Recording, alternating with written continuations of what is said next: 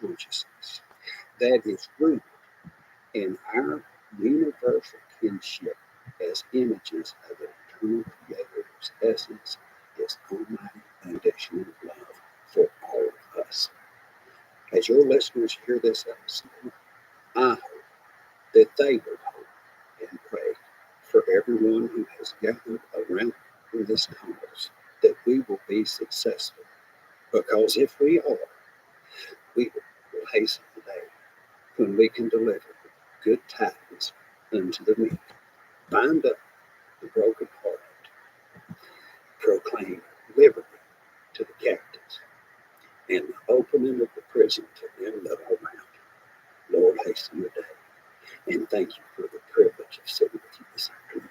Thank you. It was my privilege. Thank you, sir. Thank you very much, sir. Thank you. Gentlemen, you're doing an amazing thing. I have great hope. I have great hope for this country, more so since this election than a long time ago. And I think with your work and your work and this new administration's openness to these ideas, I think we have an amazing opportunity in front of us. Thank you very much for everything. Thank you. All right. Goodbye.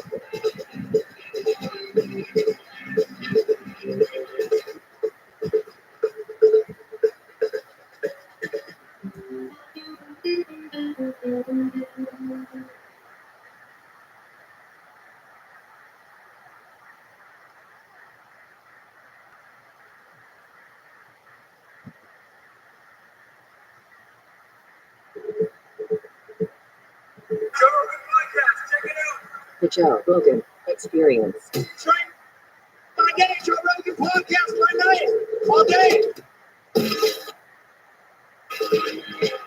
All right. That's it. The chef is in the building, ladies and gentlemen. What's up? What's up? A pleasure to meet you, man. You are a part of the most iconic band in all of hip hop. There is no question. There's one Wu-Tang. There's only one Wu-Tang.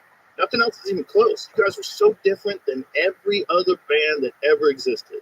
It was a giant group of you. Yeah, man. And everybody was a killer. It's a crazy band, man. It's like no one is, if you think about it, there's been a lot of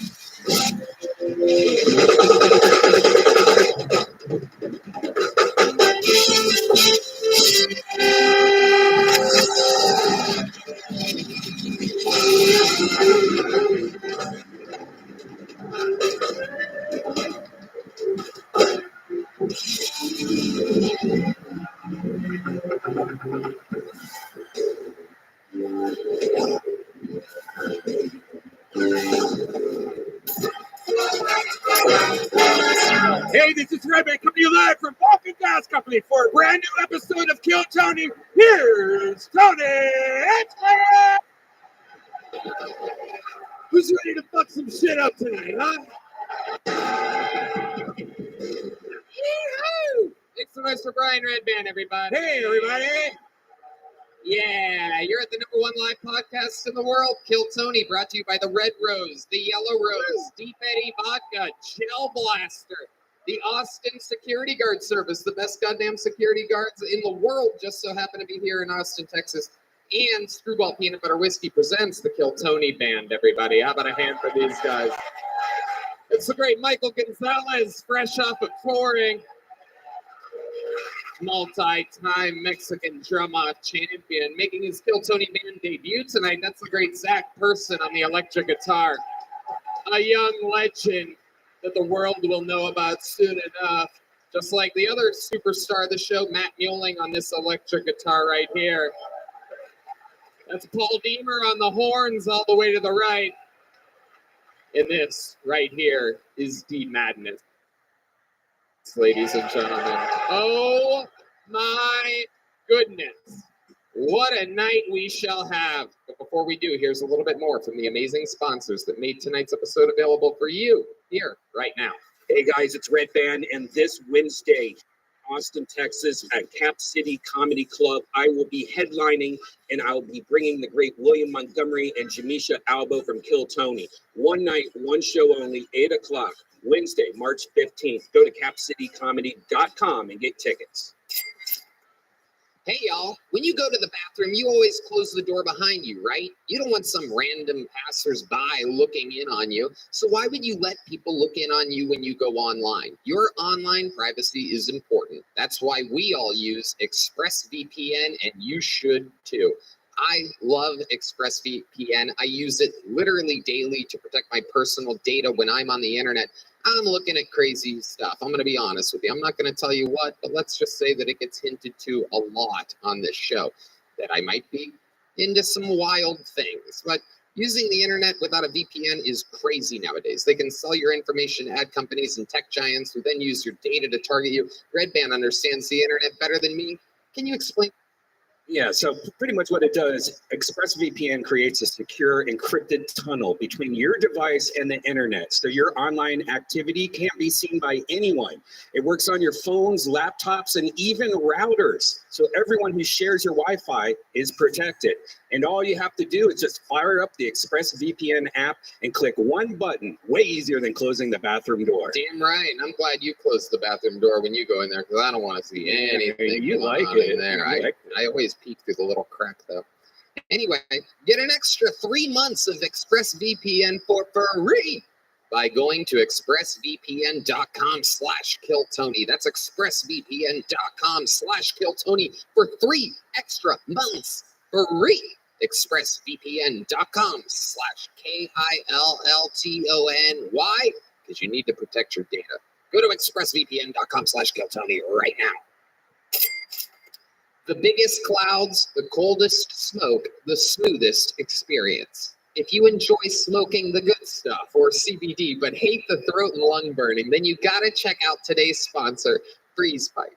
Freeze Pipe makes a unique line of freezable pipes, bubblers, bongs, and more, engineered to cool smoke by over 300 degrees. Freeze Pipe is your answer for the smoothest way to light up. I gotta tell you, I've been doing a lot of yoga lately, a lot of cardio. I think I'm in the best shape of my damn life.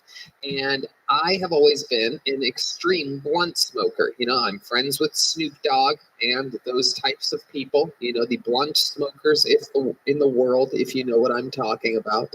However, lately I've been using this amazing Freeze Pipe to keep my lungs crystal clean and super clear and under control. And Freeze Pipe is the best way to do it. Red Band, you've been doing this yourself. Right? Oh yeah, I love it. I've been using it every day. The secret is the freezable glycerin chambers that come on every piece. Pop one of these in the freezer for 1 hour, and as you smoke, it passes through this icy chamber. It instantly cools it down for a dramatically smooth and chilly toast. Glycerin is a non-toxic fatty gel commonly found in food and sweeteners. It freezes quicker than water and stays frozen longer. Putting ice in your bong is one thing, but chilling smoke through a frozen glycerin chamber will change how you light up forever. With a 4.4-star rating and thousands of reviews, check out Freeze Pipe's entire line of high-quality glass at thefreezepipe.com and use code TONY for 10% off your order. That's thefreezepipe.com and use code TONY for 10% off. Shop today. Your throat and lungs will thank you. Are you guys ready to start tonight's fucking show? Balcony, are you guys with us tonight? Every single week, I have one of the funniest comedians in the world on this show. This is very, very exciting. This guy is absolutely one of my favorites. He's playing Radio City Music Hall September 27th. Ladies and gentlemen, one of the best in the world. It's Chris DiStefano. Oh, shit. Here we go. Here we go. We're doing it tonight. Chris DiStefano.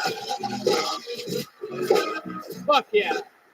Legend of the game. Oh, no. Hey, babe, Chrissy, Chaos, Speshy, Weshy, Radio City, fucking Music Hall. Look at that, baby. That's what happens when you vote Republican. Yeah. Hell yeah. We're going to have fun here tonight. Yeah. You've been on this show before. You know how it works. We're going to have a blast. I'm ready, baby. Ready to have some fun. For those of you that don't know, over 100 comedians signed up for the opportunity to get pulled out of this bucket. If I pull one of their names out, they get 60 seconds uninterrupted to try to perform the best stand-up comedy that they possibly can. You know the 60 seconds is up when you hear the sound of a kitten. That means they have to wrap it up then, or else they bring out the angry West Hollywood bear, which is loud and annoying, and it cuts them off. And then I interview them, and we find out as much as we can about them, and it's all improvised. Anything can happen. You guys ready to start tonight's fucking show or what?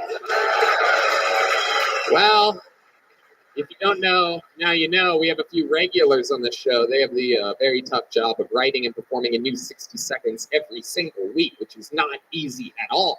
52 fucking new minutes a year. And this guy's been at the helm of this for a couple of years now. We've watched him go from living in his van to being a wildly successful touring fucking comedian. This is a new minute from Hans Kind. This is Hans Kind. This is Hans Kind. This is Hans Kind. This is Hans Kind. This is Hans Kind. This is Hans Kind. Hey, what's up, guys? Good to be here. My name is Hans, and it's tough for me to make friends with white people because I'm gonna outlive them. We measure white people age in dog years. That's why my parents made me be friends with white people early, so I could learn about death. Oh, it's okay, little buddy. Skylar lived a full life full of freedoms and talking back to his parents. But yeah, I'm doing pretty good. I am actually seeing a 24-year-old woman, and I can tell she's 24 because whenever I'm fingering her, she's always vaping.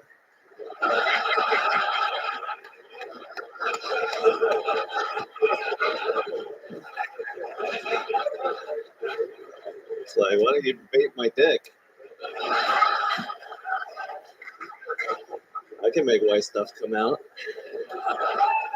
Thank you. All right, Hans Kind showing us how it's done. Love the vape joke. Got a little fucking creepy after that, but I don't know if you need all that, but I love it. How's it going, Hans? It's going fantastically. Yeah. I'm so wealthy right now. It's crazy. Ooh, you have been out there every weekend. Hans is absolutely killing it all over, selling out shows. You were in Tampa this weekend. Yes. Going head-to-head with Uncle Laser, who headlined a weekend there. What was that like? It was like the nerd versus the guy that has sex. That's true. That's true. You do have a lot of sex. No, I'm kidding. That's fun. So, did you guys hang out at all? Yeah, I went to his pool party. He had a pool party. He had a pool party in Tampa? He was there one day. He's throwing pool parties? Yeah. Oh, shit. Oh, shit. I think I hear the rumbles of Uncle Laser up there. This is incredible. This is like when Sting in WCW used to sit up in the rafters and watch the wrestling matches with the people that he was going to challenge later on. I remember it very well. Hans, tell us more. What else? He was like, dude, my fans are all hot girls and your fans are all dorky losers. How does that make you feel? It makes me feel like a little girl. Okie dokie. Like, what do you mean he makes you feel like a little girl? He emasculates me. He Little Uncle Laser does? Yeah. Yeah, Uncle Laser's an alpha in this world over here. You know what I mean? I love it. You talked a lot of shit about outliving white people. Yeah, sorry, Tony. It's okay. I forgive you. It was good. This 24-year-old, is this new? Yes, Okay. Where'd you meet her? she came to one of my shows here at the Vulcan, and then she gave me her number and told me she was Jewish. And then I was like, I'm in. Okay. What's the most Jewish thing about her that you've noticed? How long have you been with her now? I've been with her 4 weeks. Okay, yeah. I thought so. I think I remember talking about the Jewish girl with you. But Yeah. tell me more. What's the most Jewish thing you've noticed? She wears a mouth guard when she sleeps. Ooh, the old fucking rape guard. So you don't go sticking your fucking whatever in your mouth. Your little vape pen you got down there. All right, a mouth guard. What else? Have you noticed anything else? She got really mad at me yesterday because she was licking my balls, and I have really sensitive balls. It's not anything personal. And she was like, Do you think Uncle Laser has sensitive balls? He hits those things with fucking sledgehammers just to get them juiced up. You know what I mean? Oh shit! So you have sensitive balls, and then what happened? Was she trying to what was she doing? The old matzo balls or something like that? Was she trying to spoon them into her mouth? What happened? She was just tonguing them with the tip of her tongue. It felt good. It was just a little sensitive. And then I was like, What do you say when she tongues your balls too hard? Is there a specific noise you make? like,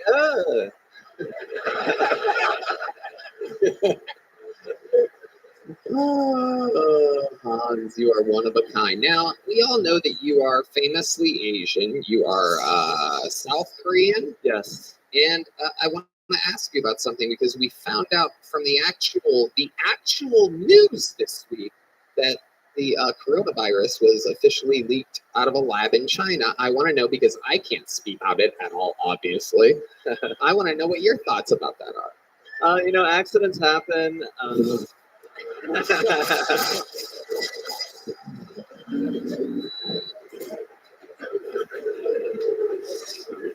When you're doing so much research, sometimes you make a couple mistakes, but at least we have like Hello Kitty and Okay. Chris Stefano, you've seen Hans before, right? Yeah, I love Hans. Yeah. I think always good, and I'm happy that you have a girl to lick your weather balloons.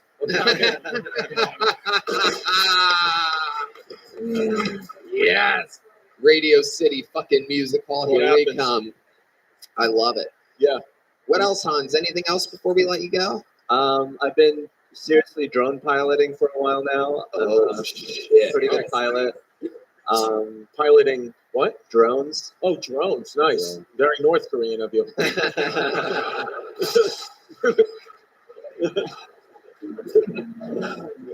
What have you been doing with these drones? Tell us more. I've been going up to hotel rooms, looking in. Oh my goodness. What a creep you are. I like it. They should have never gave you creeps technology. Why is your collar up right now? Oh, fashion. That is true. He is somewhat fashionable. Nice. Is that Amazon Classics? What is this? Yeah, this is from Amazon. I actually have a couple hankies. Ooh, let's see. How many do you think we should see those?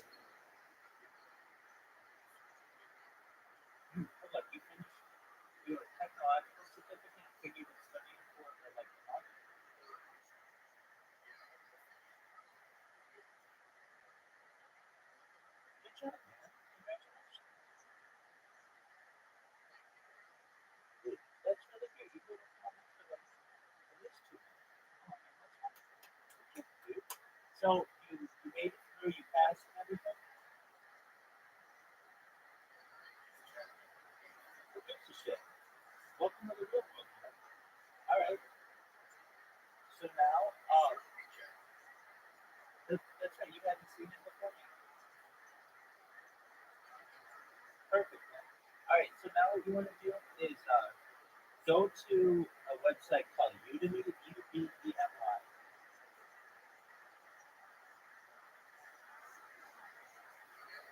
No. UDEMY.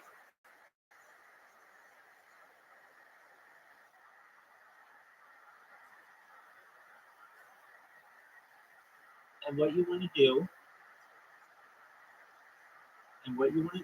is to find in there a Salesforce course.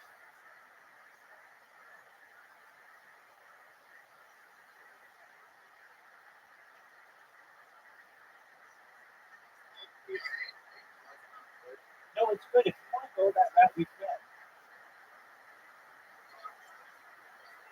I think it's a good route as well. Really, at this point, there are about 50 different routes.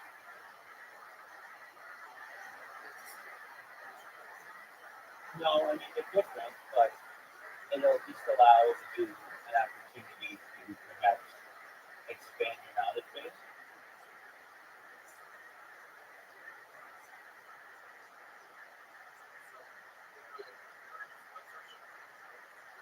Yes.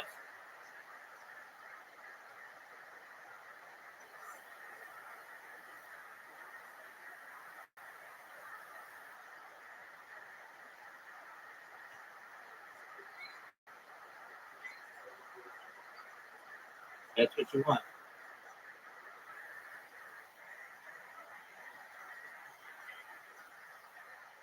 Yeah, now. Yeah.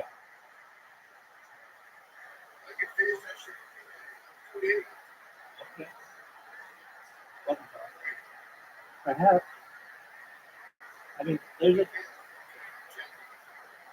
you use whatever you want.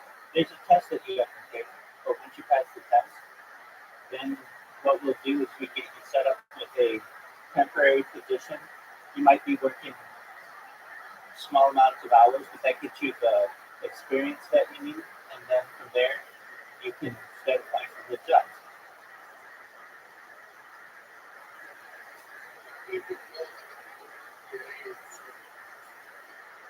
There you go. Do both. I mean, truthfully, that's better. That's better. The more certifications you have, the more familiar you're going to be. The key to this is you want to be knowledgeable enough to be able to get through the interviewing process.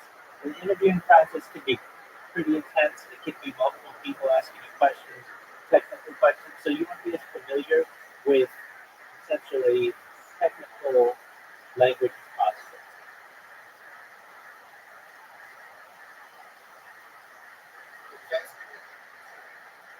No, you can't on the test. No, they have cameras on you, and if your eyes move from your screen, you feel the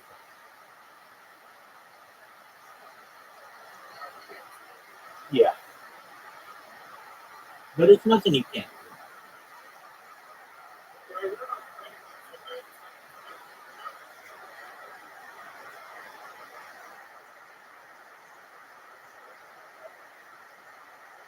Yeah, I mean, I'm just telling you when I took the test, they made me I took it remotely, though you can go to a place to do it as well. And they made me like move my camera all around my room to make sure that I couldn't have any other screens or anything. And if my eyes moved from the screen, they would tell me like your eyes are missing on the screen.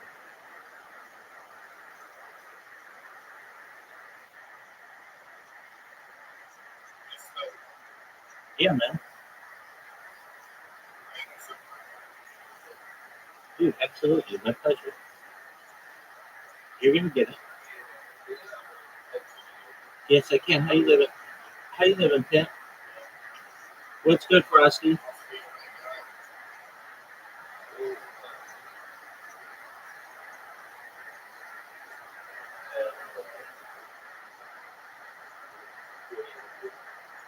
Wow, early as fuck, man.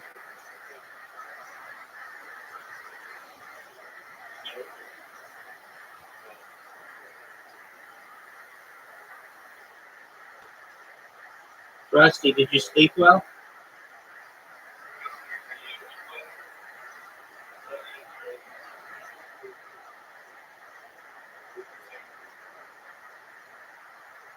He said same old bullshit.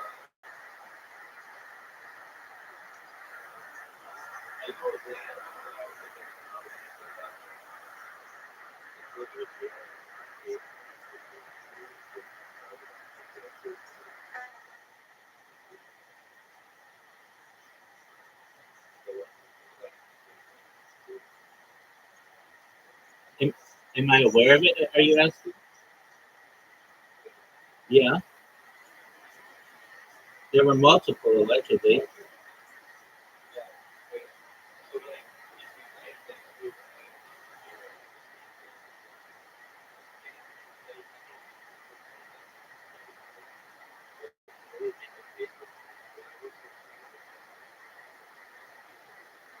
Dog, I don't know if I believe everything that they're telling me. I saw that plane and I saw the helicopter, and that helicopter came right for that plane like a missile. I'm not saying it's a missile, but I'm saying like it came like on a heading that was straight into the plane.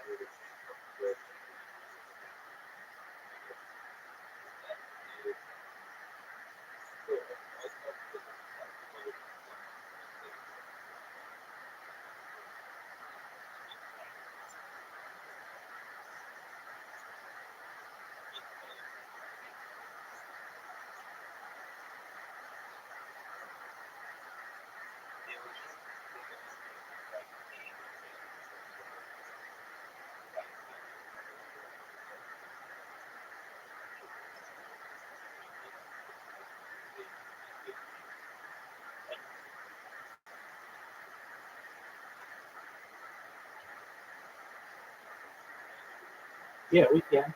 Frosty, did you see the alleged plane crash in Philadelphia?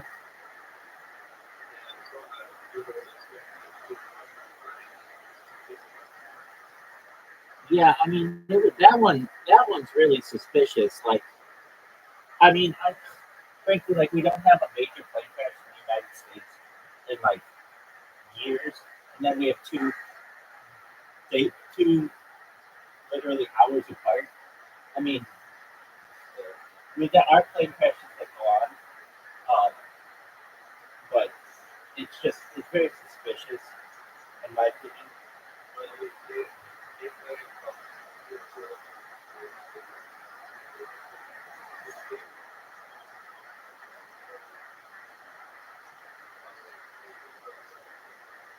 I don't know. How do you explain it, Frosty?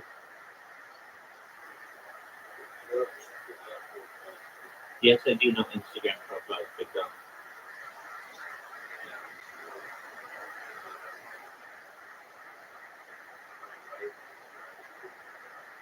what the fuck are you saying, dog?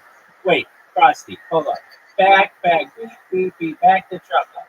Hold on a second. I've known you for like 6 months now. You've never once mentioned a wife.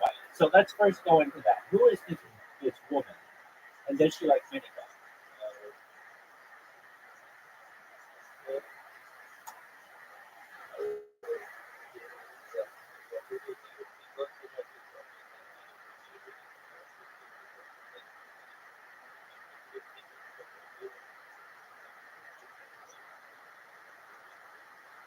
And you just felt that at 4 a.m. on February 2nd, where you are, was the right time?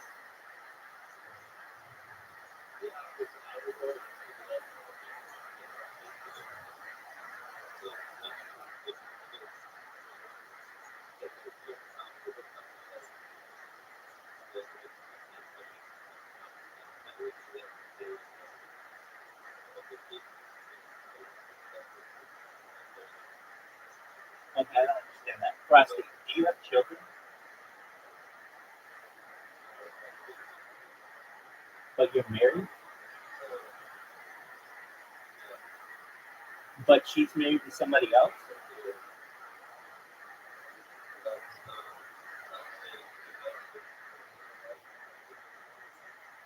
You gotta, explain this to me like I'm five.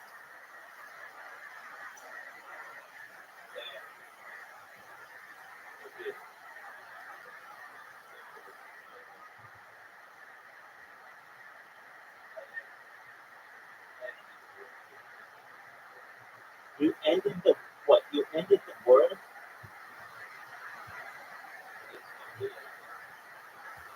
What did you do?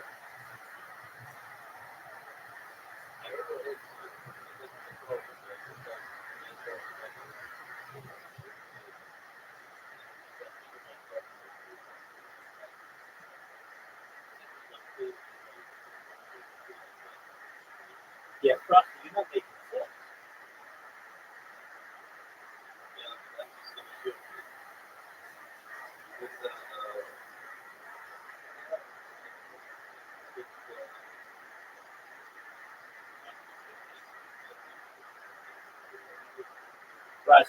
Frosty, one thing at a time.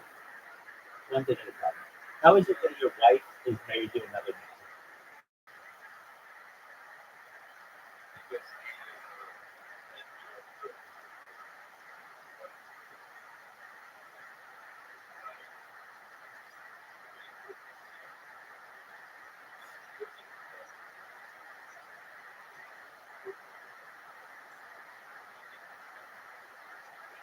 No, Frosty, let me just tell you this right now, big time, you're not making sense.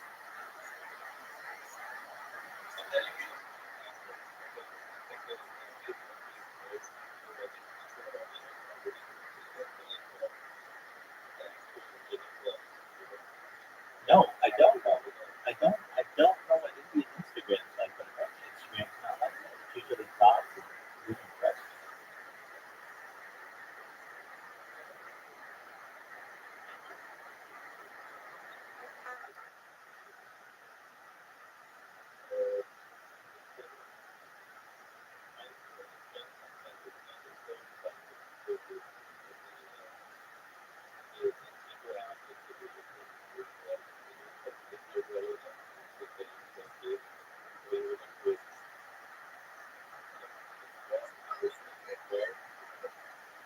Doug, I don't think Frosty's making sense. It's early there.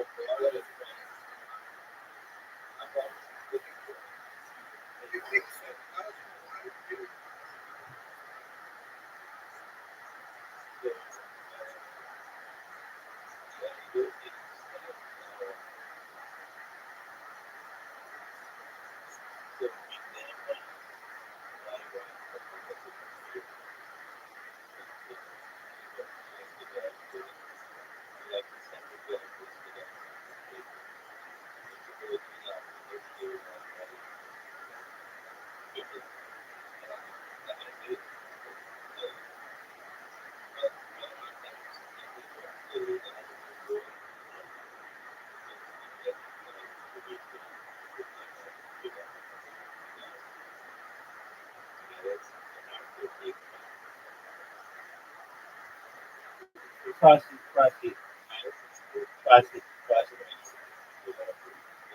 You're not making sense.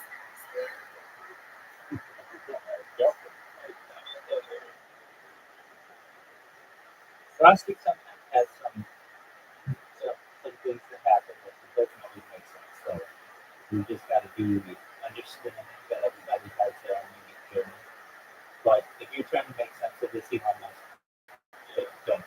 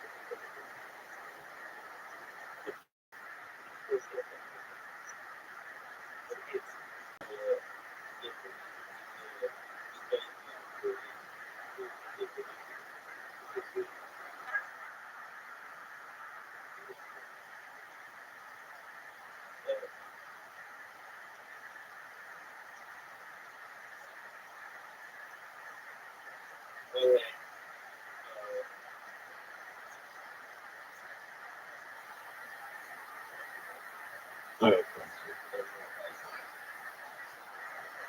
Frosty, go get some more sleep. I know.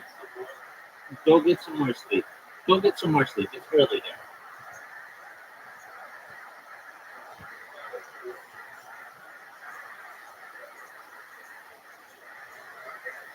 No, and it's not going to. Frosty is a self-professed person who sometimes has some mental issues, and I think he would just have to address that.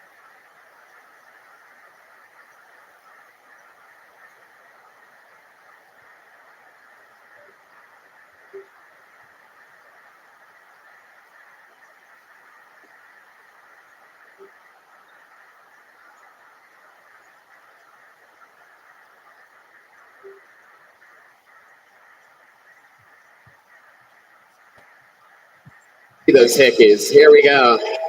Here comes a Hans Hickey reveal after a long weekend in Tampa. Supposedly he has a girlfriend, but wait, let's see. Whoa, dude. You sure you didn't try to hang yourself? What's going on over there, dude? It's like fucking Epstein over here. It's just a playful accident. It's never an accident. Tell her to take out her mouth guard next time she hits a... All right, Hans. Another great new minute. You're Always. fantastic, consistent as it gets. What a leadoff hitter. We couldn't love you anymore. You're out there. You're selling out. We found you here fucking June of 2021. You're killing it. There he goes, Hans Thank Kim, you, guys. everybody. I'm here just for a moment. That was Hans Kim. That was Hans Kim. That was Hans Kim. To the bucket we go, ladies and gentlemen. This is where anything can happen. Could be the next fucking superstar of the show. Could be our worst nightmare. Anything can happen. Your first comedian out of the bucket tonight is Morgie, everybody. We're all going to meet Morgie together. This is a new name, I can tell. I would know if I met a Morgie before. Morgie. Here comes Morgie, everybody. Make some noise for these comedians. They sign up. They wait all night for this. One more time for Morgie, everybody. Here she is. Hello. So growing up, my mom was an alcoholic, and every time she drank, she'd get like really sick, but not like throwing up sick, like doing donuts in the middle of the intersection sick. And 10-year-old me was just like, fuck, this bitch really going off right now. No, but my mom, she did love to drink and drive. And me and my sisters were always like, oh my God, like, someone needs to stop her. Until one day, a random pine tree on the side of the road was like, say less. I got this.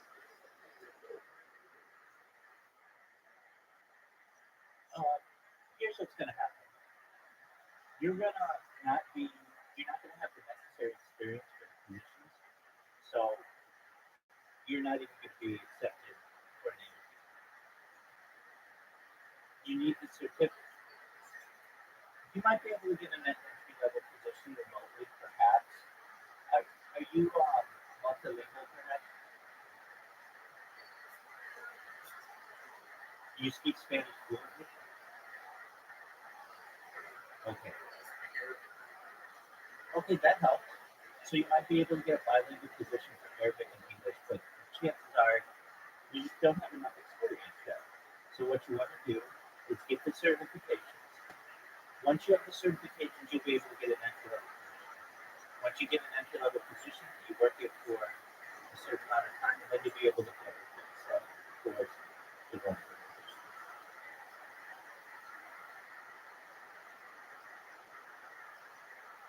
But don't think this is going to happen in like 3 months. This might take you to the rest of the year to get the certifications, to pass the test, and to get an entry-level position. So, in the big position you want,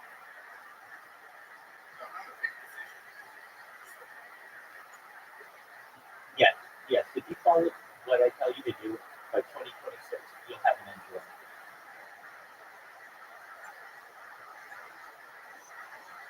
And especially with ChatGPT nowadays, it's going to be a lot easier for you than it once was. When you're ready to start interviewing, we can go through interview questions, we can do mock interviews, we can also make sure that your resume is very tight. You're going to have amazing cover letters. So from that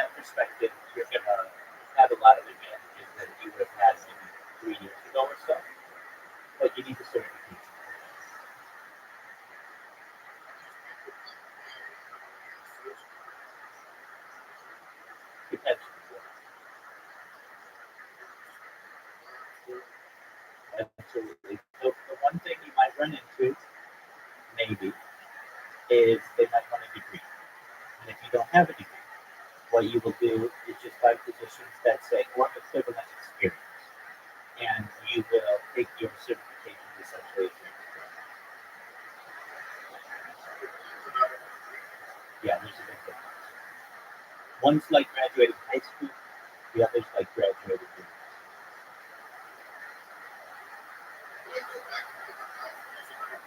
I would not. I would not. It's too expensive. Unless you can do it on a full-ride scholarship, I would not. I would not. It's too expensive.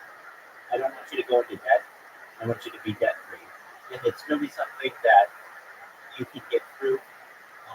You can have the certification. One of the certifications that I have is a project management professional without a degree. You have to have a lot of experience, but you can do it without a degree. And if I had the opportunity to do it all over again, I think it probably would have been. I don't know. I had university was great, but I would say that there's the opportunity that I wasn't making. Like when you go to university, you're not going to make money while you're doing it. You're studying. When if you're in the workforce, you have 4 years to move up in the ranks of a position and also make money. So there's a lot of advantages to the going the route where you're just going to the workforce. Additionally, I mean, university degrees are a dime a dozen nowadays.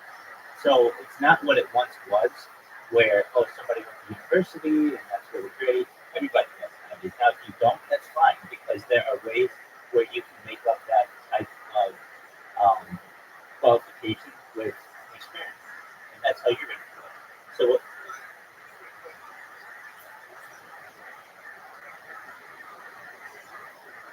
okay, so you tell your mom, that's fine, and she's right. You tell your mom, I don't want to do that. She's going to agree with you.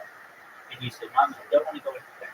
So what I'm going to do is I'm going to get a job, and I'm going to have a job paid for my degree.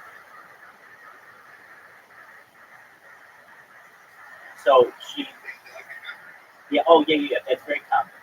Very, very common. There's something called tuition reimbursement. So basically, let's say, like generally what I would advise you to do, and what I would advise you to do, there are major online universities, at least in the United States. I know that Arizona State has one, and the University of Maryland has one. You want a big time school like that that has a total online degree program. And what you're gonna do is get a job. The job will offer you tuition reimbursement.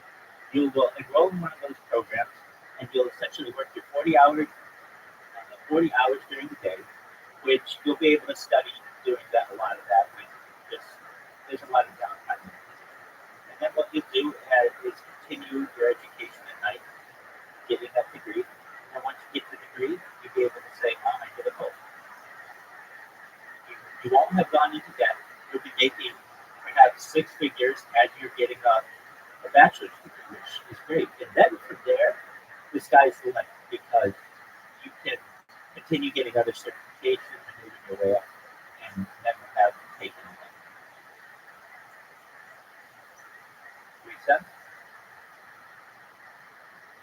So, well, when you're applying to jobs, you would just look for one of the benefits that they offer is tuition reimbursement.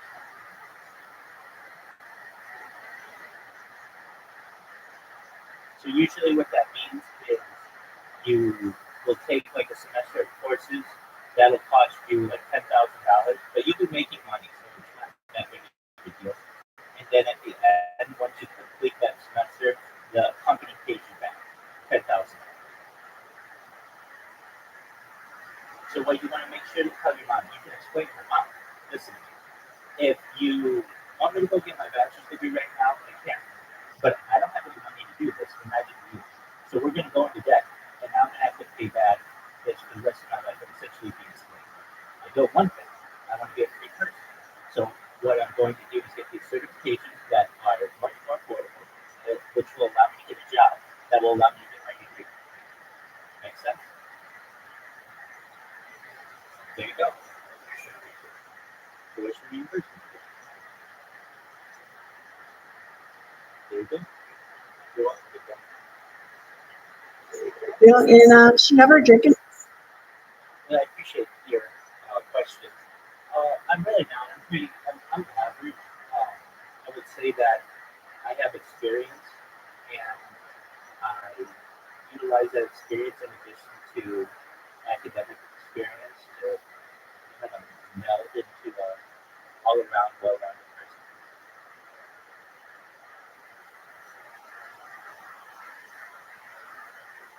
Drink and drug again. I tried a new drug for the first time the other night. They're called. There you go. So eat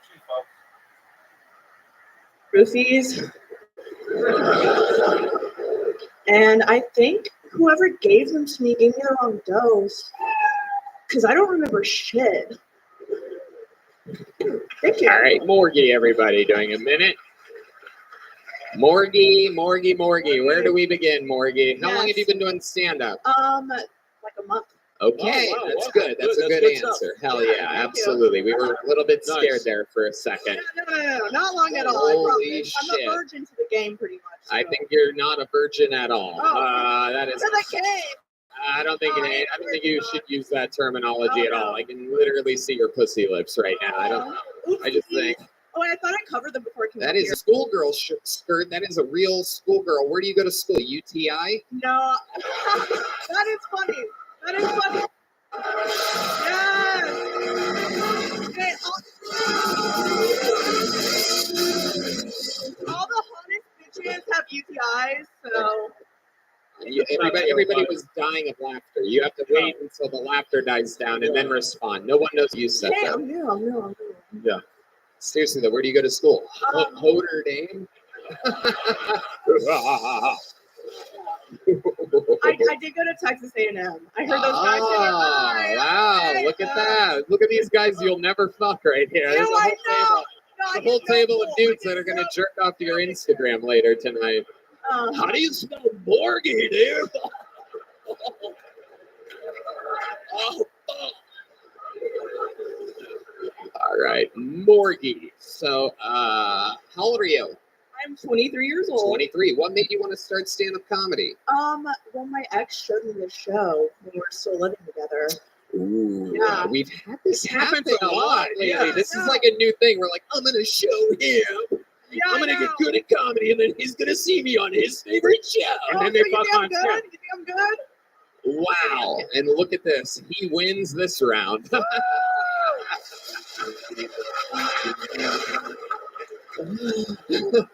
Right now, he's looking at the apartment where all your shit used to be, just like I fucking Hey, no, made I got it. the apartment. I got Stepped the on apartment. another line. Very good. You I are got the literally anti-comedy, Morgie.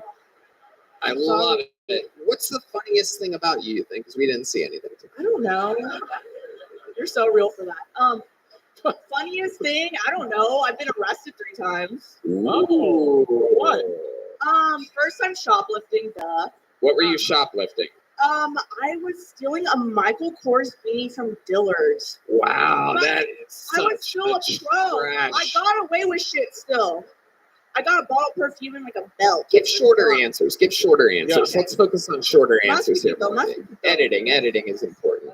Okay.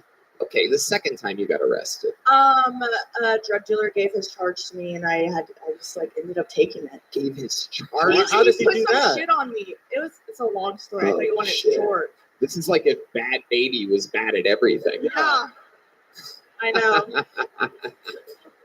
But yeah, Yeah. Well, he All right. like hid his shit in my closet, and then the cops came and searched my house, and they're like, "Oh, it's in your closet. It's yours." And then I was in And you got juvie. arrested for that. Yeah, I was in juvie for a month. What? Yes. Well, he has HPV for life. yeah, Probably. yeah, So what's yeah. you know, that's the difference. There you go. There you go. Yeah. No doubt about it. And now the question everybody wants to know: your third time being arrested.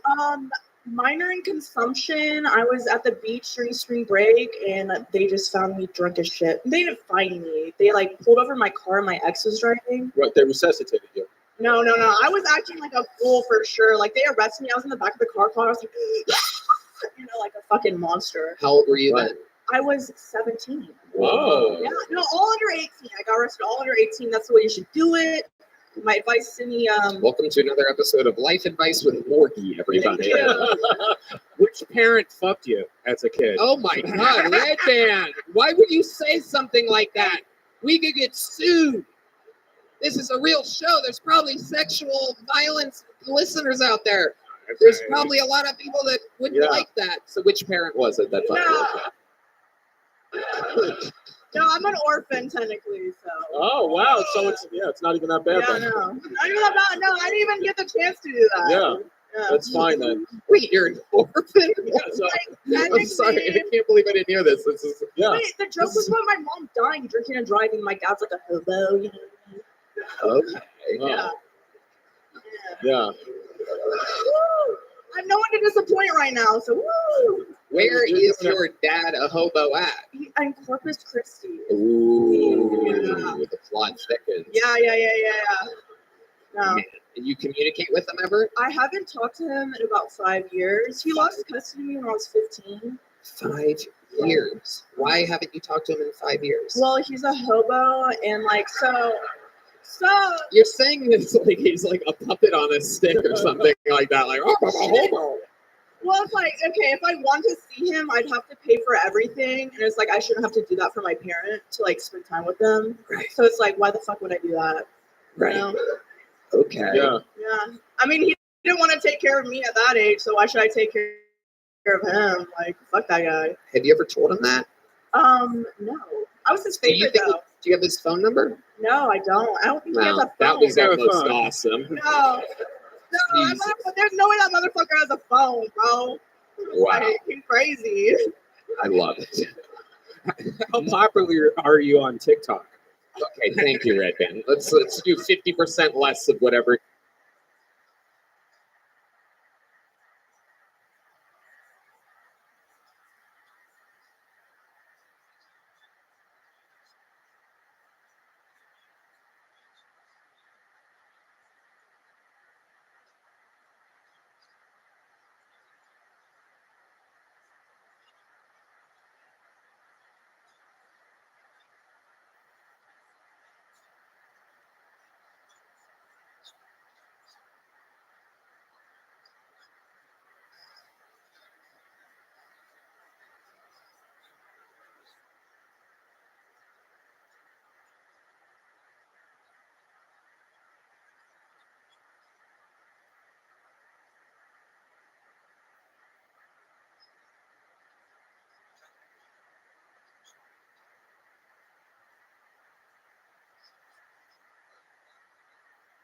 Hi everyone, I'm Rabbi. Do you mind if I tell you about my project?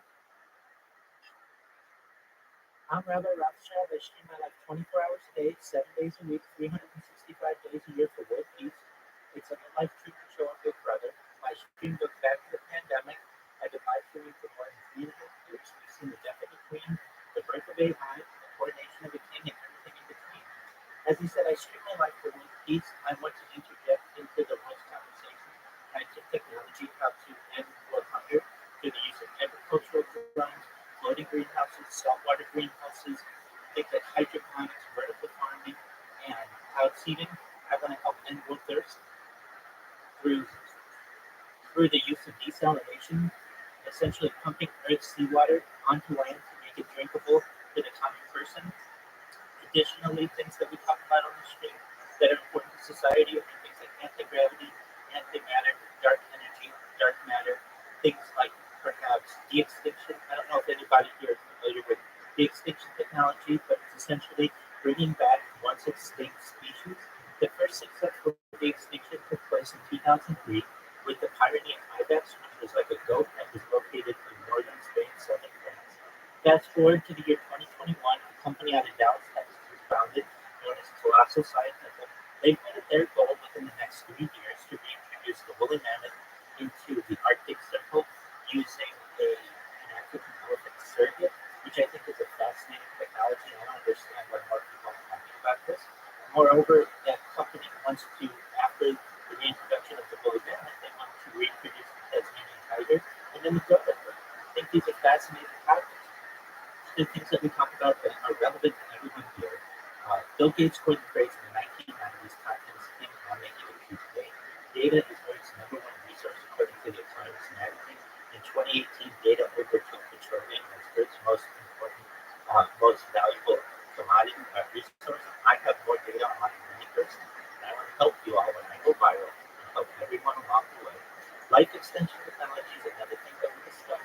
One of the things when you all were born, your average life expectancy was probably about age 80. I'm going to increase that to age 100, 120 through the use of stem cells, through human growth hormone, through oxygen therapy, through providing nootropics, cryogenics, perhaps even cold shock therapy. And then finally, when you get to 120, you may say, Rabbi, I have had a good run, but my body's starting to break down. What's next? And that's where the next type of technology comes into play. It's known as mind-upload technology. You can scan your brain into a computer like a CAT scan or an MRI.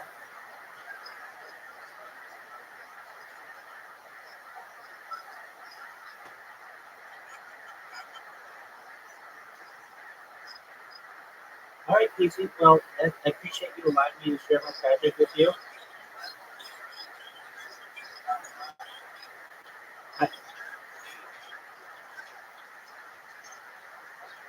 Okay, well, you don't have to be a wuss. You could actually listen to this technology and learn how it works. Yes. Yeah, a coward. A coward, man.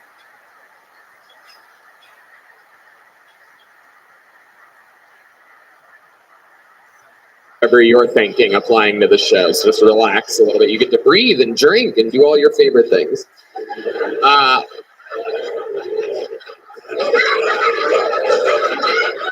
So when you signed up for the show, knowing that your ex that you used to live with, was that a bad breakup?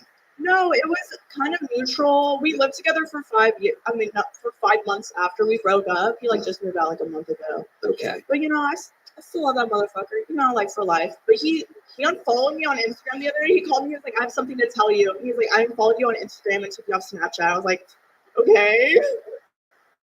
So I think he took it a little bit harder than me. Still love him though. Still love you, Thomas. Oh wow. Okay. He hates me though. I'm pretty sure he does. Why does he hate you? I'm just like kind of a bitch. What'd you really do? Come on, tell us I the didn't truth. do anything. No, it was a mutual breakup. I technically started the breakup, and he was like, "I agree." So we're like, "Okay, like." But you still love him. Yeah, I will love him forever. You know what I mean? Okay. Not one of those things though. I probably wouldn't have sex with him.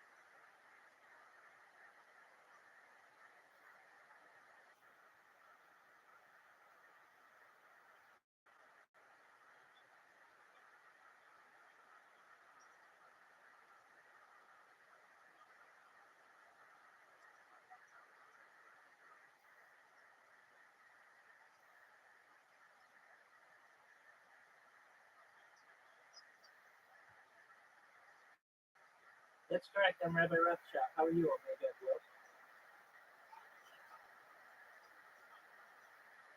I'm excellent. Thank you so much for inviting me up to speak. Do you mind if I share with you my project?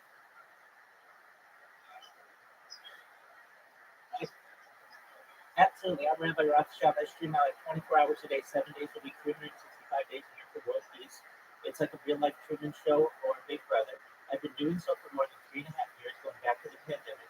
We've seen the death of the Queen, the birth of AI, the coronation of a king, and everything. I talk about some things that aren't normally discussed in society, like ending world hunger through the use of agricultural drones, floating greenhouses, saltwater greenhouses, things like hydroponics and vertical farming, even cloud seeding. I want to end world thirst through the use of desalinization, essentially the pumping of Earth's seawater onto land to make it drinkable for the common person. Excellent. Oh, absolutely. Do you mind if I finish my pitch? Excellent. Other things that we talk about on the stream that I feel are important to the world are things like anti-gravity, anti-matter, alien disclosure, de-extinction. People don't know this, but the first successful de-extinction took place in the year 2003. Essentially, the Pyrenean Islands had gone extinct. That was a goat in northern Spain. Southern France, it was successfully de-extincted. Fast forward to the year 2021, a company out of Dallas, Texas, known as Colossus Scientific, is founded. They've made it their goal within the next 3 years, by the year 2028, to reintroduce the woolly mammoth into the Arctic Circle using African elephant surrogates, which I feel is an incredibly important endeavor, and it's not being discussed in the mainstream at all. Following the reintroduction of the woolly mammoth, the company wants to reintroduce the Tasmanian tiger and then the dodo. So perhaps in the next decade or so, we may actually see and be able to interact with some species that were once extinct. I additionally talk about things that are of certainly importance to you all, including cryptocurrency. I'm sponsored by cryptocurrency. It's known as Harry Potter about scientific meaning. I've been riding in Telegram for more than a year and a half. It's worth over $100 million. Additionally, if you didn't know, Bill Gates coined the phrase in the 1990s and content is king. I'm making it true today. In 2018, The Economist magazine stated that data was Gates' number one resource for running food, water, gold, and petroleum. And I have heard it on many person. And one day, perhaps I can go viral and maybe monetize all the data that I run time. And when I do, I will help all of you. I will help your project. Moreover, when you all were born, the average life expectancy was probably about maybe 80. I would increase that rate to 100, 120 through the use of types of technology like oxygen therapy, human growth hormone, things like nootropics, things like stem cells, things like perhaps ionics from Jeff, perhaps abrasion therapy, cold shock therapy, to get you to age. Great question. Where the platelets of young adults are used for the benefit of older adults.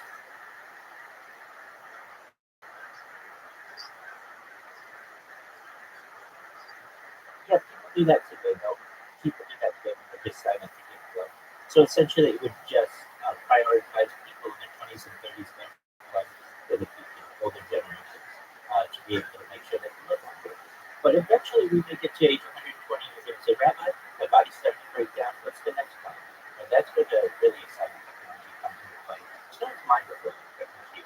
Oh my goodness, this is with your consent. I don't want to do anything without your consent and living hand in heart about personal rights, personal freedom.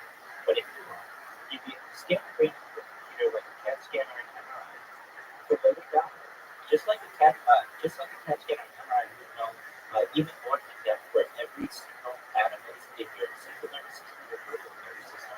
For later down, as an Android and avatar, someone is self-managing, controlling yourself, a robot, in theory, whatever you want to do, but essentially what I'm saying to you, there may be a possibility in the future that digital remote work, and I think this is a really exciting prospect. I just want to thank you guys for letting me share my project.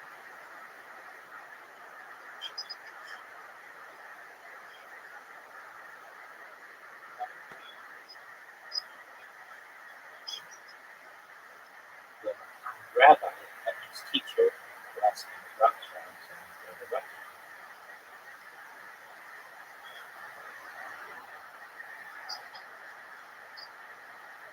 And they started at the California.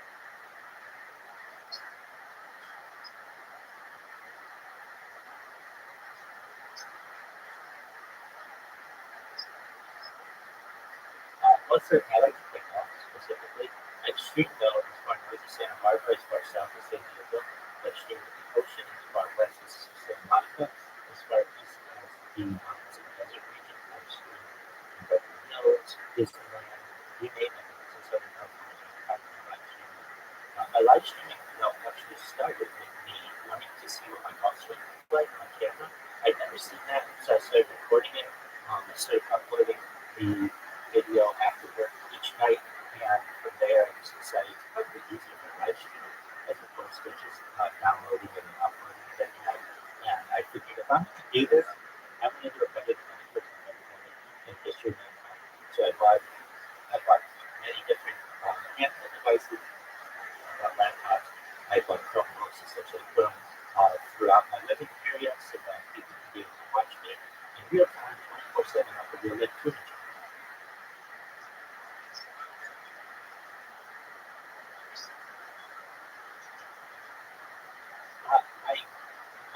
I certainly attended community classes before attending, again, since then, in my live streaming, I'm not teaching, I'm not a community rabbi per se.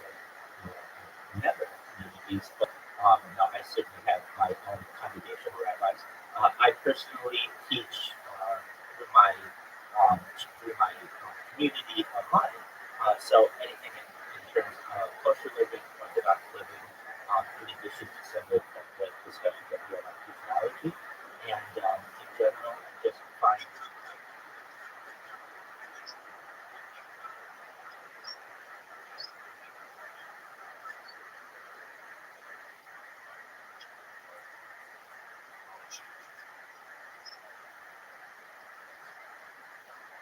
many things during the pandemic changed. Certainly, I know that within some private communities, they had allowed people to do live streaming to be able to connect with their family and entertain others. And I took that mentality really for my entire life. But what I think is interesting, and I've always had a question on these things that I even as a learner, is that when is the Sabbath? We don't know.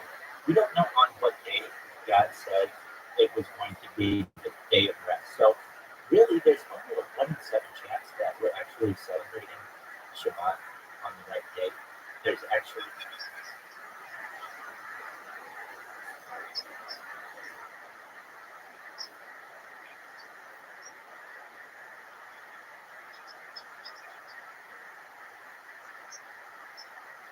it comes from Genesis, so God rested on the seventh day, and generally it's just been tradition to know that our week is consistent with 7 days.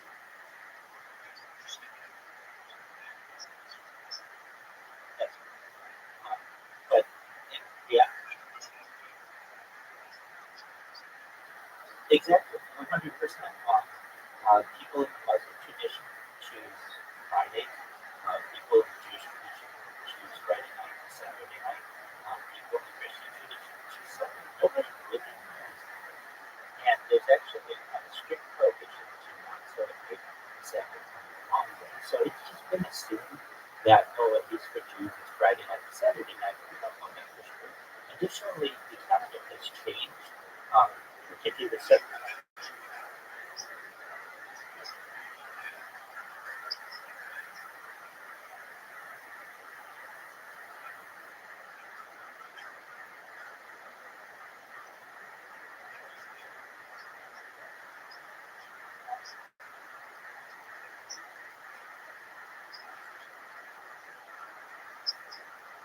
It does, but I actually envision a calendar that is different in the future, based on it's actually somewhat proposed during the French Revolution, but it's intending to keep essentially a calendar that doesn't need leap years, which I think is really important. The reason why I think it's important, when you get into interstellar space travel and measuring long distances, you actually run into issues when you have to make calculations. For instance, a light year, is it in terms of 365 days? Is it in terms of 365 and a quarter days? Is it in terms of 366 days? These small distinctions can cause major major catastrophe, especially when you get into great distances. So, yes, I live on a separate calendar just like everybody else.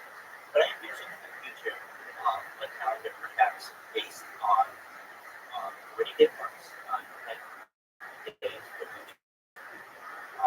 So that's essentially we have 360 days of normalcy within society, and then a period of holidays for about 10 and a quarter days at the end, which essentially allows is what people in the corporate world people that shut down during the holiday season. But this type of calendar would allow us to avoid complete years. I think that's really important. But for the time being, we're not all that aligned yet. So I can live my life as best as possible according to traditional Orthodox teachings. I don't drive on Shabbat. I don't bus on Shabbat. I don't work on Shabbat. There is a certain tradition that we are to avoid, perhaps the use of electronic devices, but that's just someone's opinion. That didn't come from God. And so I perhaps go out for my lenient season that, especially because I like stream. I like hearing about it.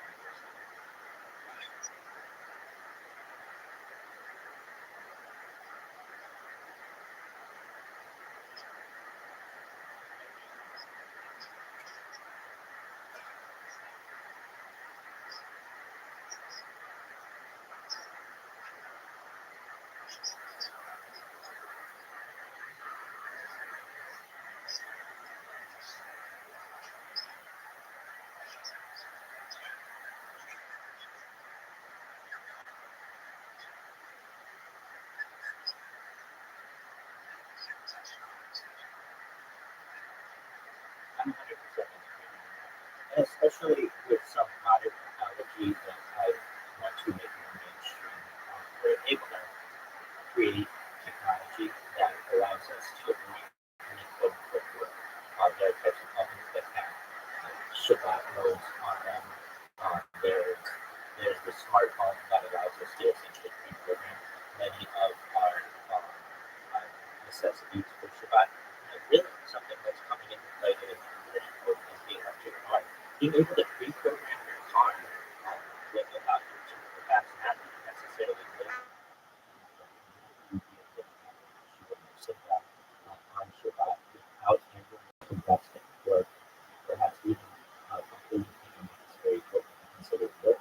And so these are some really revolutionary, I feel, opportunities for not just Jews, but perhaps humans of all creeds to be able to utilize in the future and coming closer and closer to a day of complete autonomous driving where all of this will be able to be pre-programmed.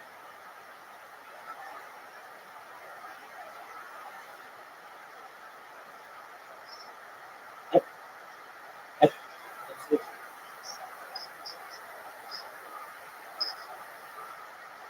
Already done.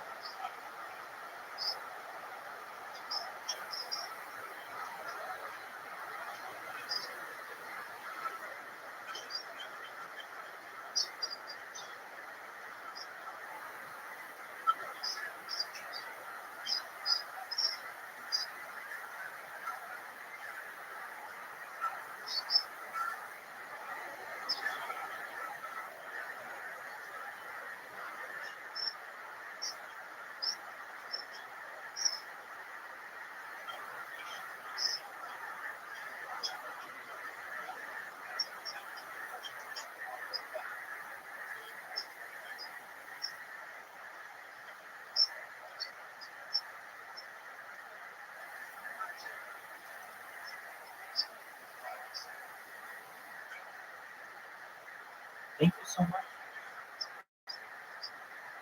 Thank you. Thank you so much for my praise. I do my best to not overburden myself. So I really just live my life pretty normally as I would anybody else at any other time in my life, aside from perhaps after the live stream. But aside from that, I enjoy things. Enjoy like podcasts, documentaries, and movies, and all that.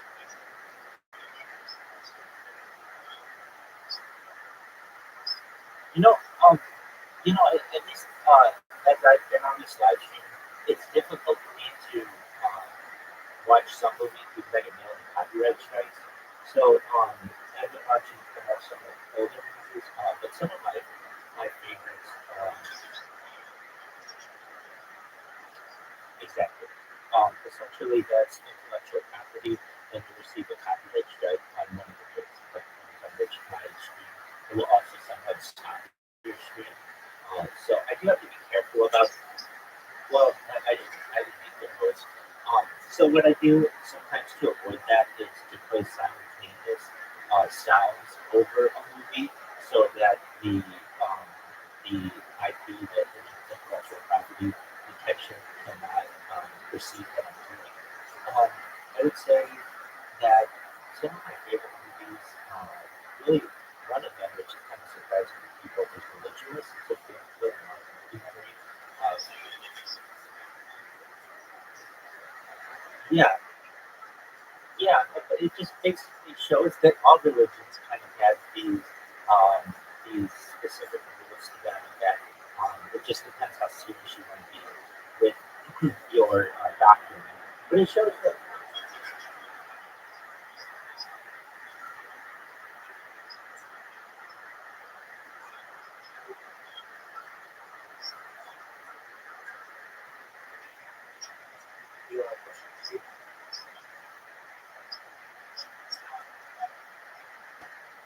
That's good.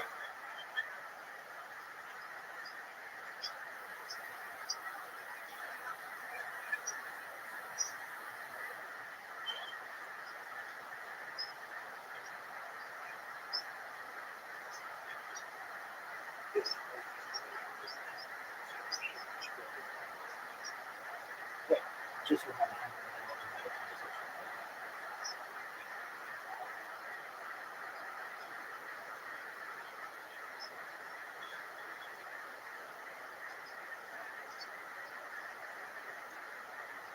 Well, it shows, at least from different perspectives, that none of us perhaps could be right. I'm personally a fan of what's known as religious monism, essentially embracing that which unites us as a people, essentially from the Western world. We all take our traditions from the Abrahamic traditions, and as we all have a commonality there, and I think it helps for us to start at that point and really see that over the course of the last few thousand years, what has happened that has essentially divided us. We don't have to Judaism, we have divisions that are not right. And really, just because one family thinks that cooking occurs at 111 degrees, and another family thinks that it's 113 degrees, you're not impressed with that, your children not here. There are all kinds of very distinct, very archaic reasons behind some of the decisions that we've had within the religion. But at the end of the day, it gets into Leviticus, which is treat others the way that you want to be treated. It's the golden rule that's essentially consistent within exactly. It's consistent within all religions, and generally that's what I do in my Muslim practice. And really, I mean, I have had certainly civic background. I have I've been members of non-Orthodox communities, but I consider to be what's known as post-modern Orthodox. We utilize a lot of the technology that we have in contemporary lifestyle, some of the traditions that we've had previously, but we don't necessarily allow the traditions to burden us and essentially entrap us or enslave us into forcing us having to live in a certain way. It allows for a personal freedom. And really, in a modern world where we're going to be able to have smartphones and pre-program our transportation, and perhaps even be able to one day, I'm not saying today, but even perhaps teleport to other places, we really need the ability to have a monetization of religions. And so I do my best to be able to talk about these things in the best way that I can without necessarily violating any part of the true rules of my religion. And just really do my best to do right for the nation, be a positive person in society, be someone who's very optimistic and a pillar of the community. And I know that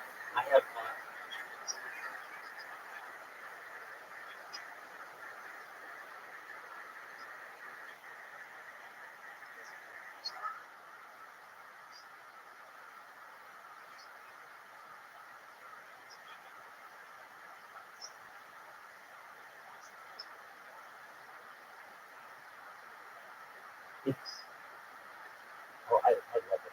Some people may not consider it to have flavor. I certainly do. It's basically like the traditional chicken noodle soup, not big noodle in the middle.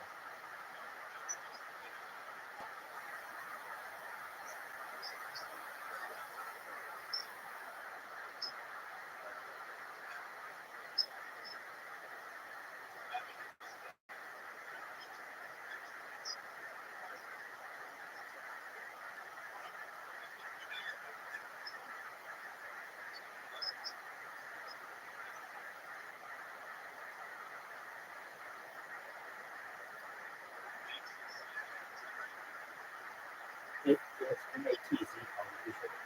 So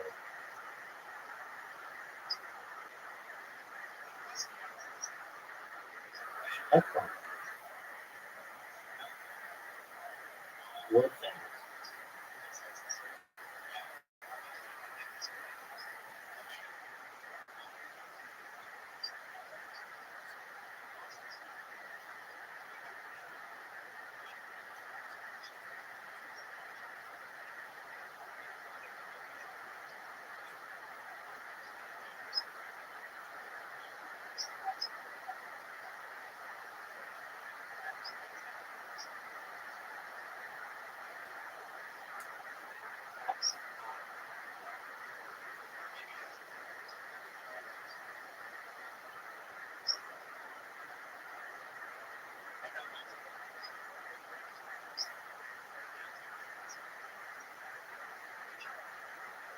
Exactly. Exactly.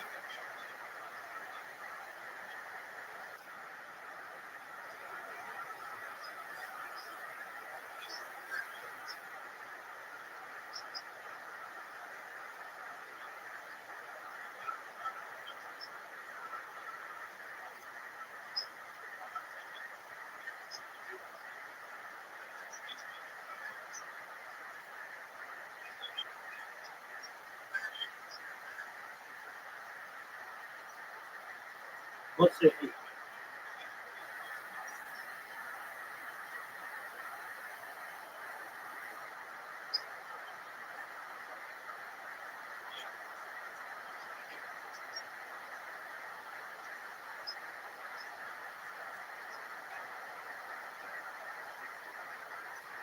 Excellent. Well, I mean, people go to Texas Deli because of its fame. It may not be the unsafe restaurants and also that people may be able to get. I can absolutely.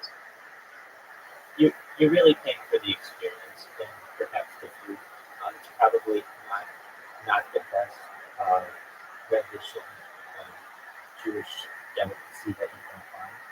I can tell you that generally the reason why it became popular is because of the ingredients that were used. Many times around Passover, we have to put hummus and matzah allows us to be able to enjoy a type of soup without the traditional types of leavened bread that you may find in some types of meat. So there are religious reasons why it has become a staple. And I certainly understand that it may not be everyone's cup of tea. But let's say if you're ever in LA, go better perhaps a better uh, perhaps sandwich for you. And just know I really appreciate your kind words. I sent you a follow, I sent you a follow. If I may ask one last question, I see your PFPs everywhere. What PFP is that?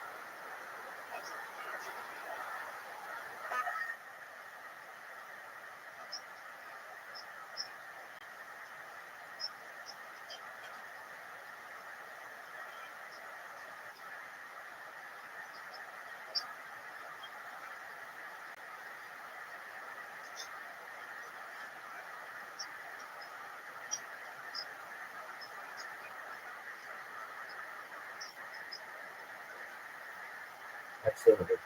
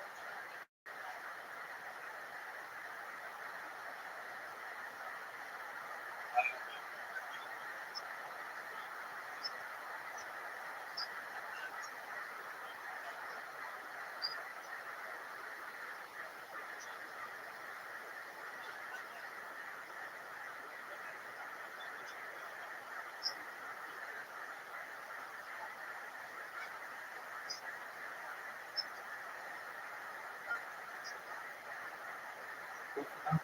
I see it from us. I'll take a look at it.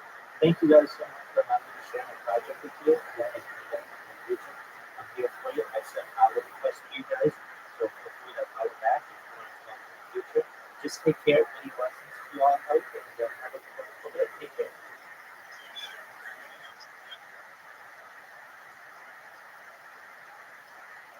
Come ever again. You Wow. know? No, but he had a huge dick though, so it's like, That's what it's about. Circumcised? huh? Circumcised? Yes. Okay, good. Yeah. Nice, big, clean, beautiful dick. Let me ask you this. Beautiful. He had a big, beautiful. Circumcised. Yeah. he had a I big, just, yeah. he had a big, beautiful dick. What do you think your biggest contribution to the bedroom was? Shit. Well, I didn't put like my full name, so yeah. I like to write dick. I'll write dick. You know what I mean? You ride there. I write dick. Some bitches are pillow princess, but I fucking write dick. Nice. Man. I love it. You're like a cholo from Fresno. I love this shit.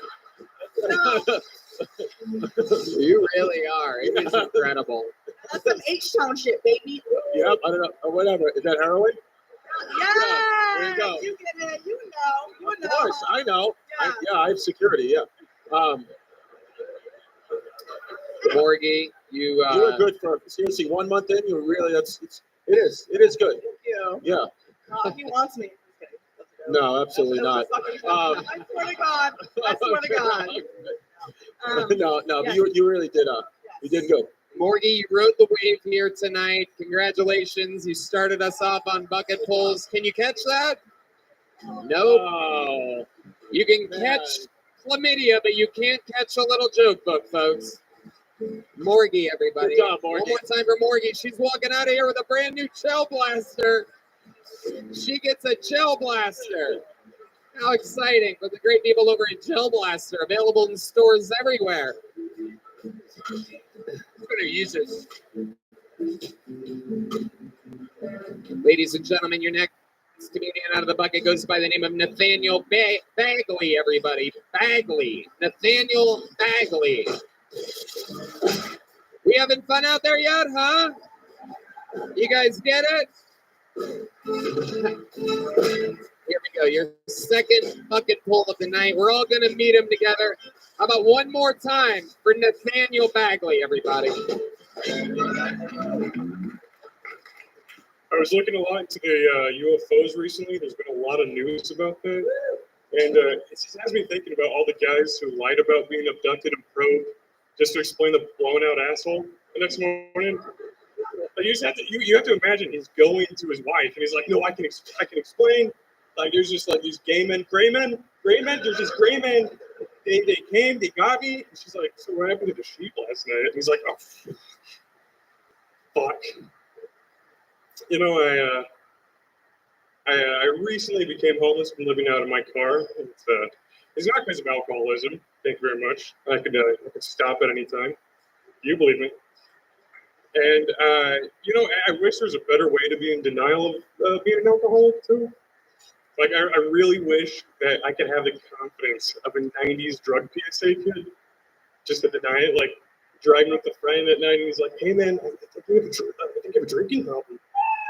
And I'm so like, no, dude, I choose to booze. Driving through traffic, I think it'd be the best reality, honestly. All right.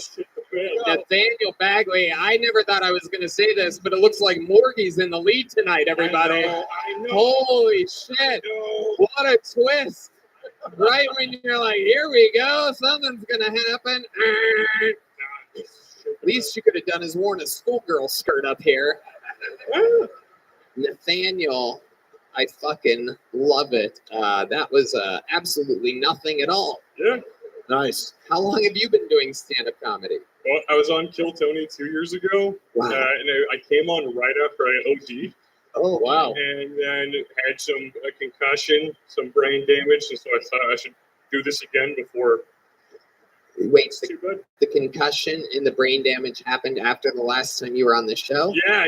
Like the OD concussion, the whole thing. Yeah. Right. You got fucked up, dude. Oh. Yeah. Oh, yeah. Okay, how'd you get concussed? It was just basically a Bob Saget accident. I was just like doing my shit at work, just bumped my head, and there's a dent in my skull now. It's a whole thing. What's Bob Saget have to do? What do you mean? Yeah, that little. You wouldn't be But allowed in a Ritz Carlton. totally I got away with it. totally different accident than Bob Saget. Bob Saget Hold was funny. Yeah, Bob Yeah. Saget died. Yeah. Yeah. He's very funny all the time. And then he bumped his head and died. You bumped your head and survived, kind of. Like, Hanging you're on. still there in your Yeah. human form. What do you do Yeah. for work? I work at a smoke shop. Nice. Okay. Okay. All right. I could see how that would be good for Yeah, you. I look like I work at a smoke shop. Yeah. You look like Right. And you you're- sound like you have throat cancer. At this point. Oh, who cares though, right? At this point. Yeah, you know, Carbon it kinda monoxide. numbs it after a little while, the throat. How long It's you been a doing little- comedy? Just starting back up after like the shit after 2 years ago. Well, dude, it's starting not out. easy, you know. Nah. It's not easy. You're doing comedy. You're you look like a Viking with diabetes. Yeah. You're pulling off a lot of. You have a bullet around your neck. Use it tonight. You do have one bullet around your neck. Yes, you do one single baby bullet. Is that a special bullet? What is Does that? it have any meaning? Nothing. Max gave it to me, and I was like, all right. Okay. No other reason.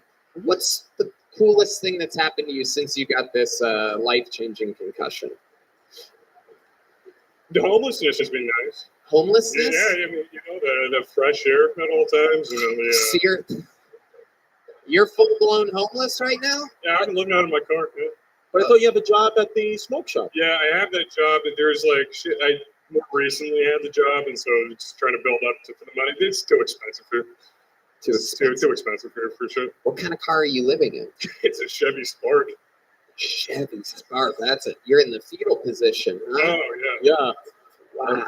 I sleep. I look up like I'm about to hatch from the fucking car. Like I'm like fucking like ready. Right. Right. Right. Oh, Nathaniel, what do you do for fun? Can you give us an example of what a concussed homeless man does for a good time before we all get back to living a better life than you? Let's see. Do drugs with people. Oh, That's all right. a thing. What kind of drugs are you into? Just mostly weed, psychedelics. Yeah. What else? I took two tabs of acid and 2 grams of mushrooms. Went to Six Flags on Halloween. Whoa. And that was fucking exciting. that's fun.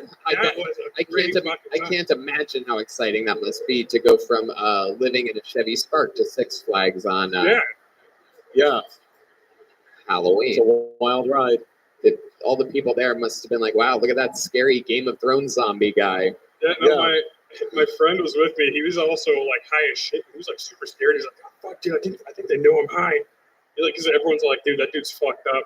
I was walking in front of him, just like, dude, this is fucking great. This is fucking good. And like these like people trying to like they're like dress up as zombies and shit, trying to scare me. Where exactly is this Yeah. dent in your skull? It's just right up here. Okay, that's where the sense of humor is located. Very, very interesting. We're learning a lot here. We do some science studies here. Nathaniel, I find you to be very, very interesting. Have you been doing stand-up other places other than here? I've been getting back into it this month. So Oh, all right. Welcome back. thanks. I genuinely. I meant that. don't know why I stumbled on this. Yeah, no, it's not easy. Nathaniel? You have a brain injury. Oh, yeah. No, I'm serious, and it's not easy. You're doing it. Yeah. I like it. Yeah. You got an old school name, Nathaniel. You have Civil War face. I think you can do The North Civil War. it. Fuck. It'd be more interesting if you were repping the South. I'd like to see a point of view from that side. Where's David Lucas? But I think, I think that you just keep going, man. You just got back. It's not easy.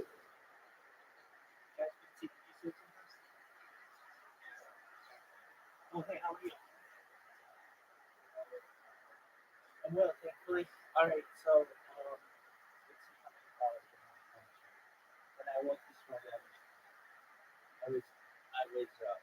you remember, like yesterday when I woke, it was 333. I'm at 441 now, which when I woke, it's really hard to pick up 100 pounds. It's really hard. So, but, exactly. So that's good. Yeah. I would say about half of those are people from Follow for Follows, and then the other half are like real red free Egypt. Last night, what did we do? I did my stand-up routine, and it went over really well on the comedy scenes. And like I say some words, hey girl, or something like, damn girl, I hope you had head insurance because I'm gonna beat up that pussy, or something like that. And like there were girls in there who were laughing, so I thought that was beneficial. It's not the cleanest comedy. Okay, and then I got all the people in the room there probably, which was really people. They let me do my spiel. I was just in a couple of them today. I mean, I was late. I heard some people in here using the number. I know that I appreciate you just calling them back to do that. They were from Twitter, is that correct?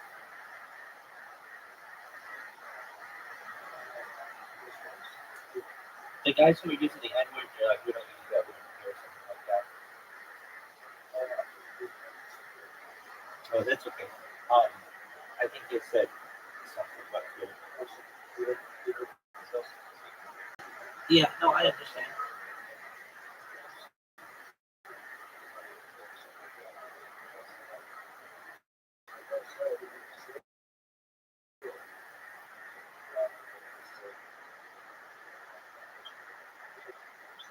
Right.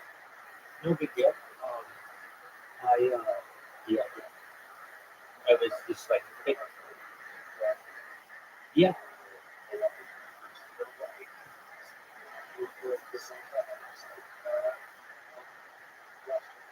I understand that. Yeah, and the best thing that I think in that situation, like I've been running into this issue where I just mute them and then I give them a chance, and like especially this one group of guys who come in and be like, oh, we'll be good, and then they're not, and it's like, okay, whatever.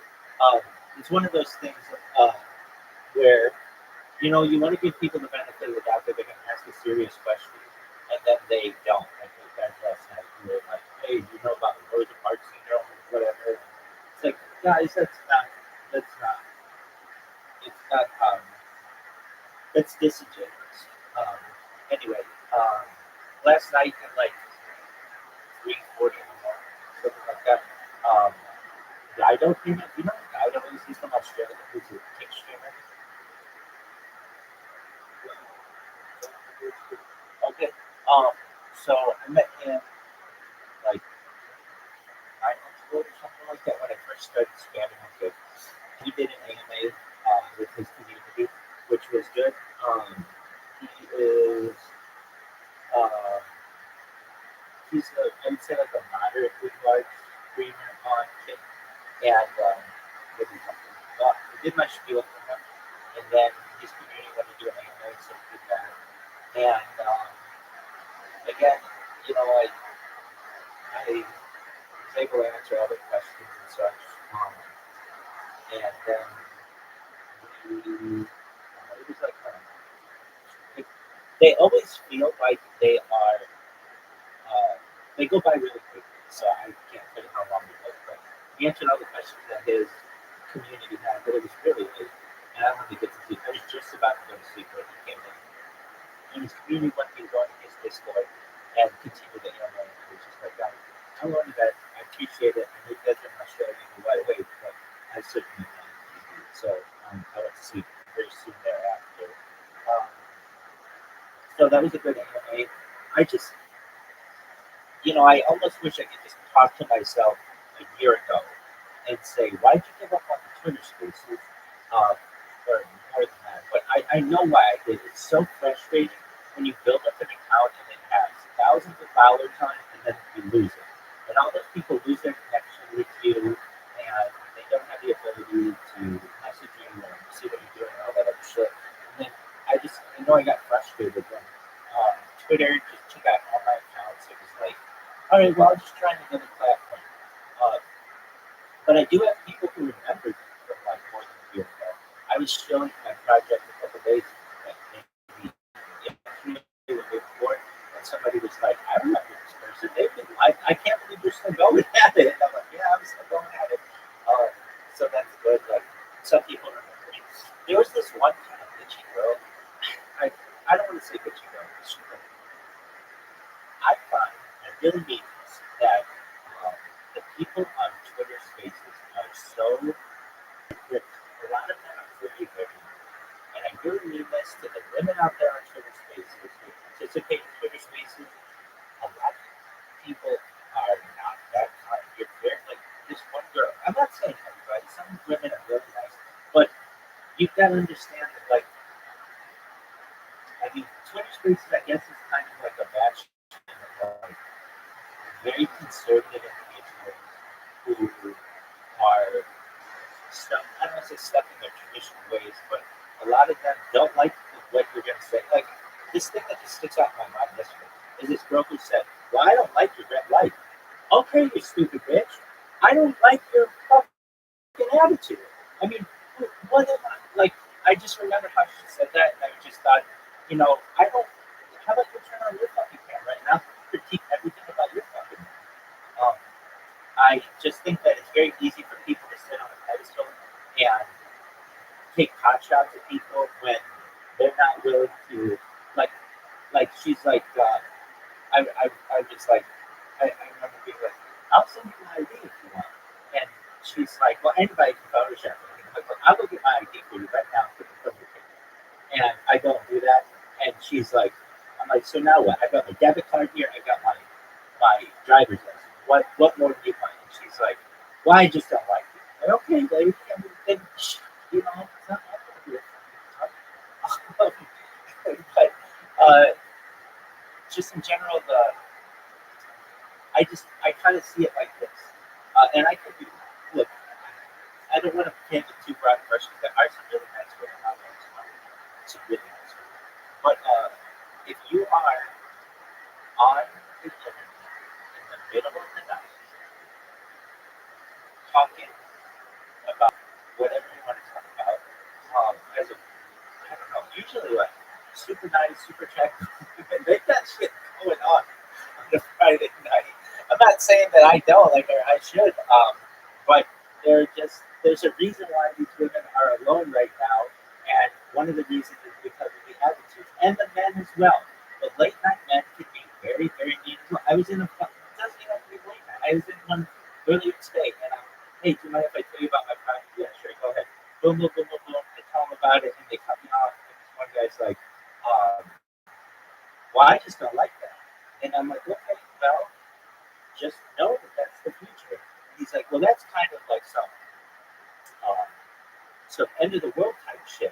I'm like, it's not end of the world at all. It's actually about a future where you can perhaps escape your normal consciousness into a digital immortality. And he's like, well, I don't know, I'm afraid. He didn't say it like that, though. If he said it like that, I would have been conservative. He's like, well, I don't know, I just don't like that or something like that. And I'm like, okay, well, be a wuss, be a coward, but this is your future. And they fucking kick me out for saying that. And I understand.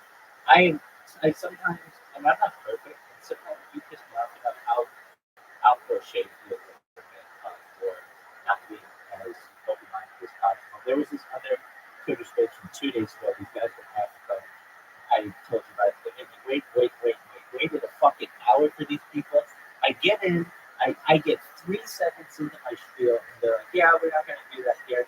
And I was just like, and I was able to come back and say, it's really rude of you all to force someone to spend an hour in here and then not allow them to sleep. And that's all I'm saying. That's fucking so even these people sometimes can get on my nerves as well, but I don't necessarily let it overtake me or ruin my day or anything like that. It's tough. It is fucking tough to get in there and just have these people just want to fight you on. Like, I mean, like, mine and things like, what's wrong with wanting people to have water, clean water? I don't understand why you want to fight me on it. But they do.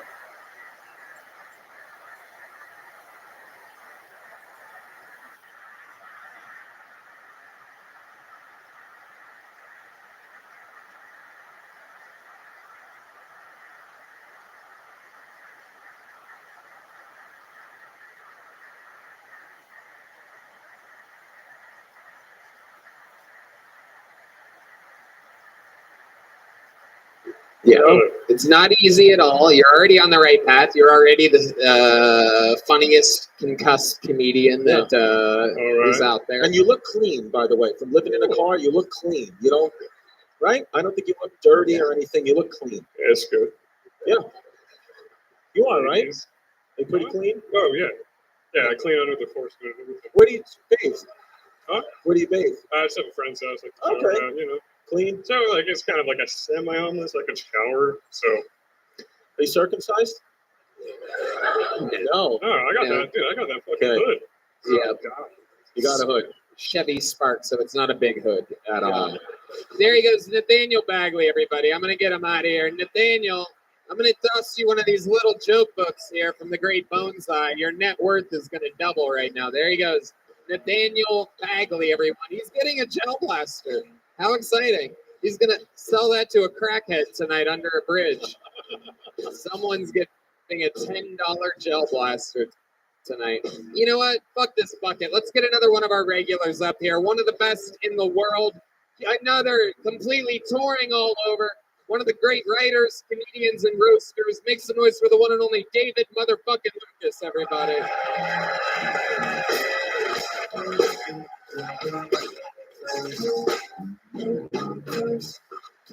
Make some noise, people. It's really him, the one and only David Lucas. Yeah. Women should realize they have no bargaining chips other than pussy. And it's like, bitch, when you're on your period, I have no use for you. Like, when it's sharp, we get the fuck out of here, bitch.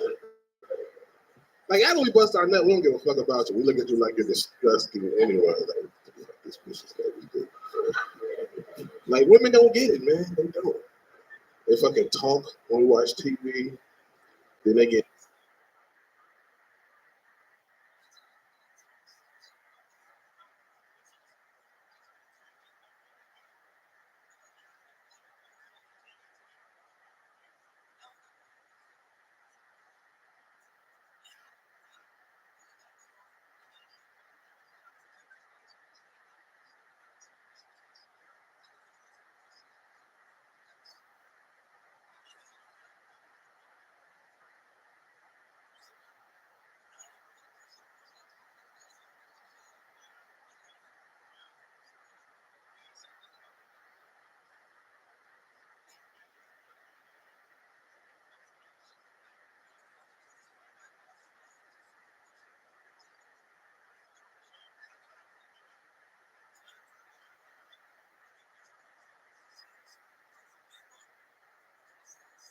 If you're going to read my profile, make sure to read the few more. I have a large bio in Twitter platform. It's over 50,000.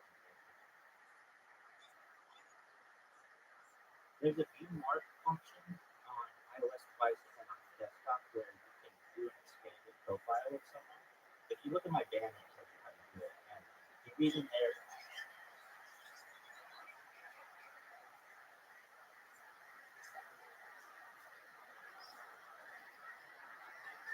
Okay, I mean, you can judge a book by its cover. I don't do that to you all. I'm an outlier tolerator.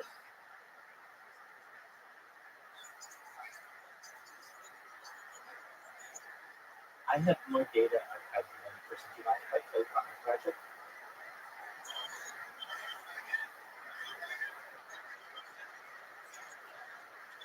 No, I'm not, but I'm an ally.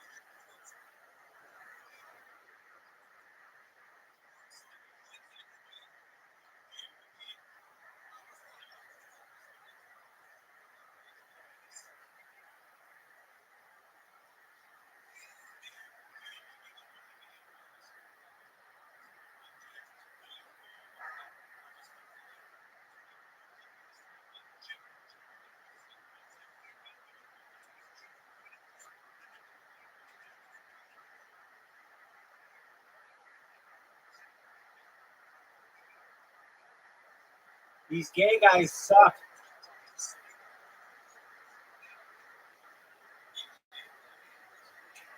Sometimes gay people can be super nice, but these guys are mean. You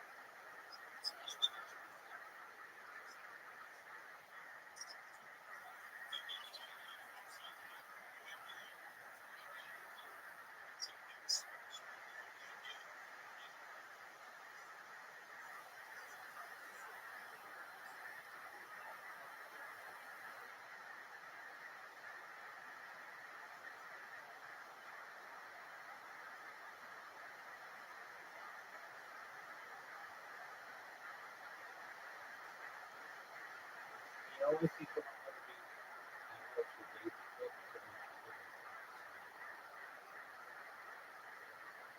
like, oh, you're an ally, but you don't suck dick. Get the fuck out. Sorry, God.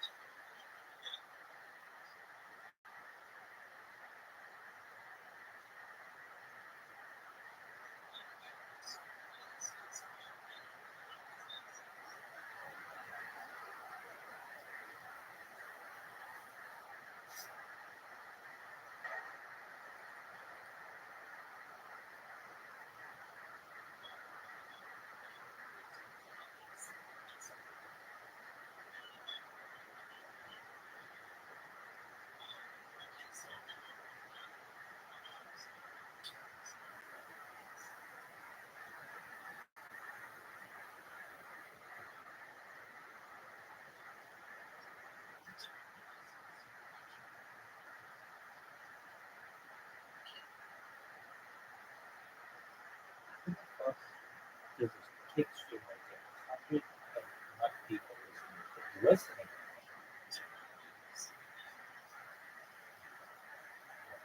That's what sucks.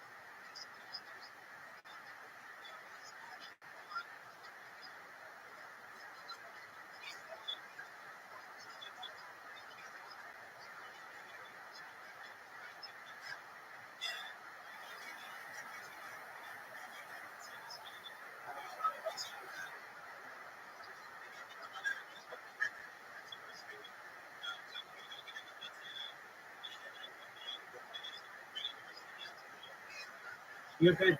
You're good.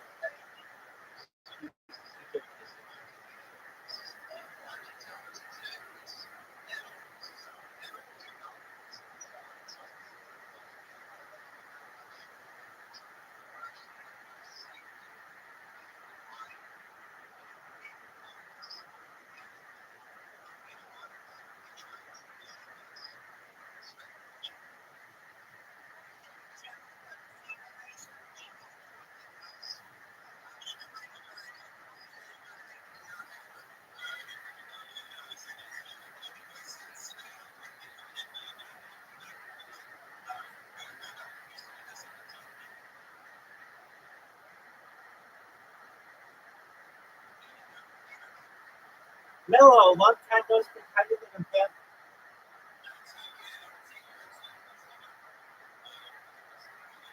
Oh, just live stream my life 24/7. I did want to say, I believe Revolution was the person who was saying it. Yeah, I think that they're right. That person is right. Moving from 5G technologies into 6G technologies, smart dust, and perhaps even into 7G technologies of a neural network where all of our brains can essentially be manipulated wirelessly. That's the future that we perhaps are going down. It's very scary, but I think that it is wise of them to be able to recognize much of this technology.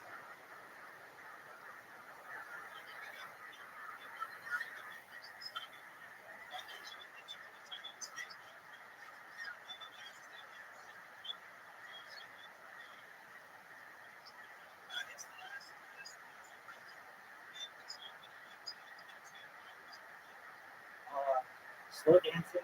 Yeah.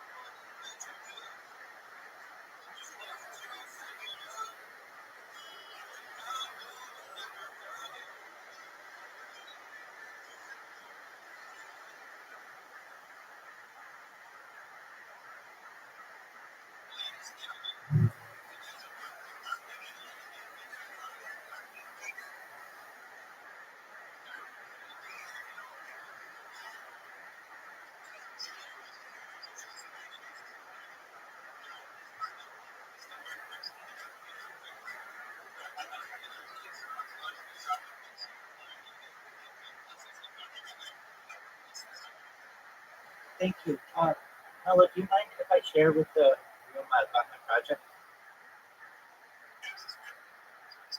Thank you so much. I'm Rabbi Rothschild. I stream my life 24 hours a day, 7 days a week, 365 days a year for world peace. I've been doing so for more than 3.5 years, going back to the pandemic. This is essentially a real-life tribute show where real life Big Brother. Data is Earth's #1 resource, more valuable than food, water, air, coal, petroleum. The Economist magazine stated in 2018 that data was Earth's top resource, and I have more data archived than any person ever. Some things that I talk about on the stream that are important to perhaps the people of the world and to all of you are ending world hunger through the use of agricultural drones, floating greenhouses, saltwater greenhouses, vertical farming, things like hydroponics and cloud seeding. I want to help end work thirst through desalination, essentially public goods, one for the common person. Other things that we talked about that I'm sure I have some highlights in here. We talked about anti-gravity, antimatter, fast light travel, alien disclosure, de-extinction. People don't know, but the first successful de-extinction took place in the year 2003 with the Pyrenean ibex, which was a goat that was located in northern Spain, southern France, that went extinct. Scientists were able to de-extinct it in 2003. Fast forward to the year 2021, a company out of Dallas, Texas, known as Colossal Scientific, has made it their goal within the next 3 years to reintroduce the woolly mammoth into the Arctic Circle through an African surrogate, which I think is fascinating technology that isn't really being discussed in the mainstream. Following the reintroduction of the woolly mammoth, they want to reintroduce the Tasmanian tiger and then perhaps the other ones. So within a decade or so, everyone in here may have the opportunity to at least see or perhaps interact with either on the internet or in real life with some extinct, once extinct species. Other things that I have, other things that I, okay, well, I mean, new technology can be, new technology can be terrifying to some people, other people.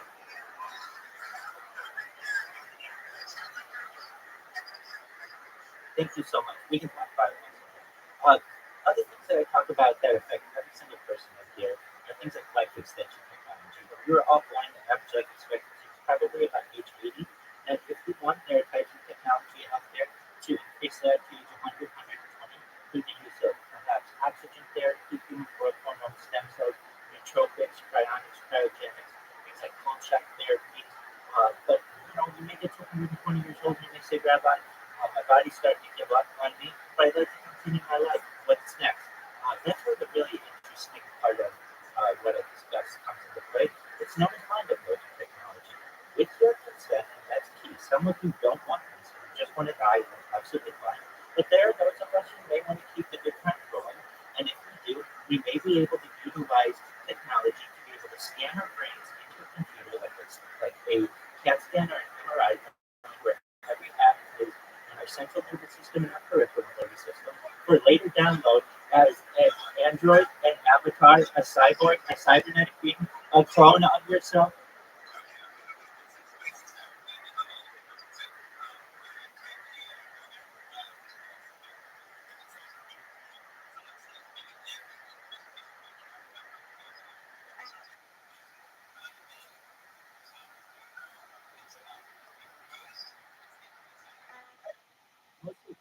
So we have scan your brain into a computer, a cyborg, a cybernetic.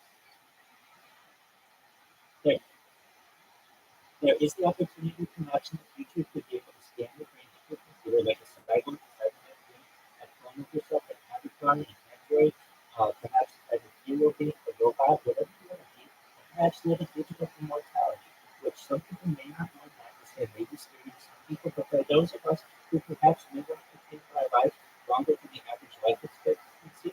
And with that, I just want everybody to know how much I appreciate the opportunity to share my project, and we can have any discussions that you wish. Thank you so much.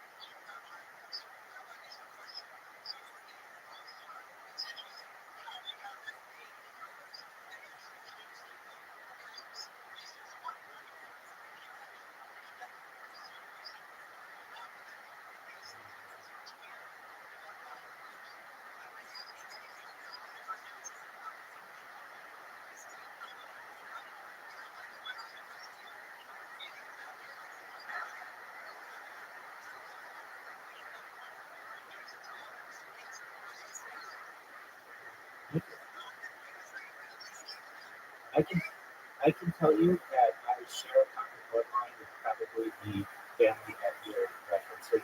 There are over 2,000 of us Rothschild in the United States alone. We're a very large family.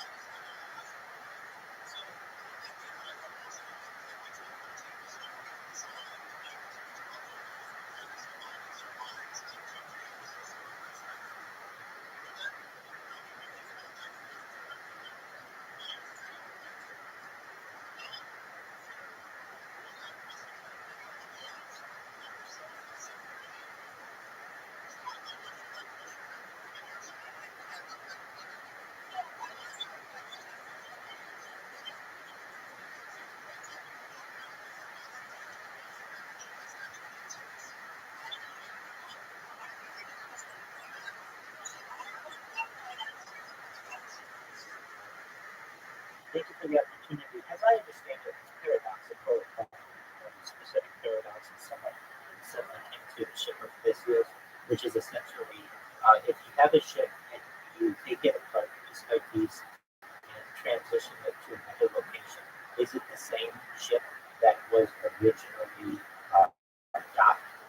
It's really up to the common person to be able to make the distinction whether that's the same or not. It's paradoxical.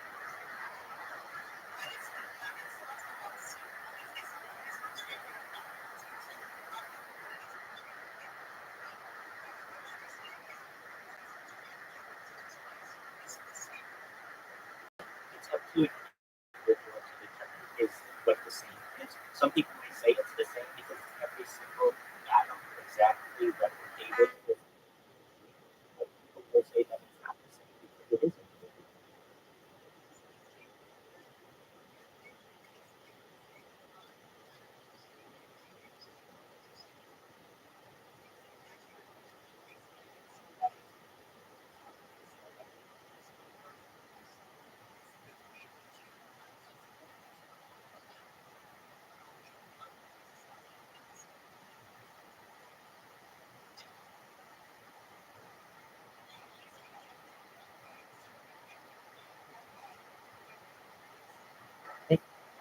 I do see that. I struck it with the conversation. I do want to emphasize, and I believe Patrick had said this and some other people, but I want to emphasize something that I said in my original pitch is that this is all with your consent. I met my heart a libertarian and believe in personal rights for the individual.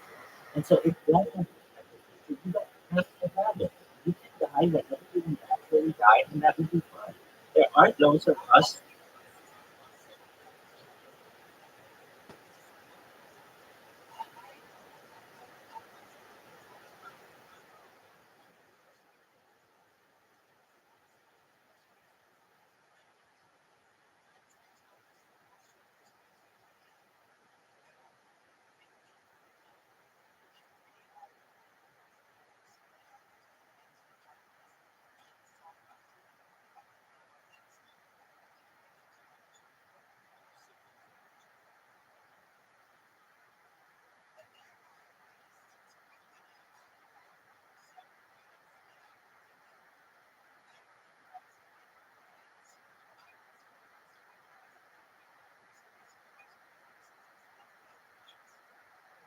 I believe that if it's a complete replication of your central nervous system and your peripheral nervous system, that essentially it will have your same personality, your same memories, just in a different essentially. So in some ways, some people may say that might be the same being, but other people will say that it is a different being. Paradoxical.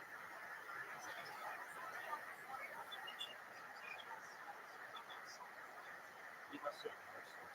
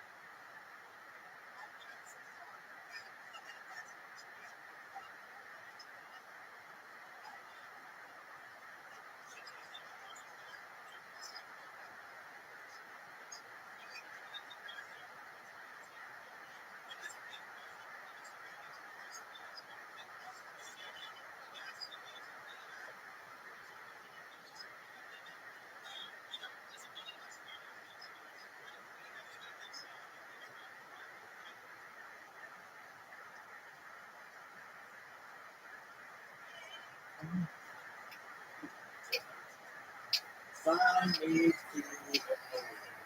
Let me play amongst the stars. Let me see what spring is like on the Jupiter and Mars. In other words, hold my hand. In other words, baby, kiss me. Fill my heart with sound and let me sing forevermore. You are all I long for, all I worship and adore. In other words, please be true. In other words, I love you.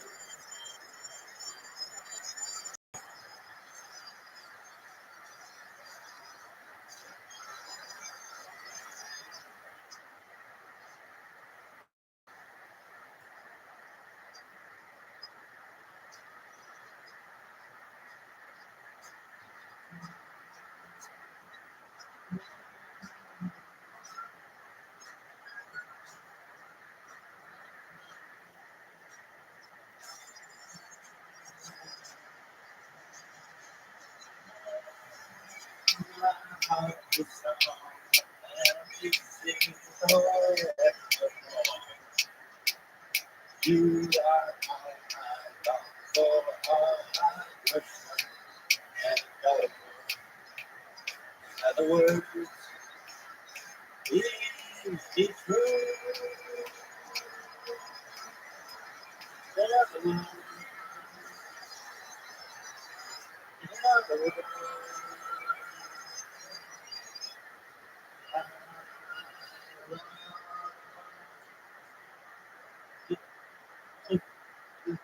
you.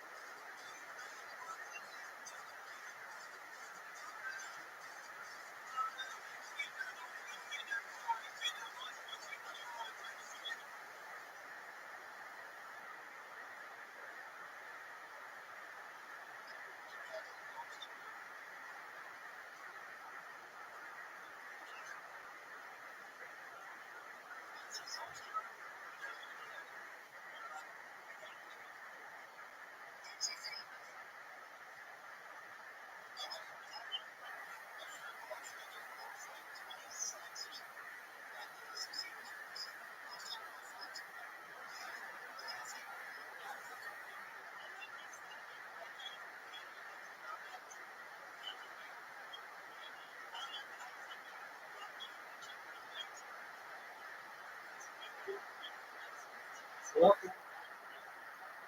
How are you?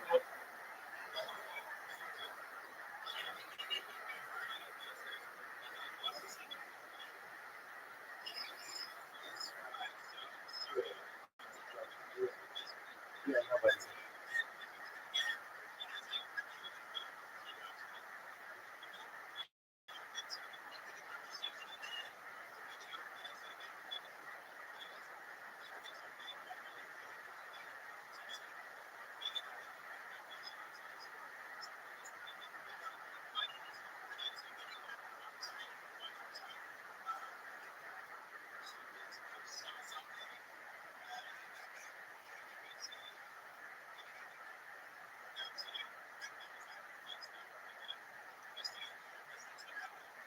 I just wanted.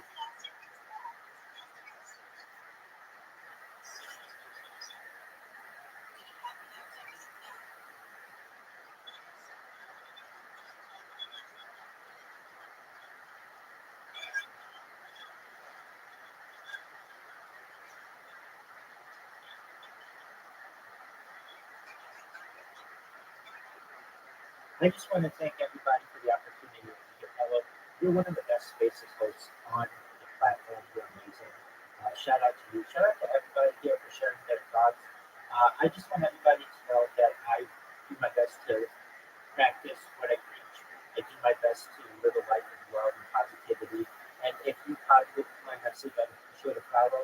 I would follow you back. I'm always liking my Discord, which is discord.me/Rabbi. And just know that no matter where you are, people care about you. They want good things to happen to you. And many blessings to everybody in here. Thank you so much for such inquisitive topics. It's been a wonderful privilege to be with you. Take care, everyone.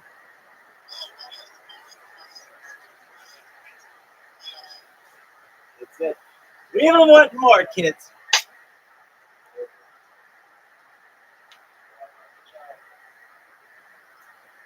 They get mad when we pause the TV. And then they don't talk when you pause the TV. And then as soon as you press play, they're like, I don't understand why. No, bitch, you had your opportunity. The fuck are you doing? I'm about to press. I'm gonna press pause and let you get this shit out. They press pause and they shut the fuck up. What the fuck is wrong with you, bitch? All right, yeah, thank y'all, man. Hell yeah, David Lucas adding another minute. Yeah. The legend, David Lucas. Yeah. Welcome back, my friend. Chris stole your sweater. Nigga, you supposed to be in that gay purple. Oh, come on. Well, it was fun. That's a beautiful color. You told that nigga to switch outfits when you seen it. Like, It feels good. Speaking of the color purple, you look great this week. Really blending in that camo takes y'all off. niggas laugh. Y'all don't even know what the fuck the color purple is. Y'all niggas just. That's a nigga movie. That's what we call it when you're not around. That's true.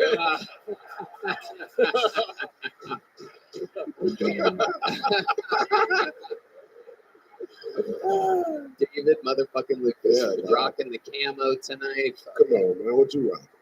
This is just What the fuck is that? black t-shirt and a black That jacket. nigga got pants on for a shirt. That's Lululemon, nigga. This is Travis Matthews. They're a golf company. They're state-of-the-art stuff. It's incredible.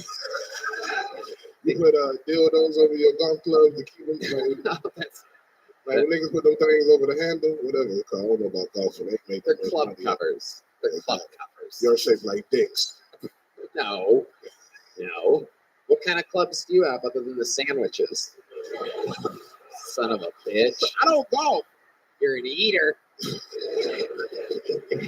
I play pool. Dog. I don't golf. Wow, that's the only pool you're getting into. I can swim. I've told you before. I'm one of the few black people that can swim. I can Really? swim. Wow. Yeah, I can actually swim. Yeah. What Well, it's good. do you, Okay. I don't trust you with the fucking shades on, nigga. Sorry. You look like you're supposed to be in the movie Casino. I know. I was. Paulie was a bad guy. He was sliced the olive so thin they would melt in the pan. Yeah. David knows his casinos, El Caminos. It's a local burger joint, but the rest of the world, they won't get the reference. I got it. Shit, Everybody in Austin's laughing right now at you. It's taking another rip off that vape pen. You love. I didn't know they had vape pens that had calories in them. That's incredible that you found that. Yeah. It's amazing. You want a Trojan vape, nigga? Get your motherfucker. That nigga want a Magnum vape. Fire and ice. You can't watch jelly. So what you gotta say? No, I was going to say, you keep vaping like that, you're going to get fingered by Hans Kim. That's true. That's true. Hey, you look like that nigga from Rocky V who tried to fight Rocky. You know, I know, I do. I'm just happy to see, I haven't seen you in a few months. I'm happy to see you still have 2 feet. That is true. I was not expecting that. No chance. Man, your ass look like you make gay sub sandwiches, nigga, with that motherfucker purple. I do. Whatever you say, Italian meatball out of a real nigga's balls. That's it, baby. I like it. You can have it anytime, Uncle Jemima.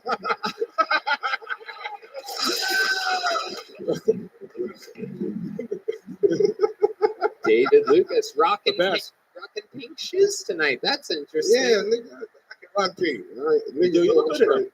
I'm straight. You got on purple, nigga. You out I here, know. You out here looking I know. lavender as fuck, boy. This is what your heart looks like. It is. It is. And then he gonna play this shit. I'm off tonight, nigga. My roast is. No, you're good. You're killing it. It was that horrible weekend I had in Detroit, nigga. That's what I'm on. Uh-oh. What happened? I was at the House of Comedy Detroit, nigga. The mic went out on the last show. House of House of Pancakes? What the fuck are you talking What? about? They booked you? Finally? The mic went out of your lungs.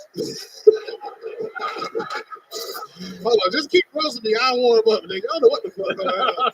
I ain't got no roast shows right now. What the fuck You're is the going only on? guy in an IHOP that can't hop. Tony, You look can't like roast back. I'm gonna pile on. Tony, you go to restaurants to sit on corn dogs, nigga. Shut your motherfucking mouth. There you go. I had to warm up like a carburetor, nigga. There we go. With your motherfucking horse mouth ass, Chris Stefano. Corn dogs are the only dogs that David rescues.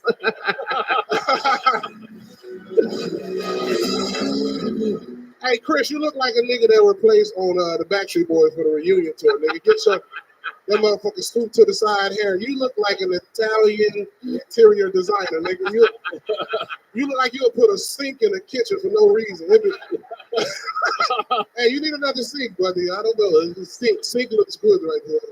Bathroom sink, not a kitchen sink, bathroom sink. I would. Look at I'll this install a sink in your second and third kitchen. You look like you own 30 pawn shops, nigga. That motherfucker give a nigga $2 for a gold chain. That's what yours is. Damn, bro. I could tell. I own pawn shops. That's a fake. You've heard it too. You've heard it 2 chains. This is 2 chins. I did that one years ago. Sometimes you gotta bring it back. I gotta work. What the fuck is going on? Nigga? You're My okay. roast You is- just didn't eat enough bread today. You gotta get that fucking juice up to your brain.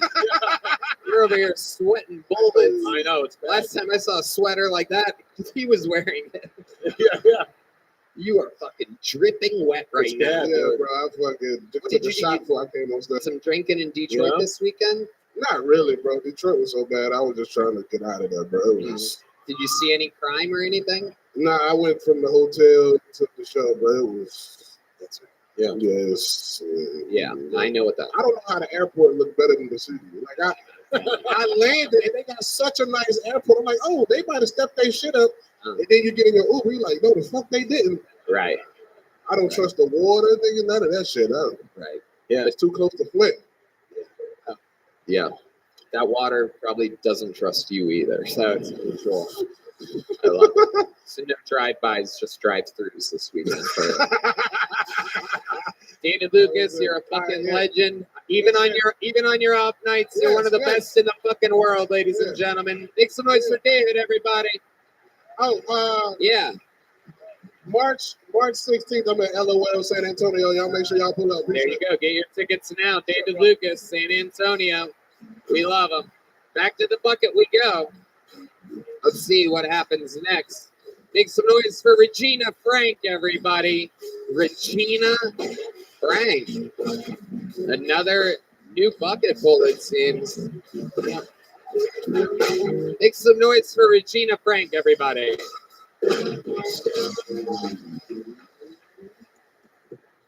So, really, really long time since I've had sex. So long that it's starting to look like my bush did 9/11. And I don't know about you guys, but I could really go for an inside job right about now. So I went to the gynecologist to get my shit checked out. Turns out my puss actually leans to the left, which I thought was very strange because I've always been pro-life. I want to open up the first strip club exclusively for fat chicks only. I'm going to call it Cinnamon Rolls. And yes, there will be a Cinnabon attached. I'm not stupid. I'm also in the process of writing an erotic novel / cookbook. It's going to be titled 50 Shades of Gravy. Don't worry, guys. It'll be tasteful. In more ways than one. That's my time. Thank you. Yes, it is. Regina Frank. Welcome to the show, Regina. Grab that microphone. I'm going to interview you now. I want to find out what fucking demented library you work at. Yeah. I can't tell whether you're 22 or 75. I'm not exactly sure what's going on right now. I will say you've had the best set of anyone I've ever seen wearing the same shoes as Sacagawea. That is incredible. Those are, I don't know if you found those in an Indian burial ground here. Those look Comanche. Yeah. I got a little Elizabeth Warren in me, just a smidge. Okay. Yeah. Okay. Right. Okay, so let's talk about it, Regina. How long have you been doing stand-up? This is actually my first time ever. That's believable. That checks out. First time. Hi. Welcome to comedy. Good for you. That was great. Much like the Native Americans, I don't think you're going to be doing it much longer. Yeah. That's fair. That's fair. What do you do for work, Regina? I am a server at Texas Roadhouse. Yeehaw. Whoa. Free shit. Wow. Everybody knows about Texas Roadhouse. For those of you that ever come and visit Texas, make sure you go to Texas Roadhouse. It's called Texas Roadhouse for a reason. The most legit food in all of Texas. Nowhere better than Texas Roadhouse. Available everywhere in the country, I do believe. It's exactly what Texas is like. You go in there, that's what it's like. So how long have you worked at Texas Roadhouse? Since I moved here in April, so about 7-8 months. Where'd you move from? California, actually. What part of California? Sacramento. Oh, that makes sense. I was just there yesterday. Not good. Not good at all. I don't miss it at all. It's bad. What do you love about Austin, Texas? Honestly, I've had the most fun in my entire life living in the city. Right. In just Yeah. a short amount of time that I have. I met you actually on my birthday. It was my first Kill Tony show about 3-4 weeks ago. Okay. And ever since then, I'm like, I'm addicted. I gotta keep going. And Who brought you here? How'd you end up here? my brother, he's like 6'5". He's like my bodyguard. So I was just about to ask, what's the height of your brother? Yeah.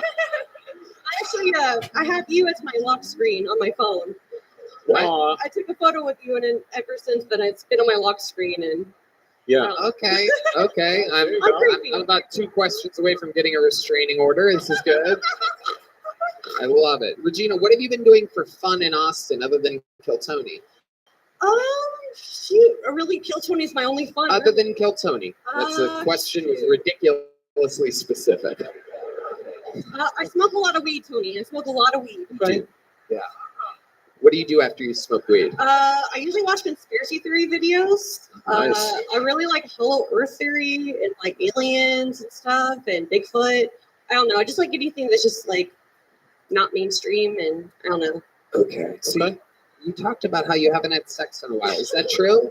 Yes, it's very true. Really? How long's it been? Since last July.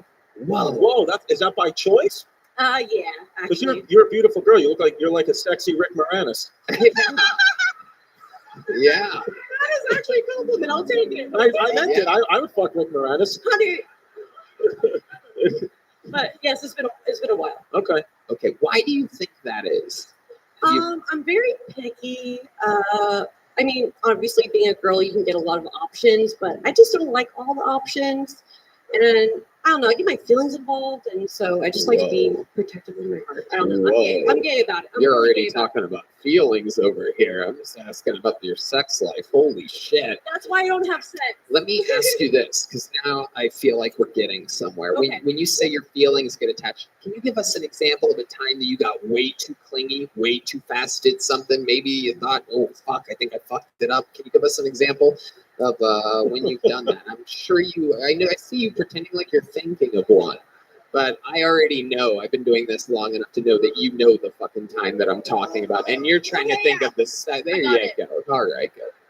Okay, so it was my third boyfriend my entire life. He just, I don't know, really big wiener. He was like Samoan, whatever. Circumcised? I'm so sorry. Yes, circumcised. Yes, Just making he's sure. definitely circumcised. And I don't know. I broke up with him, and I was like, oh my god, I was such a bitch. And then like a year later, I was like, oh, I have some regrets, and I don't know, I'm an artist, so I drew him a portrait. I dropped off at his parents' house without him knowing. It was very creepy. And then what was the portrait of? Of him, and a portrait of him staring at me. The time that we went to prom once. And it was okay. Keep in mind, it was a really good portrait, but very fucking creepy. Very fucking creepy of me to do. I was 17. It was like 10 years ago, but I love. that Listen, shit was good. for me, I tell ya. you're my type. You're my type. Look like Rick Moranis, personality of Todd from Wedding Crashers. I fucking love it. Sacagawea Native American shoes. If I was single, I'd be fucking in. Thank you. Yeah. Thank you. I'll take it. Yeah. My goodness, that is incredible. You sent the man a painted portrait of him looking at you. It was really, really good. I could show you if my phone was blocked. No, it's okay. We don't want it. Yeah. You're so crazy. I'm not sure if you're just drinking your period blood or what that is. I am. Yeah. Because you're a real fucking lunatic, and I really like it. I like how nuts you are. Minstrel cup shots. Red Band wants to take a sip. Yeah. Incredible. Absolutely amazing. Regina, man, so much. What's your living situation like? I live with my brother, my sister-in-law, and their newborn baby. Your brother, your sister, and their newborn baby. And I don't have a bedroom. I sleep in the living room on a loft bed, and I am perfectly comfortable. I'm just happy to be a part of the team. Your feet are always.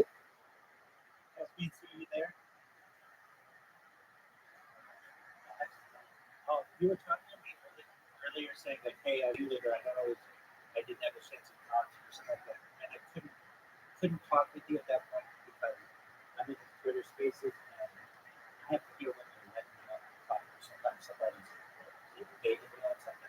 So, but just no worries there. That very well doesn't take I was just in one, and it was really refreshing. I just went to Spaces dashboard. Have we talked about Spaces dashboard? Okay, so can you get to it? Maybe I've seen it.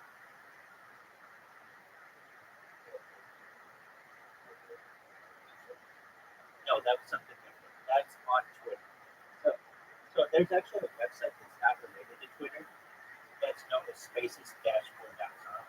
And it has all of the spaces that are going on simultaneously, but it's literally not related to Twitter. So, but it's a better search function. So I went in there and I saw somebody had like a space. It was just called like last slow dance on planet Earth or something like that. And I didn't really pay attention to the post or anything, but I just went in there and I immediately got called up to talk, which is usually unusual because people are so skeptical of my account. It's brand new and it's got like 400 followers, which normally doesn't happen. When you read it, it's just all this fucking videos of me in the last like 24 hours. I created one of those robots on my Twitter, so it just always posted it. So, but I get called up, and the person said, "Oh, it's Rabbi Rothschild. Oh, we'd love to talk to you. Go ahead." And she's like, "How did this person know me?" They do that. I remember them. We used to be in all these ufology discussions like over a year ago. So first day, it was really great that people still remember me, even though it's been more than a year since we got way more than a year and a half or some of these people. But they still remember me right away. They remember my project, and they gave me the opportunity to talk about it. And I did. I did my elevator pitch, and it starts this giant debate. And it starts this big debate where people want to get into bloodlines, Luciferians, and all kinds of things that I don't talk about. That's not my gig. That's not my deal. I'm about moving forward, world peace, futurology. These people just keep wanting to get into really things that aren't, at least in my discussion, relevant. And so this guy who's the host, his name is Mel, and I've got to say, without even being like quote unquote virtual friend of mine or whatever, he's an excellent host. He lets people talk, but then brings it in when people start to get out of hand. And the big topic where people wanted to debate was on the topic of mindfulness, basically this idea of being able to continue your consciousness after death. And there were some people in there who are major transhumanists, and there were people in there who are major humanists. And as I say, and I keep doing my best to make sure people understand that I say this, with your consent, I'm about personal freedom and personal liberties. And none of this should be forced on anyone. If you're a guy at the ripe old age of 80 years old or whatever, go ahead and die. That's absolutely private. But if you want to keep life going, keep the good times rolling, well, then nobody should stop you if you have the ability to continue. Well, that is made clear to the room, but a lot of people don't hear me say that. Or don't, they may hear it, but it doesn't comprehend it. And they make it sound like I'm forcing them to live their life. And it's definitely not something that it's about. So it starts this huge debate for like an hour. And it was a really good community there, really intelligent people in there. And it was just.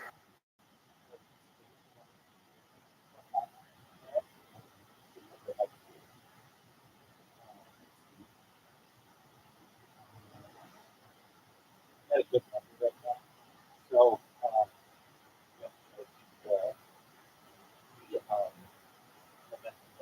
I ran into this issue last night. Yeah. There's this one Twitter space host. His name's and I don't know. He hasn't necessarily spoken to me. He doesn't like me, but he doesn't want to hear me. So whenever he has a space, I always try to talk to it, and he just doesn't want to hear me. Even though I haven't spoken to him more than a year, and I don't know who this guy is. I just know that he knows who I am, and so I've heard him say no. I've heard from that guy 15 times. I don't know. I haven't talked to him in this public space in years, so I don't know. Anyway, I don't know if it had anything to do with him, but all I know is right when I had a bunch of my accounts going through his face, I got this message on Twitter. I'm like, oh, that your account has been locked. So what happens when your account has been locked is you can either get a 12-hour lock or like a 72-hour lock. I got 72-hour locks that basically don't allow you to friend or hide it, which is fine, so long as the accounts aren't banned on MCP. Even at this point, frankly, if they ban 5 accounts, okay, I mean, I put a hard, like, 96 hours worth of work in this thing, but it's not like it's the end of the world to me. And I'm still right in people's minds that if I go into space and I can just say, hey, my account got banned, it's really a big problem, I'm getting everything happening. So, with that said, I end up just having to unlock all of the accounts, and which I was able to do, and get back into this Twitter spaces. And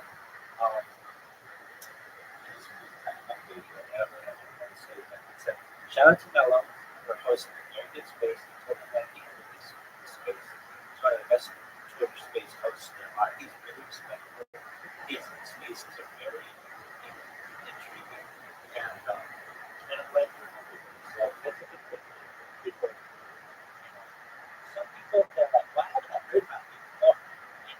like, well, my account's not there. Well, how many followers did you have on your old account? Like 10,000 on one, like 3,000 on another. Well, why'd they get banned? I guess because spam. But you can ask Twitter that. I mean, your guess is as good as mine. I got these questions last night for this one girl, and it's sticking out my face. I don't like the color of your light. All right, you stupid bitch. Whatever you want. Like that's not my deal. I mean, I can't because red lights are really bad in my eyes. But I'm not going to live my life so that you like me. And some of these people get really, they're just easily offended. And frankly, a lot of people, and I said this before, they get on Twitter Spaces. One of their favorite things to do is to drink on Twitter Spaces. So they're drunk and they're mean. And then another thing, I think, they invite people with, I don't want to say mental disorders, but behavioral issues. So they don't know what it's like. The way this Twitter Spaces work, there's an opportunity for people to raise their hand. And usually when people have their hand raised, that's a respectful way to call them. And there are people who just don't respect that. And, to each their own. Some posts just let people have a free for all. Other posts are pretty strict on their moderation. But I just got to keep going at it. So I also find that when I go into these Twitter spaces and I do my stream, I have to say to myself, is it worth my time? I could perhaps share 3 different Twitter spaces in the amount of time sometimes it takes for people to call me up for one Twitter space. So it's like, how's that going to work? And then there are other people, and I hate this. But what they do is they'll just see that my account has requested to speak, and they will not call me. But I don't know if they're not going to call me. And so that's kind of a waste of my time. But I just gotta keep at it. And Zoom was in here last night.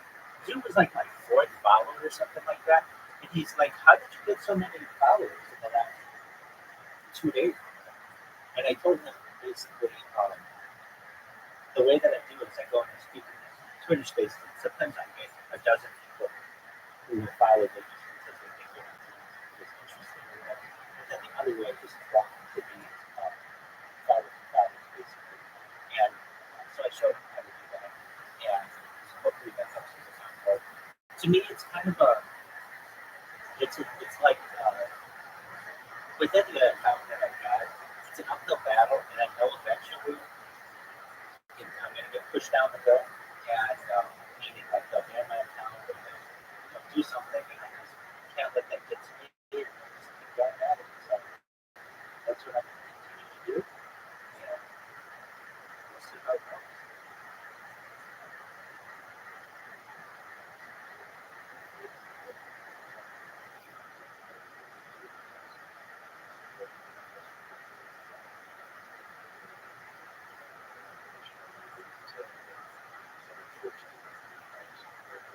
Oh yes, sir. I mean, I see it. Look, I'm inviting getting banned. Nobody else takes advantage of the policies. Like, if they're gonna, if literally it is legal, or at least it's not against the law of the United States or its state or anything like that, for me to create multiple accounts, then why the fuck would I? Especially if I'm trying to gain traction as fast as possible. Look, I did this in the beginning the right way, where I had one account, and everybody followed that one account. But if you do this enough, if you expose yourself enough online, you're going to get the best content. And that happens, and I'm forced to basically cut corners. So one of the ways that I cut corners is with multiple accounts, and I recognize that it's not always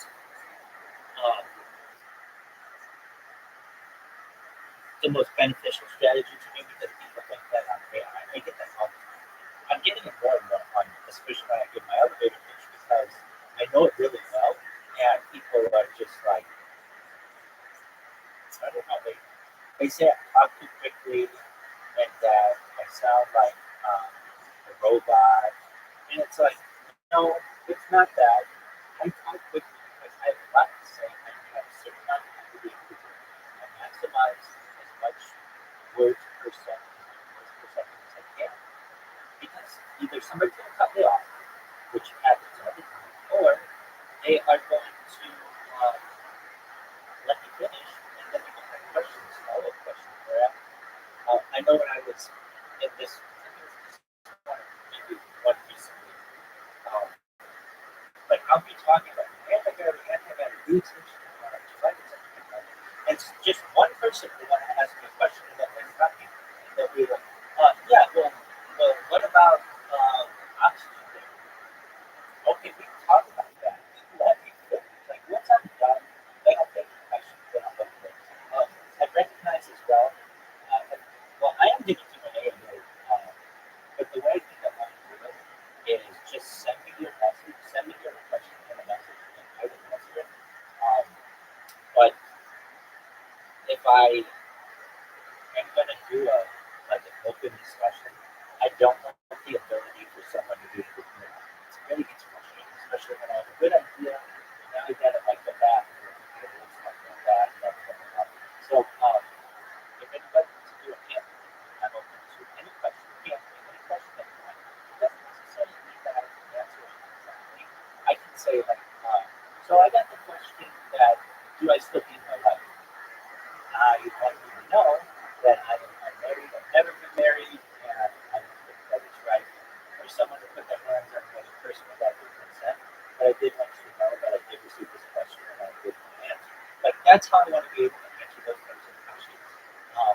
Because if not, it's just these gotcha moments that happen. And there are people out there who want to make a name for themselves. Like, oh yeah, you know that guy from the street, but I'm the person who like stumped on his head or whatever. So and then sometimes people use words either incorrectly or perhaps I'm not familiar with them, but if I can read the question, it's easier for me than sometimes when I hear it. If there's some difference in that saying, and I don't know what they're meaning. It would be divergent wavelengths. But if I can read what they're saying and say, oh, someone's asking a question on, I don't know, like here's a mistake that I would make. I would call it I wouldn't call it desalination. I would call it I call it something like that though. Like I would just add like a filler. It's just my own mistake, just accidentally because I wasn't super familiar with it. Desalination.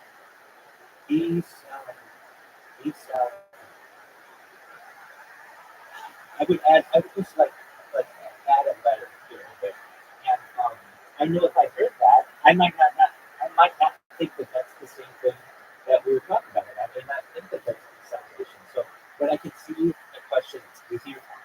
And if somebody's like, well, I don't like that, okay, then ask somebody else your fucking question. Like, I'm giving you my time. I will answer any question that you have. Just put it to me in text and write it, and I'll be able to answer. That allows me to avoid the use of the web kind of question.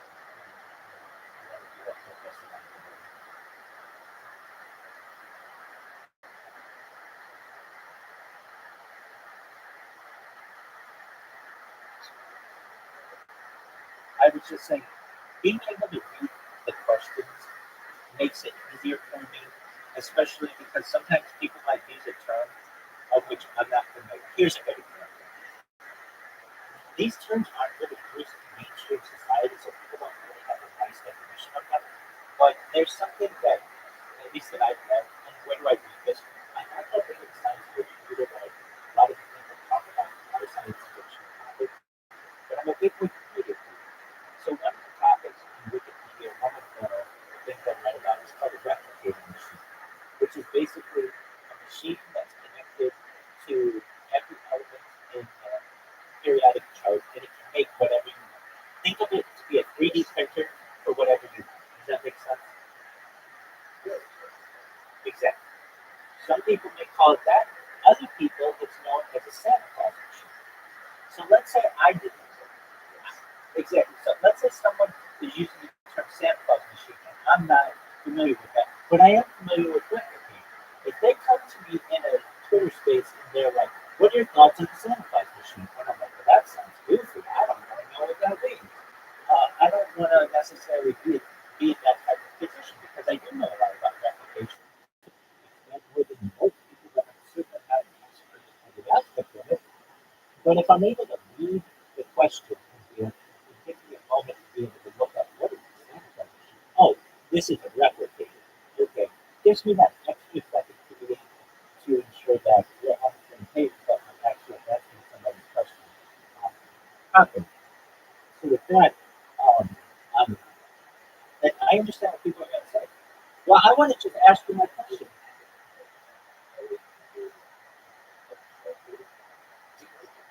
It, it, exactly.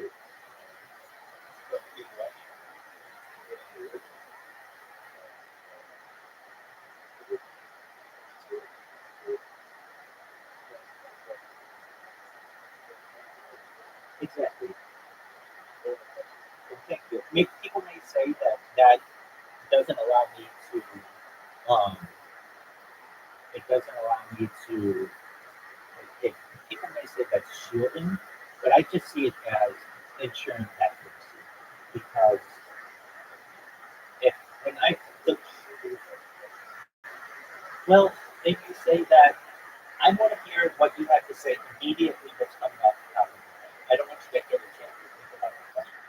There are those types of people. I get that in Twitter spaces where people just want to say, I want to hear, I don't want to have to type my questions. I don't make people type their questions to me. I, I take questions off the cuff all the time, and that's the only time that I answer your question. However, if we are going to have a event where the topic is me taking your questions, then I know that there are going to be people who perhaps have alternative motives, ulterior motives, to be able to bring up topics that, I mean, there are sensitive topics, especially within Judaism, that I know that people want to talk about. I mean, here's a perfect example of a question that, how can you justify Jeffrey Epstein's behavior? And it's like, I don't. I'm not Epstein. I'm not someone who, and even, I do know Epstein's. They're not anywhere related to Jeffrey Epstein. But, people are willing to paint with a very broad brush. And when people want to get into those topics, it's like, we were talking about life extension and whole peace and all these things. Now you want to talk about this subject. So at least taking a question, like there are sensitive topics like that I'm not necessarily against answering, but I want to listen. And then, but I am willing to take any question that any person has. And so with that, you can go back into these Twitter spaces, and we can meet me. There's one. Right? That's good. Absolutely. This is like an extra homeless episode of Kill Tony. Unbelievable. Well, Tony, I sleep on the patio. Incredible, Regina. Wow. Let me ask you this. Have you kissed a boy since moving to Austin, Texas? Yes, a few boys, yes. Okay, well, there you go. There you go. All right. All right, Regina. Well, is this something you think you're going to do more often? I would love to. You would have me. No. We won't have it. No, that's not what I was asking at all. For your first time, though, you did pretty decent. Like great.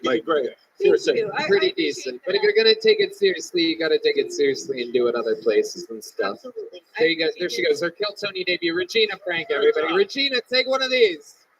Here you go.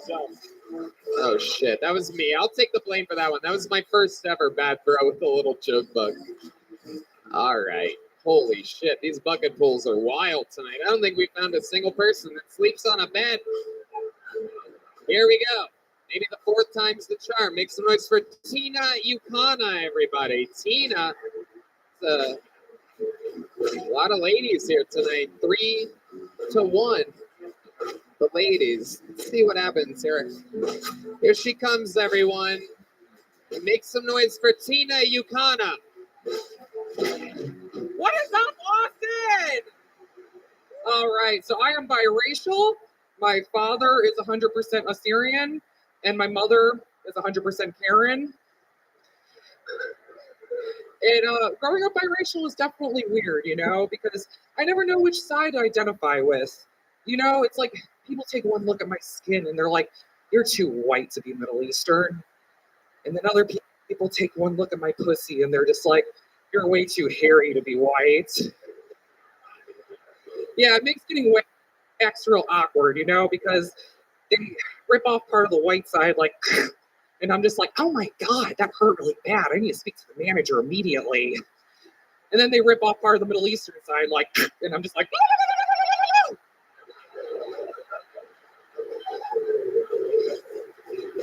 I like to travel when I can. Last year I went to Serbia, and when I came back home, I'm talking to one of my friends about it, and she goes, what the fuck were you doing in Serbia? That is the most randomest place you go in the world.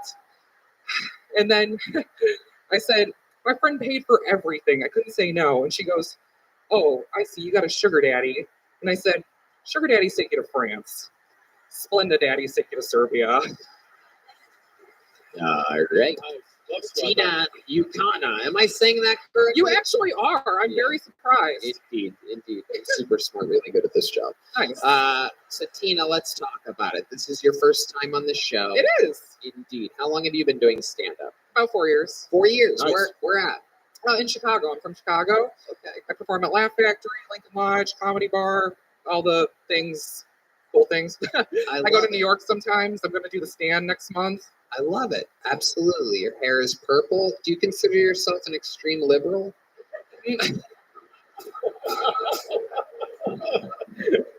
No, that's the fucked up part. You know, back in my day, when people looked at me, they would cross the street because they thought I was going to rob them. Now they look at me and they're like, oh, fuck, the rent's going up. Okay. Yeah, we're like, yeah, we got trans in the neighborhood. Yeah. Hey. I don't got a dick. I just suck dick. That's why my voice sounds like this. Okay? Oh, I thought that was your dick hanging out of your back pocket. Oh, okay. Yeah. There is something tricky going on. I don't think it's trans, but I don't know what it's called when your butt is on the front side. Your pussy's behind you. It's called Brave. Have you ever listened to Lizzo? Yes. I don't know. Good for you. I like it. I don't know what's going on. I like your shirt. Thank you. It matches your hair. I know. That's true. David Lucas is finally ready to perform tonight after seeing you up here. He's like, come on, give me one more shot. Put me in coach. Hand me the ball. I'll run it all the way. Tina Yukana, what do you do for a living?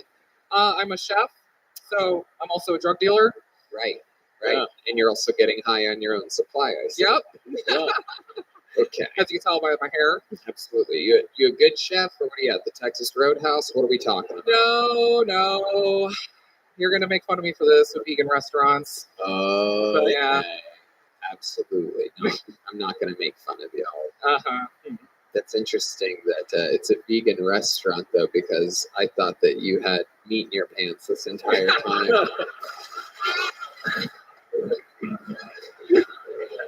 No. Like I said, I don't got a sausage. I just like to suck them.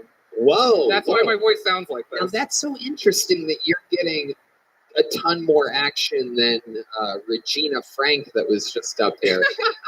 Can you give us an example of how you get to hook up with so many people? What's your game like?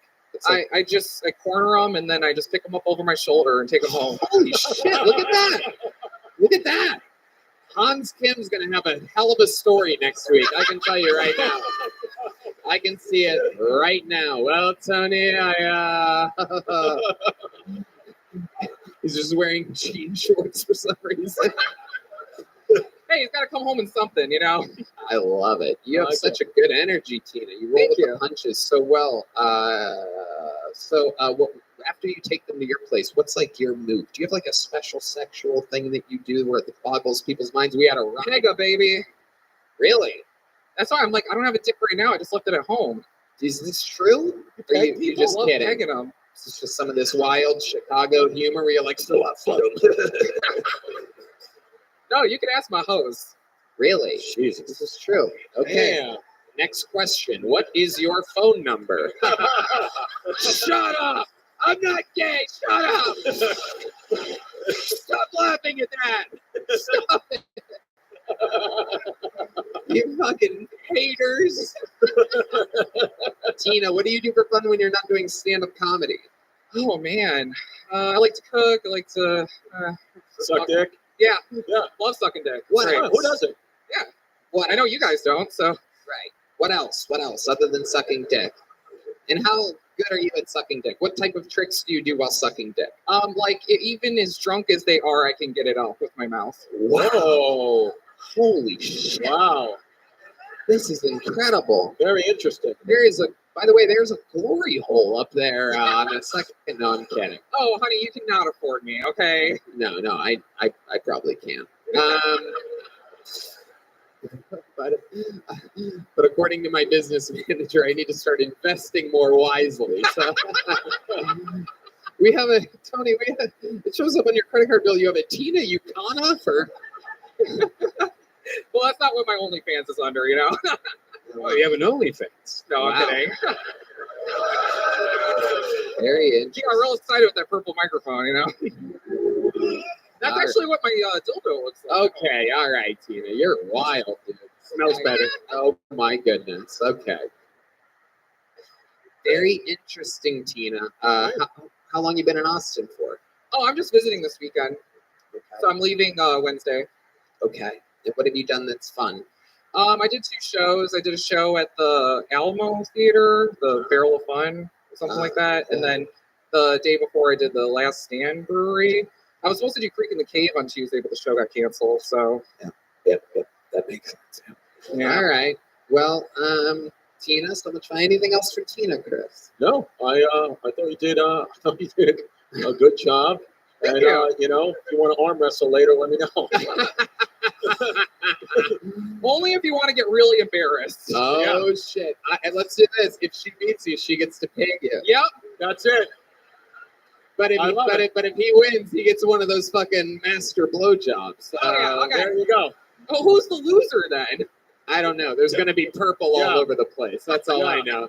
It's going to look like someone blew up Barney with a fucking missile. I love it, man. I just wanted to get. Hello, boys and girls. Tina, this is for you. It's a joke book. There she goes, everybody. Great job, Tina Tina. Yokana, everyone. All right, we have another special treat for you, ladies and gentlemen. This young man won the extremely desired prize. Only 2 people have ever done it in our history here in Austin. 2.5 years we've been here already, believe it or not. And only 2 men have ever won a golden ticket here. 2 humans have ever won a golden ticket in Austin. This is the most recent winner. It happened last week. This is his first time performing as a defending golden ticket winner. New Kill Tony royalty. This is Aaron Belial,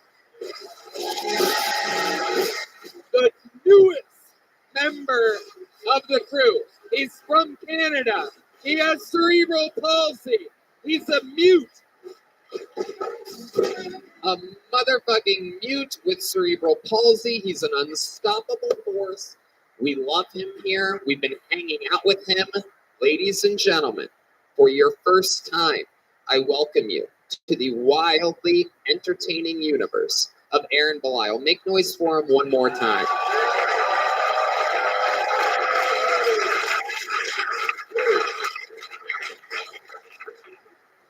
Are you all ready for a less fucked up comedian than the last one?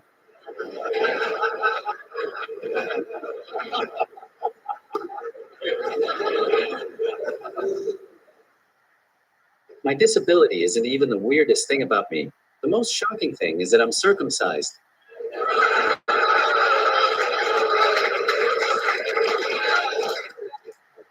You might be asking yourself, why is that weird? It's pretty common. Well, it's weird because when I was a baby, I was suffocating with an umbilical cord wrapped around my neck, and they look at me and they're like, no, this won't do at all.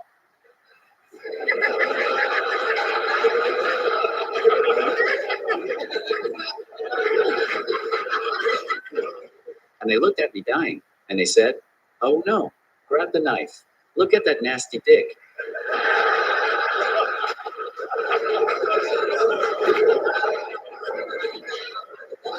Even the priest wouldn't touch it.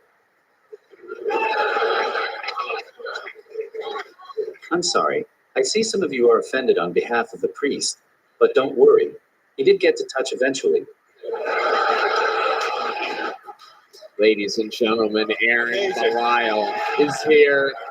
He's the newest member of the Kill Tony universe, visiting from Canada. We're trying to make him an American right now. We have lawyers on the fucking job. They're trying their best. We're going to see what happens. Oh, is there a development with that, according to? Thanks to Kill Tony, I've been offered some opportunities that I can't really talk about, and I'm one step closer to being here. You're goddamn motherfucking right. Whoa. This is what we do. He made his Kill Tony debut 3 weeks ago. Pulled him out of the bucket. He killed so hard, I literally go, "What do you want? Anything you want." He goes, "I want to be an American." Then we had a fucking lawyer in the front row. He agreed to it, and all the wheels are in motion. Great, man. Fuck you, America's Got Talent. Fuck you, American Idol. This is the real American fucking free speech, making dreams come true. Yeah. The last of its kind until YouTube stops us. I haven't been doing comedy long, but I've been given so many opportunities. Thank you to Kill Tony, Red Band, Jason Rouse, and everybody else who is supporting and believing in me. Wow, I love that. Giving a lot of shout outs. Yeah. I didn't realize you were also black on top of all your other things. Shout out to Lil Boosie out in Chelsea. More shout outs for a guy that literally cannot shout out. Keep chirping, but everybody says that I look exactly like that guy from Kill Tony. So you're really making fun of yourself. That's true. I'm not really making fun of your looks, you son of a bitch, but people tell me that I'm the manlier and less disabled version of Tony. I'm gonna be honest. That really hurts. That one hurt. I can make fun of your voice too. Oh, so good. Well, I can make fun of yours at any given point. I wasn't always mute. I used to sound a lot like you. I prayed to God for a long time to take my voice away.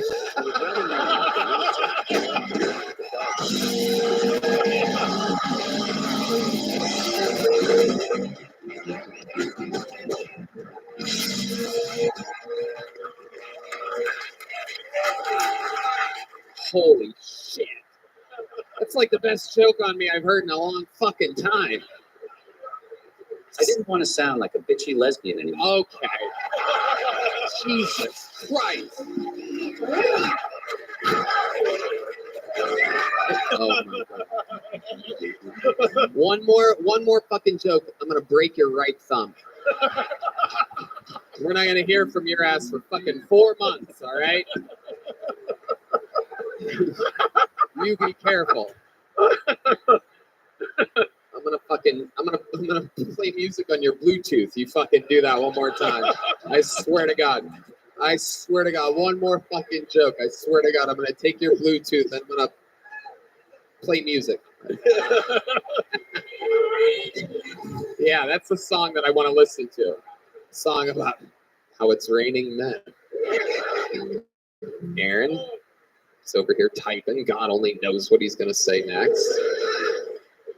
He's hurting my feelings so bad I'm gonna walk like him out of here tonight. I'm gonna walk like that That's too your after I favorite get song, pegged right? tonight. What? That's your favorite song, right? Yes, it's raining men. Yes. Yeah, you son of a bitch. I said that. God damn it. All right. Good. So, yeah, Chris. No, it's fucking fantastic. Yeah, this is your first time seeing Aaron. What are I've your never, thoughts? I've never, I think you're fucking great. I think your mind is twisted and body in a good way. And I think that, and it's what we need for comedy. It is incredible. You've only been doing it 6-7 months. It's unprecedented for anybody to be as advanced Funny as you are, man. Yeah. It's great. He's got something loaded up. I can just tell. This fucking guy he gets a look on his face and he's got feeling guy. It's like Alec Baldwin, just fucking.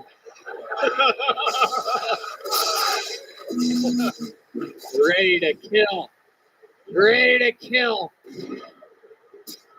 There we go. Nice shirt, Chris. I can't tell if you're a comedian or if you paint Easter eggs for a living. True. If you have kids, yeah. Easter jokes from a guy that hops like a bunny. Look out. I like that. I like that.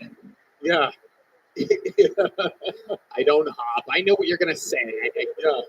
You don't hop. It's the second can't hop joke of the night right there. Who the fuck is your Easter bunny?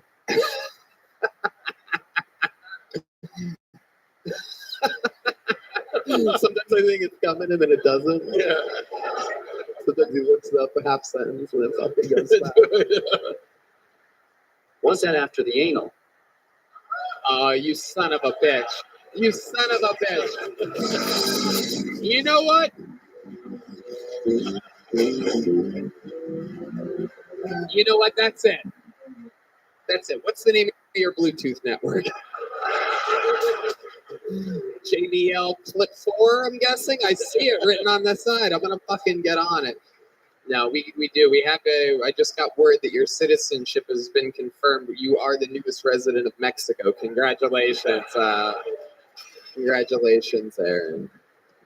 Oh, shit. He's going to get me. One more. Fuck. I should have just fucking let him get the last word. No? What? Oh, you're good? Whatever you want. You can't walk, but you run the show when you're up here. You know what I'm saying? I trust you. I trust you. So 7 months, right?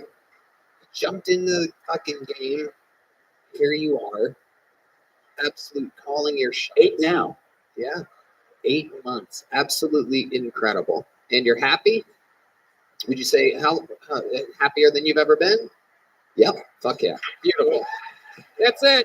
His first performance as a golden ticket winner. Another unbelievable set. Another unbelievable interview. I'll let that be on the Secret Show Thursday. Catch him Thursday if you're in town doing a full-length set here. Unbelievable. The newest star of the Kill Tony world. Legend. Make some noise for Aaron Belial one more time, everybody. Back to the bucket we go. That's the real deal right there. That doesn't happen anywhere in comedy where you see somebody 8 months in just being built like a fucking machine. Your next comedian goes by the name of Eric Allen. Eric Allen. Here we go. You guys still having fun? You hanging in there? How many of you did edibles tonight? How many of you smoked weed before this? How many of you ate mushrooms tonight? It's a bunch of people freaking out. Here he is. One more time for Eric Allen, everybody. Make some noise for Eric, everyone. These people all wait all night. Sometimes they sign up for months and months and months and months without getting up. Please, one more time, make some noise for each comedian. This is Eric Allen. Thanks, everybody. You know, times are tough. You know, it's rough out there. The economy's bad. There's a pandemic going on, apparently. And people are just rude to everybody. I think people will be so much nicer if it was legal to kill one person a year. Okay, some of you are with me. Think about it. You know, you get cut off in an ATV parking lot. You're like, hey, buddy, I still got mine. Now, most people would use yours right off the bat. You know, New Year's Eve party didn't go so well, or, you know, your college football team's blowing the bowl game. Your friend Bob's a Michigan fan. You're like, shut up, Bob. But most of you would wait till a better time of the year, like the holidays. Think about how this could change Black Friday shopping. Everybody's in front of the Walmart at 6 a.m., locked and loaded. And with a great rush, everybody steps back and says, no, you go first. No, after you. I didn't want that scooter anyway. Here we go. Eric Allen, another bucket pull. Eric Allen. Hard to follow Aaron Belial, even with a voice box and 2 operational arms. It's very hard to follow Aaron. Yeah. Do your wife and kids know you're doing this? Yes, yes. Are they We happy? flew here this morning. For this? They know. Yes. Nice. You gonna get divorced, you think? No, we're good. Okay.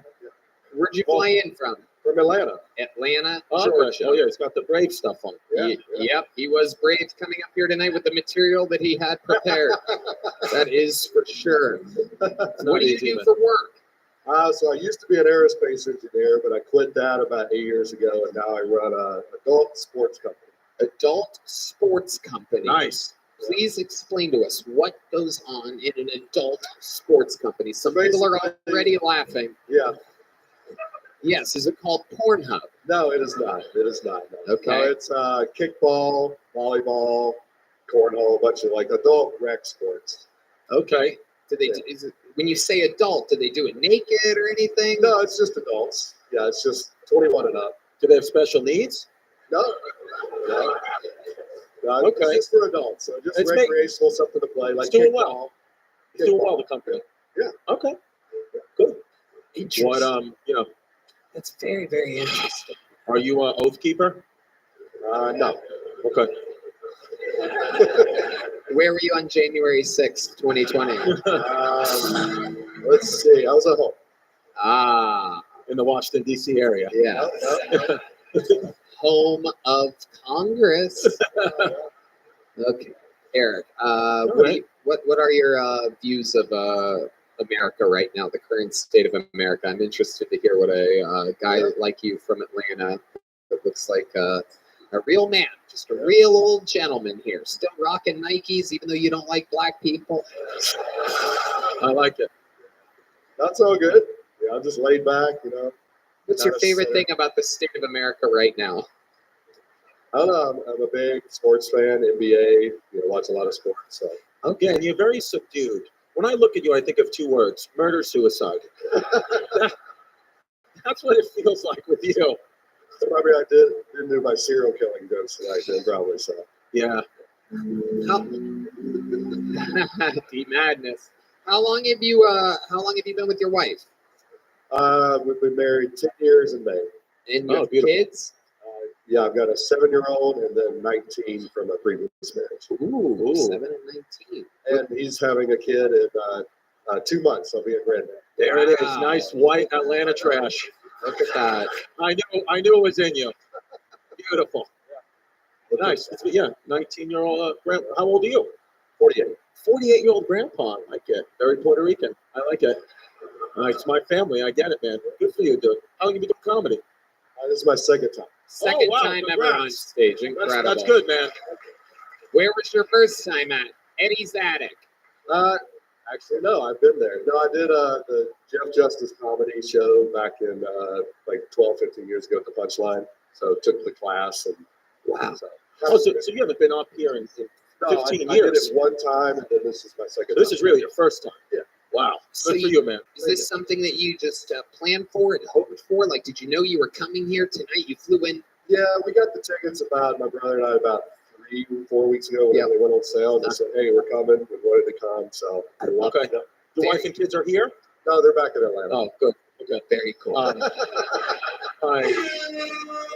It's not easy, man, but the first time to do it like this, I think was excellent. Yeah. And 48 years old, a lot of guys wouldn't have the courage to, they'd be like, oh, whatever, my life's almost over anyway. But you came out here and you fucking are trying something new. Yeah. Thank you, dude. Good for you. When do you fly back? Wednesday. Okay. What are you doing tomorrow? Hanging out, probably getting some food, hitting barbecue places, stuff like that. Have you tried Texas Roadhouse? we have those in Georgia, so believe it or not. Wow. Absolutely. Got one in Atlanta. Okay. What's the craziest thing about your life that you could share with us? Do you have any special skills or talents or anything that you once did? You saved someone's life or almost died or something crazy, something with your family? A little fun fact that makes you absolutely different than everybody else? I mean, not really. I mean, being into sports, I did travel. So there's the kickball thing. I did travel. So. Are you fucking great at kickball or something? Like, what the fuck is going on? How do you make a living in the kickball world? Believe it or not, I did travel for about 12 years playing, basically like semi-pro kickball. What? What? First of all, that was the answer to the question I asked you 2 minutes ago. Not much, just a typical sports fan I have, daily dabbled in making a living in kickball. What the fuck are you talking about? I've been That to is Austin unbelievable. Twice. Been to Austin twice for kickball tournaments in the past. What? So yeah. Wow. They fucking I do fly. it all over. There's one in Atlanta next weekend. So How much money do you lose playing kickball exactly? I've made about $3,000 in 10 years doing it. Wow, okay. There you go. That makes We sense. covered a couple of our towns. I love it. Hell yeah. Incredible. Good. I love it. Your wife is going to watch this in 2 weeks. Eventually. Tell us something weird about her pussy. After 10 years, there's not much weird. It's just, it's just normal. Okay. Did they sew it, tighter, like daddy stitch? Did you get the daddy stitch on it, or you pay extra? Yeah. Nope. Do you know about that? Nope. Just Lucy old goosey over there. All right. Well, Eric, you are a true American gentleman. I know you're going to catch this because you're a professional kickball athlete. So there you go. That's another joke book from Bonsai. There goes Eric Allen, everybody. We got to keep it moving here. Let's get another one out of this bucket. See what happens. All right, another Eric, back to back. Make some noise for Eric Biggs, everyone. Eric Biggs. These bucket pools have been fucking aggressively rough tonight. Let's see what happens here. Eric Allen going home with a gel blaster for his 19-year-old. Here he comes, everybody. Eric Biggs, everyone.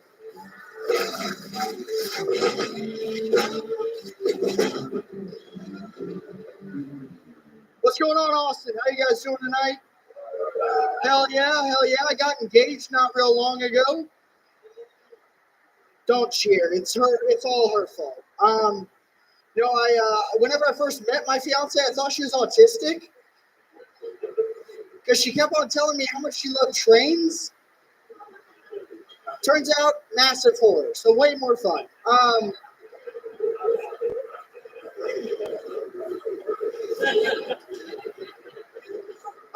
miss hanging out with my dad since I moved here. Mostly it's because my dad is now officially the age of old white men, where he shouldn't be in public alone. Like he sees other old white fat guys, he chases them across parking lots to see if their Corvette t-shirt means they own one. It's like, Dad, we're in Walmart. None of us are employed, The only other interesting thing about me, I think, is I graduated college with a 3.0 blood alcohol level. Thank you very much. My name is Eric Biggs. There you go. He's getting out on that laugh very quickly. Like it. Got a little chuckle. He's like, thank you, good night. Eric Biggs. We are having trouble with this bucket here tonight. Yeah. Eric, Glad to disappoint. how long you been doing stand-up? 4 years. 4 years. Where? What part of the middle of fucking nowhere are you doing stand-up? Is that how long have you been playing kickball in Atlanta? Blanco, Paris, Missouri. Missouri. Oh, nice. Ah, yes. Yeah, the funniest guy of 3 people. It's a big thing, Right. Yeah. Absolutely. Okay. Is that near fucking what's it called? The fucking Ozarks? Yeah. Yeah. Yeah. That's where the rich people in Missouri go to party. Right? Yeah. Where do your people go to party? Texas Roadhouse? Yeah, Texas Roadhouse. Where though? What's the name of the gas station, BP gas station. you guys really hang out at a BP? Yeah. I'm as white trash as you want me to be. Wow. Tell us more. Tell us about that. We want to know about trash Missouri you. We don't want to know about fucking your blood alcohol level and shit like that. We want the real shit. What's the white trashiest thing you think you've ever done or been part of? I got lit on fire because I didn't understand Oh my the way God. gasoline works. You didn't understand what gasoline was? Yeah. I'm a mechanic too. That's the sad part. What part of your body got lit on fire? Arms, legs, face, neck. So I have excuses. The reason I look like this. You don't have any scars though. Yeah, just on my hand. No, just on the hands. Oh, and you have the American flag tattooed on your Yeah. Nice. That way everyone knows. I could have guessed that. Hopefully you didn't light that part on fire because we don't take kindly to that in Texas. That's Yeah. desecration of the flag and that's against our fucking laws. Okay, so you've been lit on fire Yes, sir. And you've been doing stand-up much longer than we were hoping that you've been doing it. What's your love life like, Eric Biggs? I'm engaged. Okay. Nice. What does she do? She used to be a waitress, then we moved here, and she decided to just sit at home while I chase dreams. Oh, that's Yeah. great. Wow. Well, get ready to light yourself on fire again. Yeah. Oh my God. Yeah. Very poor is what I'm saying. Wow. Incredible. So, when did you move here? About a month ago. About Oh, a nice. month ago. Welcome. And so, what is your actual plan? How much money did you guys save for her to be sitting around and you to be chasing your dreams? Yeah, I have a work from home job, so I was able to do that still here. So I work in a call center while old white women yell at me and call me a cunt every day. Wow. And that's just your wife. Yeah. Yeah. Exactly. Yeah. Yeah. Then I do comedy, and women with blue hair Yeah. call me a cunt. So Yeah. You do have the body of a lesbian. Yeah. Yeah. Just for Were you. you on stage earlier with jean shorts? You want to pet me? Daisy Pukes. Interesting. You know what? I want to keep flying through it. It was nice to meet you, Eric Biggs. Thank you very Here's a much. little Good job, joke book. Eric. Oh shit, we're out of little joke books. We'll get you one next time or something. There he goes. He gets a gel blaster though. Available in stores everywhere. Let's do something fun right now. Let's get a little. Remember that shot that they gave Uma to the heart in Pulp Fiction? That's what I'm going to try to do to this show right now. When I introduce someone who, again, much like Aaron Belial, is only a few months into this fucking business, but we think he's a sensation. Make some noise. Another set by Uncle Laser, everyone. Oh, there he is. Taking his time. My God, he has a bottle of whiskey. The boy's got a goddamn bottle of whiskey. He knows how to make an entrance, folks.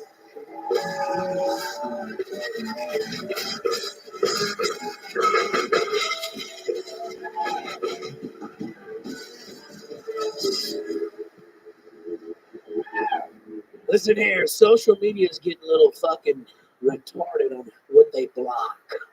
The other day I was sitting in traffic and some fucking retard was in the right-hand lane and he didn't turn right. Hung us all back. And I said retard on social media and they took me down. Look at me real quick. I ride the short bus when I was in elementary. And when people were going to regular math, I was doing remedial math in the janitor's closet with people that walk like Aaron Belial.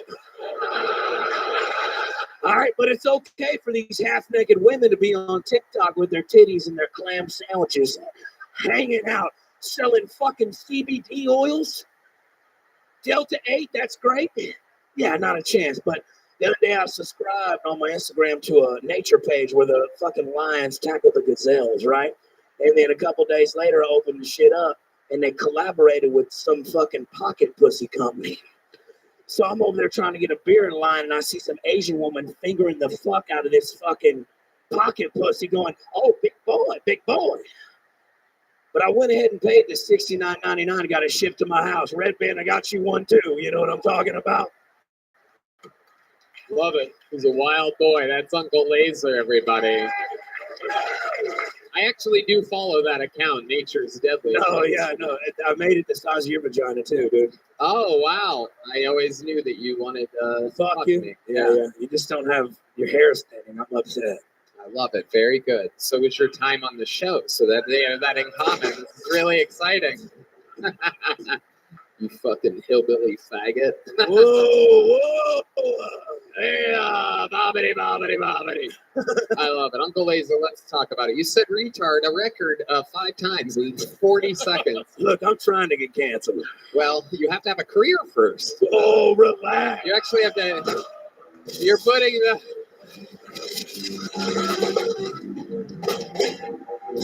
I'm going to be the first person to get canceled 6 months into my comedy career. Hey, that's funny you should say that, but my Instagram account alone has more than the Kill Tony fucking Instagram account. How does that make you feel?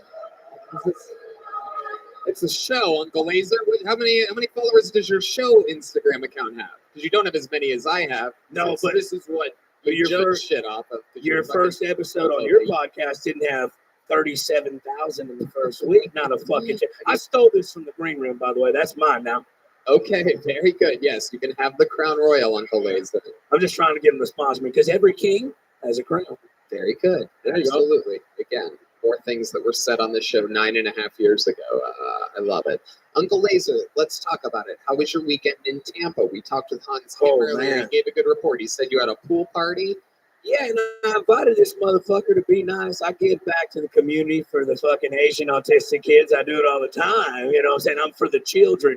But he shows up, first off, in jeans to a pool party. All right. He's carrying a box of his t-shirts. Like he's like, you know that old Mexican man used to like ride that bike selling ice creams and shit, trying to get them out to everybody. And then he brings a drone. He got in the pool with his jeans on, with goggles on, blowing bubbles, fucking flying that drone up there just like that. It was incredible. That is amazing. That is so Asian. He doesn't want to show his legs also, I think. No, he had a huge dick in them jeans. I will give him that, dude. It ain't stereotype Asian. It's different. Yeah. No, it's different. He's got Kill Tony confidence. It's a whole thing. His hair's thinning too. Okay, very good. Yes. Again, Uncle Laser's hair is his identity. So he looks at other men like, what's your hair look like? Okay, I got you. My hair's got more followers than you do. fucking trash ass fucking garbage human. I'm trending though. I love it. Yes, indeed. What are you trending on exactly? Trending up. Okay. This is, if you've ever wondered what it's like if cocaine took an Adderall pill, this is what it's like. Like a blob of cocaine did Adderall. First off, can I say something though about shit? That chick's into cocaine and Adderall, Laser. Look at There you that. go. She's ready to fucking. Well. I think we found Auntie Laser up there. Look at this. Chris, listen. Yes, sir. You've been quiet all night, dude. I mean, I get it. You're pretty. You know what I'm saying? You're like a pretty girl at the party that pets the dog. Yeah. In the I corner. I snipe in and out. I bet you're a pillow princess too, aren't you? What's a pillow princess? Where they just lay there and get fucked and make no effort because they're pretty. No, I'd make an effort. I know you do. You put them glasses on like Yeah, that. why don't you take me to your pool? I honestly wanted you in Tampa, to be quite honest. Yeah. I did. Oh, do you live in Tampa? No, I live here, dude. Oh, shit. I Okay. just travel for a living. All right. Yeah. Good, man. You, Laser, I've never seen you go completely gay in the middle of an interview. Hey, he's a good. Look, last time I said something about somebody having cancer with a woman, and that was too much, and now I'm gay. Yeah, it's pretty good, man. Okay. You look like Eileen Wuornos, the first female serial killer ever. You should Google Eileen Wuornos. Yeah, I know who she is. Dude, you got that vibe a little bit. He really does. Charlize Theron. Yeah, and like Mad Max. Monster. Monster. Mr. Yeah. Perfect. Mr. Monsters Imperfect. Ball. Monsters Ball. Wow. There you go. Holly Berry. Yeah. Okay. Yep. Absolutely. I think Monsters Ball is a different movie. I think Monster is the Eileen Wuornos. That's what it was. Yeah. Monsters. Yeah. Monster. She used to kill the people that would buy the prostitute. What are those called? Johns. She would kill them. So the life of Tony Hinchcliffe. Yes, very good, Uncle Laser. Very good. That did not go over. Dude, it ain't going well at all. I don't know if you noticed. I don't know if you. God damn. Okay. How dare you? How dare you? It's a shame I don't have a little joke book to give you. No, but give me one of them fucking gel blasters. Hey, you give them to everybody. I'll fuck them homeless people up. I don't want them washing my windshields or anything, dude. What? I did watch. We did have me and a group of friends hung out a few days ago at a local coffee shop. And a guy asked me when I pulled up. There was a gentleman with a rag and a bottle of Windex, and I pull up and he starts walking up to my car, which got waxed. Literally the day before, and I'm like literally laughing. I'm like, don't you fucking even think about it, dude, right? We're hanging out later. Laser pulls up. I go outside. He has this guy Windex his entire truck. The outside, the doors, the tail, the muffler. No.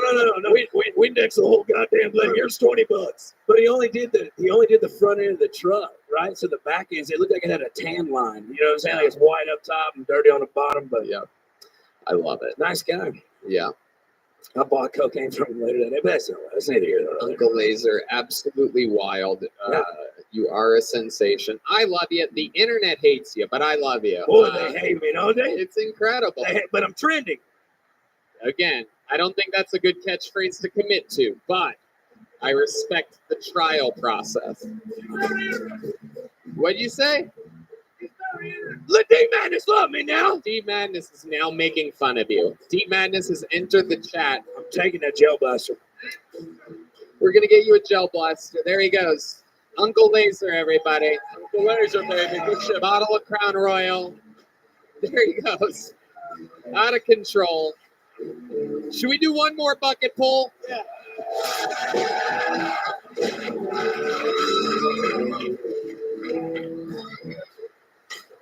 Let's see what happens. All right. You know, I've been doing this a long time. I've never seen this name before, but just something in my gut. Sometimes when I see a name, I feel like it's going to be a good one. This is a 3-name comedian, and I think this is going to be the bucket pool of the night. Maybe I'm wrong. Who knows? I don't know why I'm hyping it up. But make some noise for Chad Mitchell Budgeons. Or perhaps Rogers. Rogers? Whoever the Chad Mitchell is, Chad Mitchell could be Rogers, could be Bodgers, or Bodgens. Here he is, Chad Mitchell. Hey, everybody. How's it going? Dude, my name's Chad. In case you couldn't already tell. There's this stereotype about the name Chad. I don't know if you guys have ever heard of it, but typically he's a straight white guy, mid-20s, and a total fucking douchebag. And I just want to take a second, set the record straight, and say, listen, not all guys named Chad are douchebags, okay? But I am. So it's a safe space. It doesn't help that I look like every guy from the Midwest ever. Like, I've been working on this impersonation. Can I do it for you guys? Okay, this is every white guy from the Midwest taking a photograph. Here we go. Ready? Can you turn it sideways? Let's do a silly one. Let's do a silly one. I didn't know what being a Chad was for the longest time, but one of my boys clued me in on it. He was like, no, dude, Chad is synonymous with being a douchebag. You're like the good-looking, confident guy who's probably going to try and steal someone's girl. I'm like, that's hilarious, bro. Like, try. Thanks, guys. Oh, yeah. Chad Mitchell Rogers. Chad Mitchell Rogers. Boy, was I wrong about my instincts about that bucket pull. That was incredible. Boy, at least, you know, I can admit it when I'm wrong. And boy, yeah, I was wrong about you. Weren't you just up here with cerebral palsy? Yeah.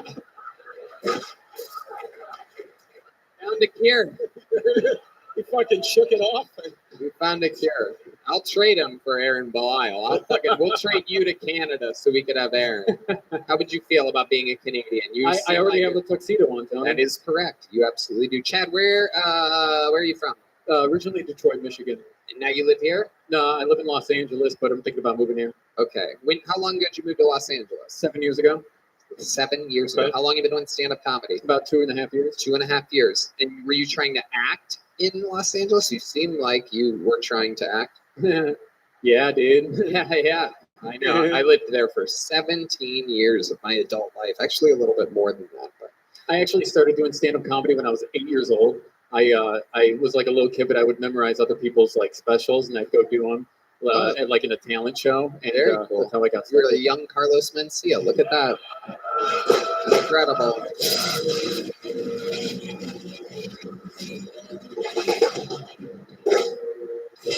Incredible. So, Chad, how did your acting career in LA go for you? You seem like the kind of kid that had a Disney Channel appearance at one point, and now you're triple vaccinated and going to die from an enlarged heart any day.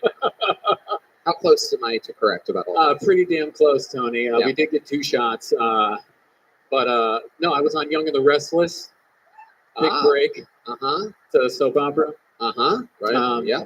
I do shitty YouTube videos with some YouTubers and stuff like that. Okay. Yeah. What do you usually? What does your YouTube video content consist of? It consists a lot of me like being a drill sergeant or like a cop, like being real hard and giving some other guys like a really hard time. Okay. Is it you and a bunch of white guys? Yes. Oh, okay. All right. Are you guys gay? Not yet. Right. Not yet. You pretty smooth with the ladies, Chad Mitchell? Yeah, I'm pretty smooth. I have a really beautiful girlfriend. Okay, you had? Did she pass away? No, she's here tonight. Oh, okay. Oh, did she sign up for the show too? Yeah, she did. Really? Oh, she nice. did? Yeah. What's her name? Jennifer. Jennifer what? Norman. Ladies and gentlemen, how many of you want to see if his girlfriend's funnier than him? Welcome to another episode of Is Your Girlfriend Funnier Than You? This is the Kill Tony debut of Jennifer Norman, everybody.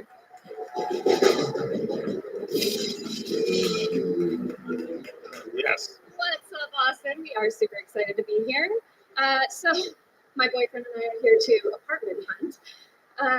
I'm beginning to wonder if he's gay. If you can't already tell why. Every place that we look at, all he can obsess over is how much closet space there is. Yeah, I'm like, why, Chad? Because you spend all of your time in the closet?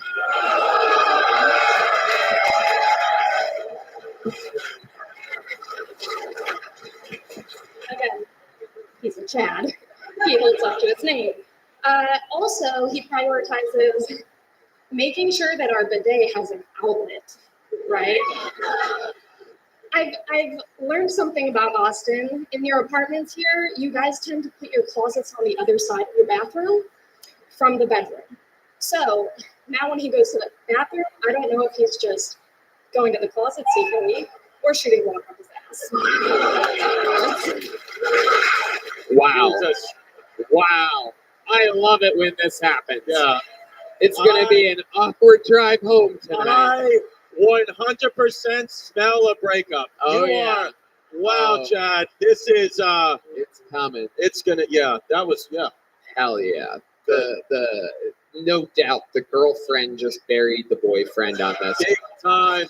It's The good news is after the breakup's official, I've just confirmed you will be getting a blowjob from the purple-haired girl. So That's it. congratulations. Congratulations. Close your eyes and hold on tight, my friend. it is over. Man, Is very funny, great. very funny. That was amazingly well executed. Have you done stand-up comedy before? And this is my very first time. What? Unbelievable. And wait a second. Wow. Wait a second. How long is Chad Mitchell been doing stand-up? Did you say 4 years? 2.5 years. 2.5. 2.5 years. Oh my God. Are you better than him at everything? Jesus. Well, Jesus, you're funnier, you're taller. It's bad. It's Chad. It's never Chad. I love you, buddy, but it's just my nickname is Jen the Jack of all trades. okay. Wow, that's incredible. Name some more things that you're great at. I dance. We actually met 2 years ago in LA, but I also moved from Michigan to Los Angeles. Been there 7 years, and now we just applied for our first apartment in Austin today. Wow. What kind of dancing are we talking about? Oh well, a lot of commercialized styles. So Okay. Whoa! Whoa! Wait a second. Wait. Whoa! Can we get a rope for Chad Mitchell Rogers so that he can? How many of you think we should want Chad kill himself here tonight? This is incredible. Is that Paul Digger? Oh, I thought Paul was playing the immemorial Marine song. Another gay soldier lost. Wow, this is incredible. How long have you two been together? Right up to that microphone. I only want to talk to Jennifer for the rest of the. Yeah. Chad, every question I ask, I want you to approach the mic like you're going to do it, and then you back off just like that. But let's start here. How long have you two been together? Just over 2 years. Over Oh, 2 years. This is incredible. So you really love you do. So you love him. I love him very much. Oh, that's cool. That's beautiful. Why did you absolutely annihilate him then? He told me to. He was like, "We have to write you a minute. You're going up there. I'm going up there. Somebody's going up there tonight." So But you wrote it though, or did Elliot Page? it was like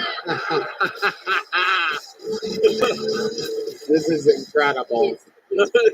he's really good at making fun of himself. I'm just like really good at executing it. Yeah, absolutely. There's no doubt about it. I think we found your guys' business model. He's the writer and you're the performer.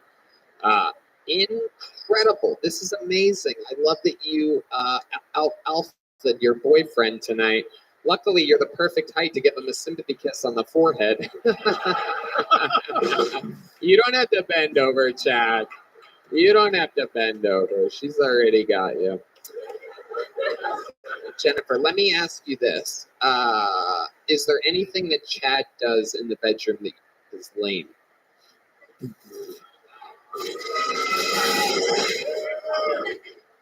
I think it's more so what he doesn't do. I'm going to kill myself. I'm going to kill myself on behalf of Chad. This is incredible. This is incredible. If you tell me, I swear to God, if you tell me right now that Chad doesn't eat your pussy, I'm going to do a backflip into the audience. I just want to see you do that. Oh, okay, good. Thank you. So that's not the case. What doesn't he do in the bedroom that you wish he did? Last question, and I'm going to let you two go. But you have to answer it honestly, or I'm going to ask 5 more questions. Somebody yelled anal. One of the college kids yelled anal. I can always go to my college station friends here for a little extra immaturity that Red Band doesn't provide. It's an anal that you want to hear. He does seem like he'd be like, that seems icky. It seems like he would say that. I think he wants to do that more than I do. That's not my thing. Okay, I do believe he wants to put his penis in a butthole. I do believe that. I think incorporating more toys, though, you know? Like, Okay. That can be. He does look like a puppet.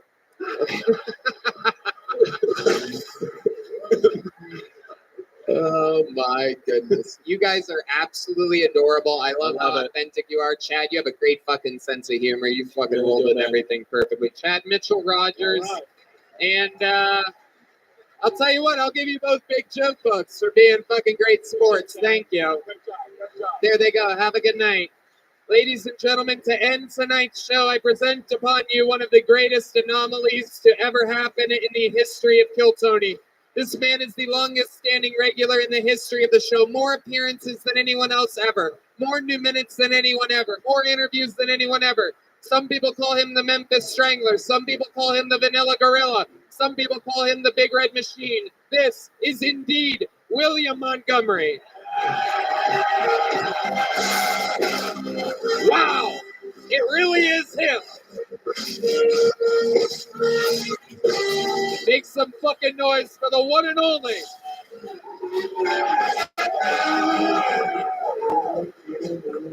Man, I bet your fucking stupid ass was on The Young and the Restless. What the fuck was that? God damn it! And just right off the bat, anybody in the front row, I'm sorry, I have COVID right now, so I'm sick as shit, so. It's Murdaugh's murder trial is winding down on television. It seems like if he was going to murder a son, he'd murder the one named Buster and not the one named Paul. It was a long weekend this weekend. Hard to trust a Mexican restaurant that doesn't have Mexican waitresses. That's like going to a Chinese restaurant and not noticing the obvious signs of human trafficking.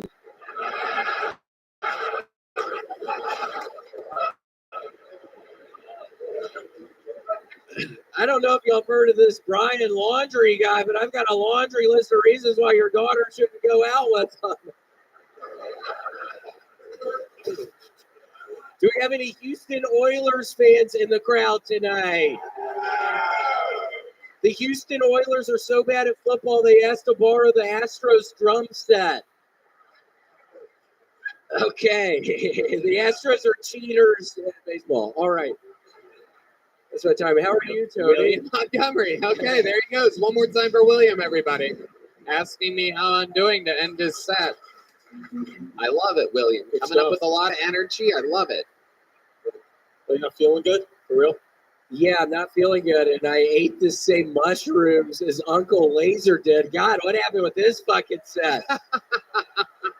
It was fun to see y'all go after each other. But yeah, I was watching that, and I was thinking, tripping by myself on the side there. I was like, fuck, what a horrible decision. But it's fine. It's totally fine. How much mushrooms did you guys eat? I had no idea you guys would eat Like mushrooms. a handful? No, I don't know. Like some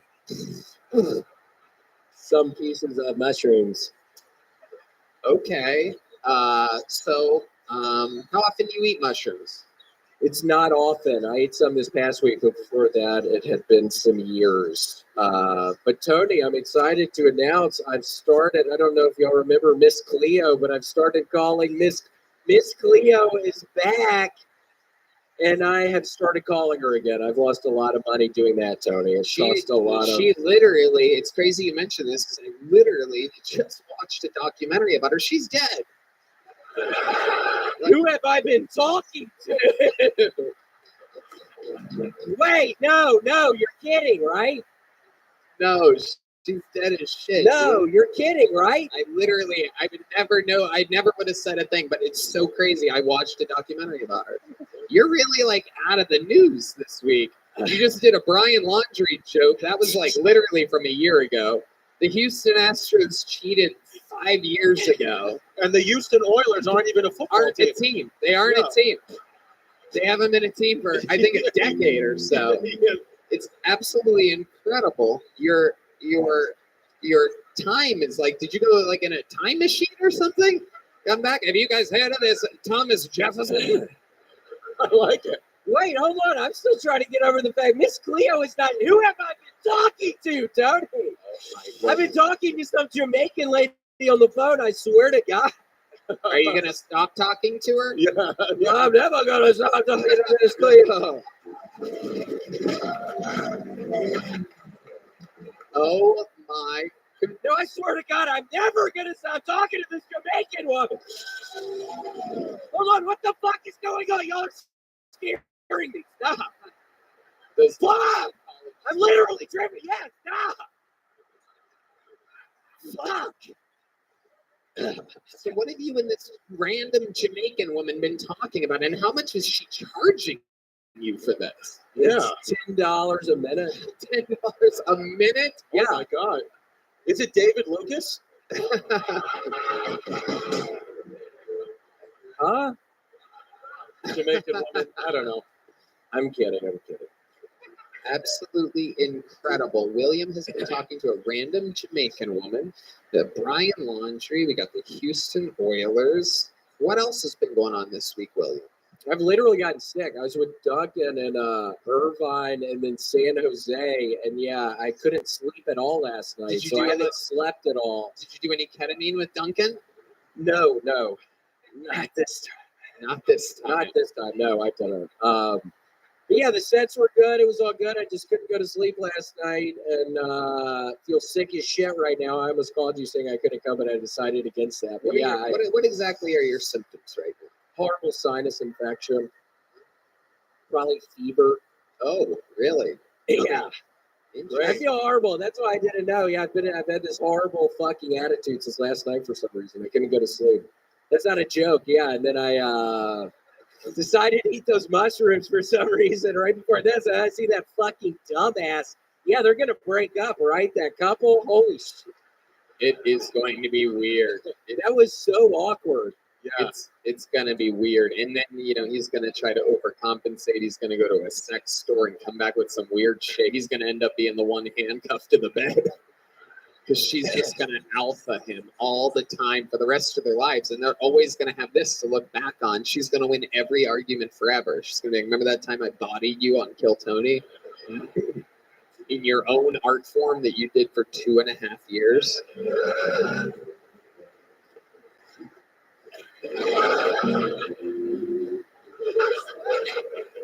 William Montgomery really playing to the crowd right now. I like it. A little bit, yeah, just horribly on edge. Yeah, I couldn't fucking go to sleep last night. It was horrible. I don't know what it was. I drank some coffee. I did take a little piece of an Adderall at probably 4, but normally that doesn't affect me. But yeah, I couldn't. You took an Adderall at 4 p.m.? 4 p.m., drank some coffee, and then couldn't sleep. So I've been up since yesterday morning. Have you tried winking? Winking relaxes you. Winking at people in the audience. William has a special magic trick. I have been watching your fucking fine ass since you fucking. Whoa, you talking to this guy right here? Yeah, look at that guy. Wow, He's a cutie down there. I like that guy. Nice. Yeah, he's here from Ukraine. Yeah, visiting at war right now. Ooh, whoa. Yeah, I think I love you, man. Oh my goodness. Holy shit, I'm not fucking around. I think I love you. Whoa, he just gave you the eyebrows. Right, man, stop! I wasn't even fucking with you. What would you do to this guy if you had the opportunity to take him back to your place? Ooh, what wouldn't I do? Where would you start? Probably just some simple kissing. Probably just some sweet little kisses. If you'd let me, I don't know. Let's see how far you'd let me go. Just some simple kissing. Yeah, we'll see how far you'd let me go. Let's see how far you'll let me go today. Sir, how far would you let William go? Yell your answer out so this mic picks it up.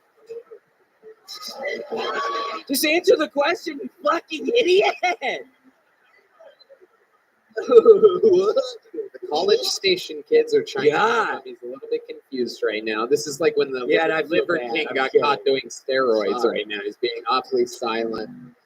Would you make love with William Montgomery? All night. Cool, that's sweet. I didn't know what you would say. I'll take that. Thank you so There much. you go. Cool. Okay. William, what would it take for you to stop fucking this guy? Try some Ritz Bit sandwiches. Okay. I've been eating a bunch of Ritz Bits recently. That's not the answer I was expecting. Oh.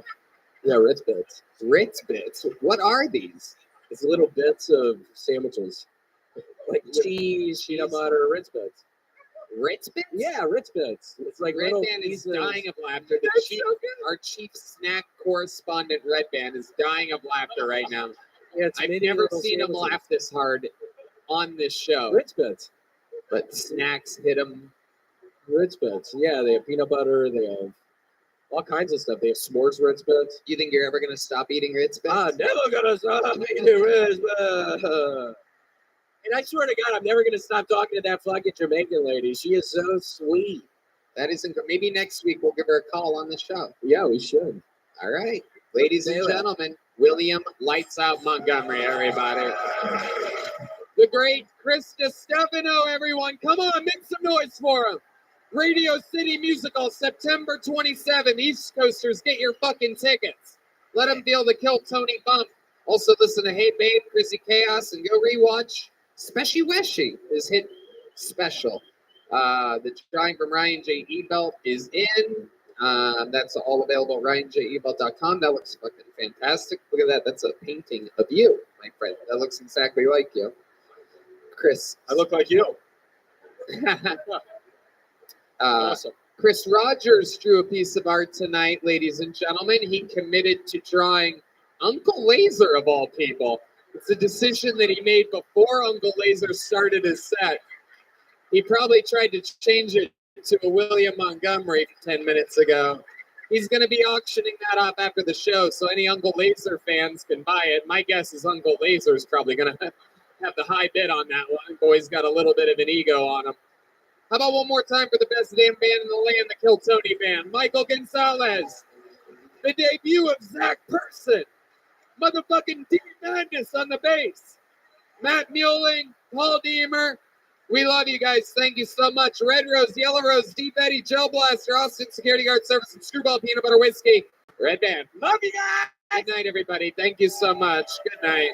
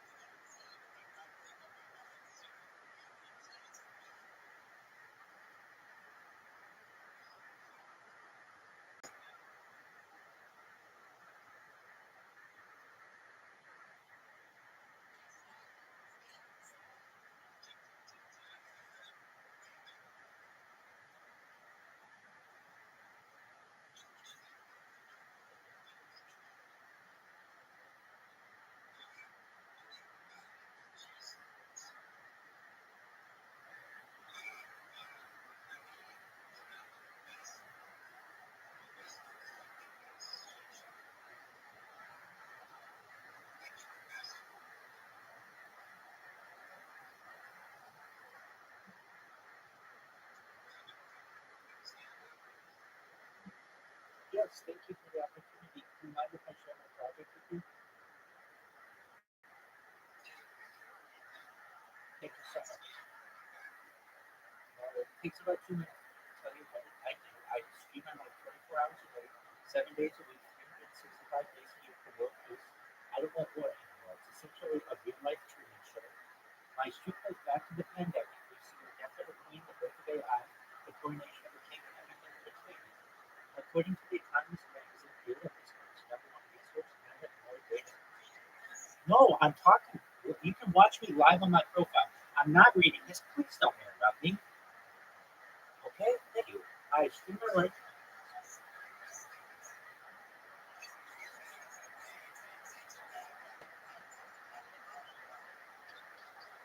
Thank you so much. That's okay.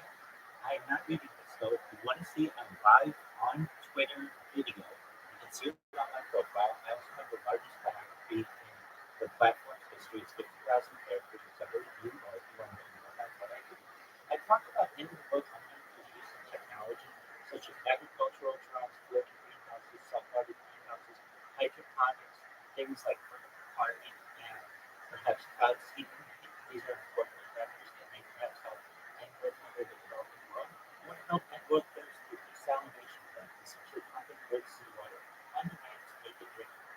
Other things that I talk about that I feel are important to the world, the things like anti-gravity, anti-matter, cryptocurrency, certainly Web3. I'm sponsored by cryptocurrency, which known as PayPal with Amazon technique. It's worth more than $100 million. I go live in their Telegram for more than a year on PayPal. Other things that we talk about are things like de-extinction, essentially reversing the extinction of species that have found Earth. People don't know this, but the first successful de-extinction took place in the year 2002 with the Pyrenean ibex, which is like a goat in northern Spain, southern France. Fast forward to the year 2021, a company out there known as Rothschild Bioscientific was found in. Essentially, they have made it their goal by the year 2028, in the next 3 years, to reintroduce the living animal into their circle using African elephant pharmaceuticals to make them easier to model.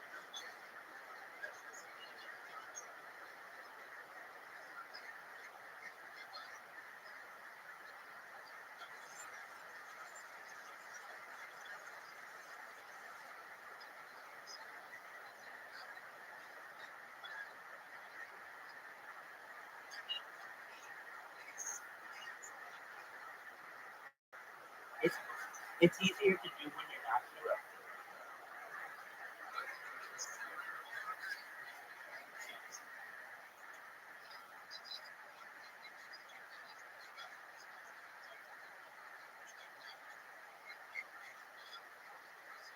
Thank you so much for that.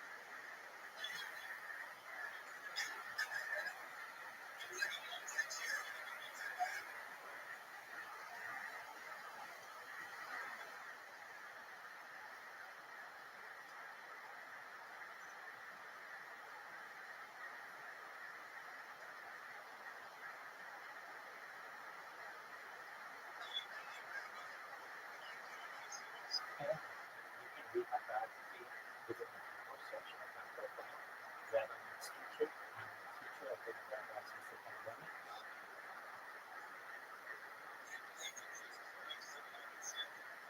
I personally do not, but I know people who do, and I respect their beliefs.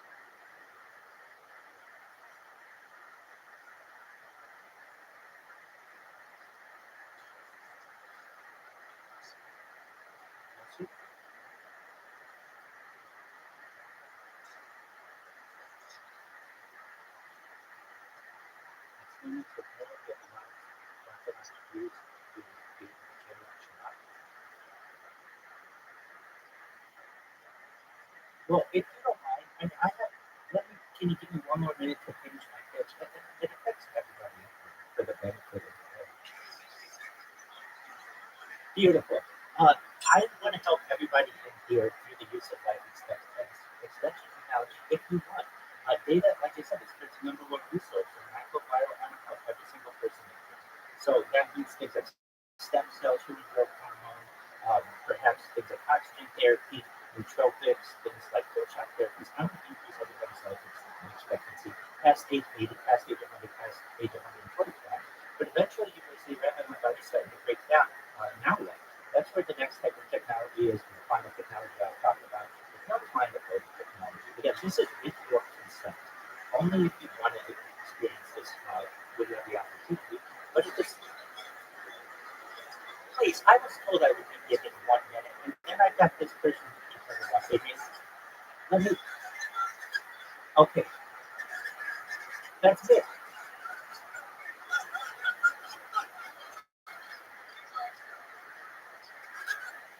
Thank you. Essentially, there's a type of technology, not climate related technology, where you can scan your brain into a computer if you want with your consent, like a CAT scan or an MRI, later download as an Android app card. Essentially, perhaps even a robot, whatever you want to be, essentially. But I do want people to know that there's an opportunity to have a digital immortality. Thank you so much for letting me share.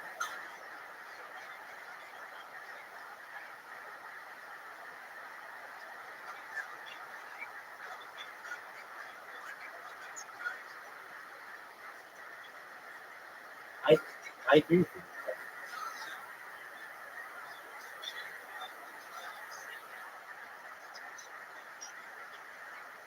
Oh, yeah, most certainly. So, I think if people aren't aware, the manipulation of the weapon actually becomes, if you want to call it, like still done anyway. This is done from a clandestine, but also it is done on the surface, particularly in places like Dubai, where they don't get a lot of rain, where they have it planned its entire weather station in the United Arab Emirates that allows it to rain once a week in a planned schedule. And I think that this type of technology should be utilized in the developing world, and especially where we have wildfires. I don't understand why we don't utilize this type of technology to wildfires globally.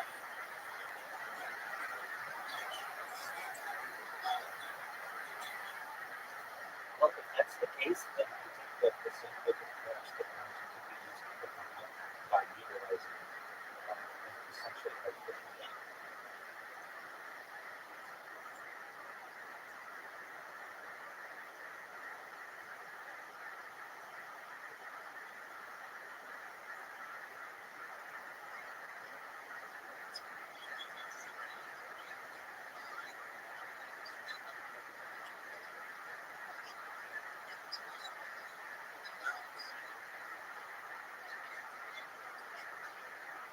Absolutely. I've seen it inside it. It is one of the most futuristic types of stations I've ever seen.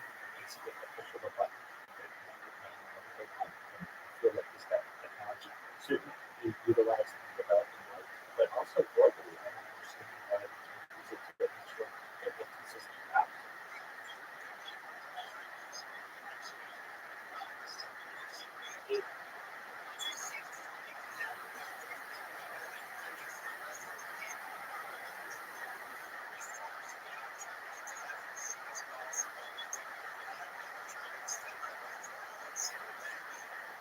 I understand that if you're trying to get there as fast as possible, why would you know that's the right one just really fast?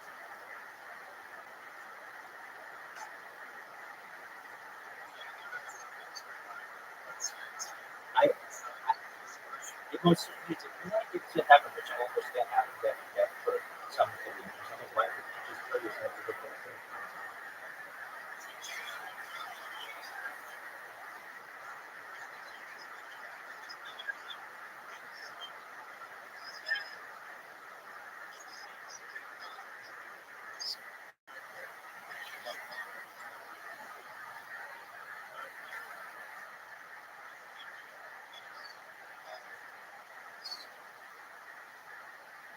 moisture you like. At the end of the day, I don't think anybody knows if who knows me, just to admit that. But if I had my guess, chances are there is a possibility perhaps that they could develop more calories, so there may be the opportunity to not die. Let's say people do die. Traditionally, what we think happens is within the Pacific world, most Orthodox or modern Orthodox mentalities is that good deeds are essentially contemplated for 1 year, and then after that, should we have lived a moral life and sit the right hand of God and study Torah for eternity? But really, nobody knows, and I'm someone who doesn't necessarily focus on what might happen in another world. I like to keep my mentalities in the scientific and realistic discussion. And that's why I have these types of discussions regarding futurology and perhaps mind building technology to perhaps maybe have the opportunity to escape death, unlike previous generations.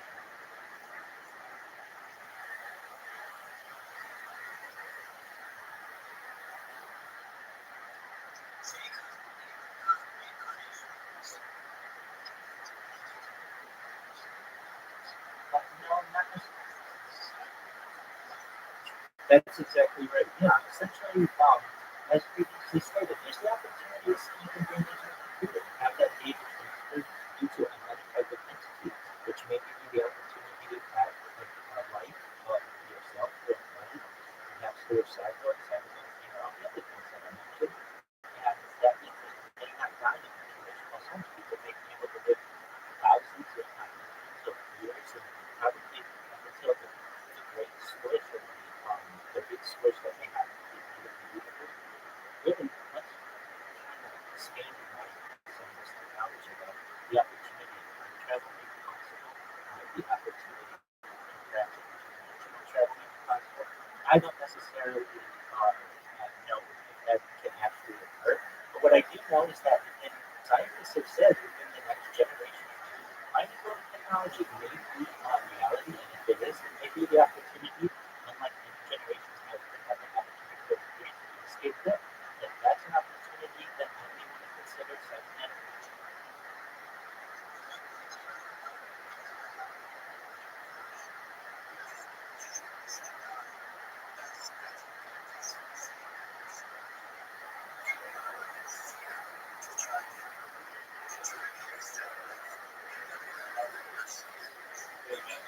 Hey, I'm in the middle of a podcast. I don't think I'm scared of death. I understand that for generations prior, it's been inevitable. And I've had to recognize in times of my life that it may be inevitable for me. I try to take that kind of mentality and mature it and reason it makes sense. But I do keep hope alive that there may be a possibility to escape that. So if anything, I have just a positive mentality.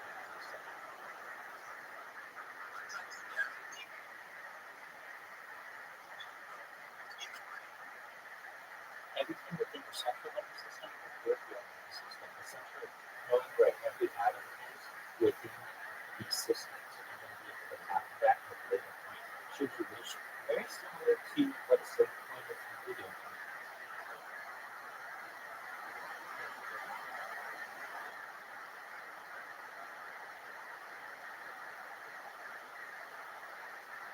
I recognize that it's a big topic, and by no means can I guarantee it as a future. I do want you to know I appreciate the opportunity to share this with you. If you want to learn more about it and learn more about my project, I am live 24/7 on YouTube. I also have on Twitter. You can join my Discord.com/Rabbi.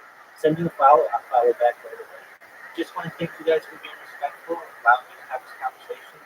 Just wish you all the best and many blessings to you all. Thank you.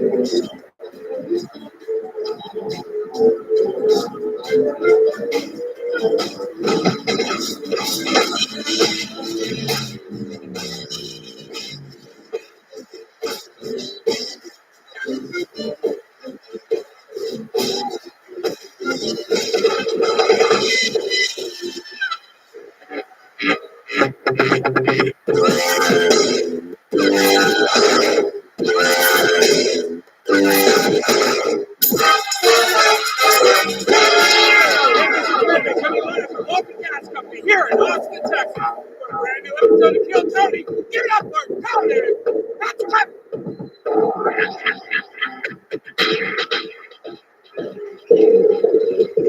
You guys ready to have the best goddamn Monday night of your lives or what? Yeah! Make some noise for my friend Red Band, everybody. Hey, everybody. Right here. We invented podcasting a long time ago. This is Kill Tony, brought to you by the Red Rose and the Yellow Rose, the two best strip clubs on planet motherfucking Earth, which are all here in Austin. And so is Deep Eddy Vodka, which, believe it or not, is also an amazing sponsor of the show. How you guys doing tonight? Are we feeling okay? Bringing everything together. How about a hand for the goddamn band? Am I right, people? That is the Screwball Peanut Butter Whiskey Kill Tony band. That's the great Paul Deemer on the horns. Michael Gonzalez on the drums, John Dees on the keys, Dave Scher stepping in on the bass guitar tonight, and Matt Mueling on the electric guitar. D Madness not here this week, which is interesting because a fun fact that I heard before the show is he left his cane here last week. Our bass player forgot, or perhaps didn't see his cane here. They got it now. Yeah, we've recovered it, but we have no idea where D Madness is tonight. So conspiracies are saying that he's not even blind. That's what a lot of people on Reddit are saying. it's very, very exciting. Something to keep an eye on for the future. We're happy to have you guys here. We're going to have a lot of fun. Before we start tonight's episode, here's a little bit more from the amazing sponsors that made tonight's episode available for you here right now. Hey, y'all, you might not know this, but when I'm not being the host of the #1 live podcast in the world, what I've been doing for the last 16 years is being a professional stand-up comedian, and I'm excited to say that I'm back out on tour again. September 29th through October 1st, Nashville, Tennessee. October 11th and 12th, Philadelphia, Pennsylvania. October 14th and 15th, I am in Boston, Massachusetts. November 4th and 5th, New York, New York. December 9th and 10th, I'll be performing in Arlington, Texas. January 13th and 14th of 2023, I'm in Dallas, Texas. And February 9th and 10th of 2023, I'm in Houston, Texas. Tickets available at TonyHinchcliffe.com. Are you guys ready to start tonight's show or what, huh? You guys are in for a treat, man. You know, sometimes we have the famous fucking unbelievable guests, and sometimes, you know, we have the most talented, truly, I like to think that we were the first. If you go way back in history, go look at who was booking Shane Gillis, Tim Dillon, you know, these monsters, that all of these people. Go see who was really putting them out there first. And I would say, with no ego, that we are the best at finding monsters right before everybody else knows about them. Tonight is one of those nights. This is truly two of the funniest human beings on planet Earth that I think the whole fucking globe is going to know about. Ladies and gentlemen, make some noise for Brian Simpson and Ryan Law. You're going to say that you saw them here tonight. That's Brian Simpson. That's Ryan Law.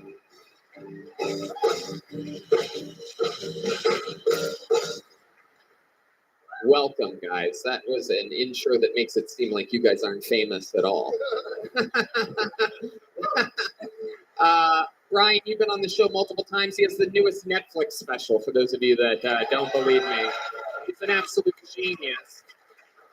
Destroyed here in who shows this week. I just moved here too. Yeah, the newest resident of Austin, Texas. Yeah, finally, another black in the city of Austin. We love it. But he's housed. He has a house, everybody. So it's one of the good ones. Yeah, I had to trade for a permit, like a liquor license. You know what I mean? It's only like 250 of us allowed. We are at the limit, I do believe. But here to offset him is Ryan Long, everybody. Ryan Long is here. This is his first time on Kill Tony. This is very, very exciting. I am a huge, huge fan of the videos that you've been making for a very long time. And of course, as a stand-up comedian, we always perform at Skankfest together. And yes. I'd also like to announce that I will be moving to Austin as well. Wow, look at that. Another one. I'm not, but that felt pretty good, huh? It's a good way to get the applause like that. Yeah. It I works. like how these motherfuckers was.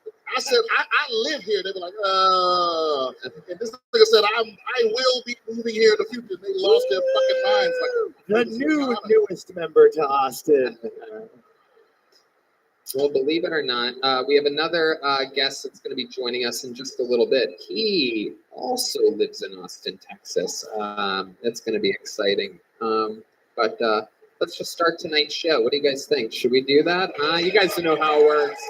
A bunch of comedians signed up for the opportunity to get 60 seconds on this stage. Sometimes it's the debut of a fucking freak from the future who you're going to know forever. You know, we've broken many great comedians here, finding them out of the bucket. And sometimes it's a mentally challenged homeless guy that thought he was signing up for like a lottery or something like that. Anything can happen. We see 60 seconds of their stand-up, and then I interview them afterwards, and we all find out more about them. You know, their time is up. Uninterrupted 60 seconds when you hear the sound of a kitten. Oh, you can barely hear that, Red Band. That's the sound of a kitten there. It's the show. We've been doing it 9.5 years, everybody. Red Band still forgets his cues, everyone. 9.5 years, all around the world. That means that you have to wrap it up when you hear that kitten, or else you're going to bring up. There you go. Very good. Great timing there, Red Band. You're unbelievable. Yes. Yes, I stumbled on the cue that I've been doing for 9.5 years while making fun of you for stumbling on your cue that you fucked up that you've been doing 9.5 years. You guys ready to start this motherfucker or what? Yeah, that was cute and all. I could tell a lot of you are visiting from other places, but we have to do a little bit better than that. I know it's Monday. Are you guys ready to start the greatest live podcast on planet Earth?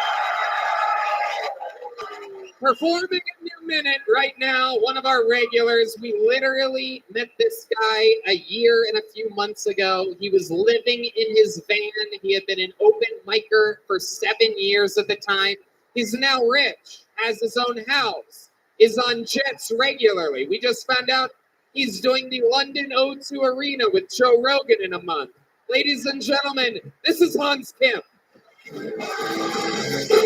This is Hans Kim. This is Hans Kim. H-A-M. Yes, I am. What's up? It's good to be here with Meatwad from Aqua Teen Hunger Force and Canadian Pete Davidson. My name is Hans Kim. I'm an Asian man. I'll be the female comedian of the night.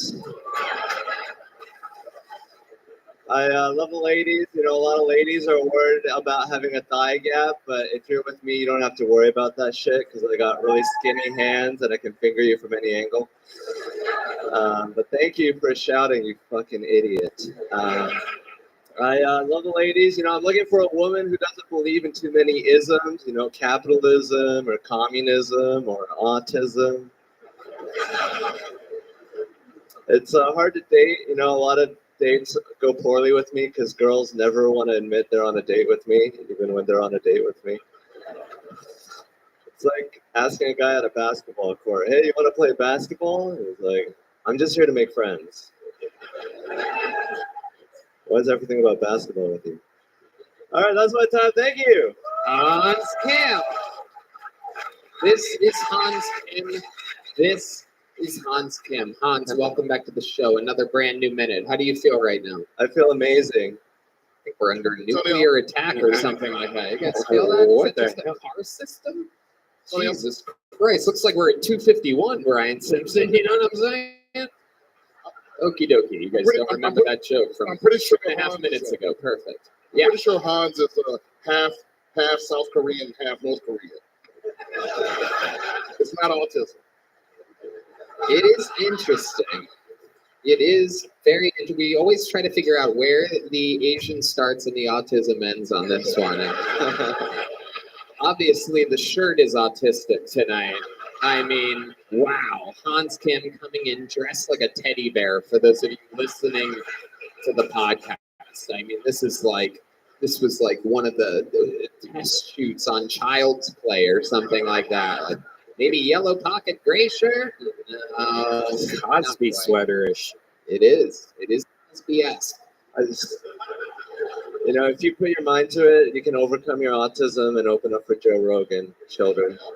There you go. Absolutely. Can't tell by the shirt, but he is indeed richer than he's ever been in his life. I'm just happy he left the matching hat with the propeller on it in the dressing room. That is what it looks like. Yeah, I didn't want you to fuck me, Ryan Long, you pervert. Why would he fuck you? Look at his tattoos. He has a childlike sense of sexuality. Oh my goodness gracious. I'm not gonna fuck a kid guy. I'm not gay.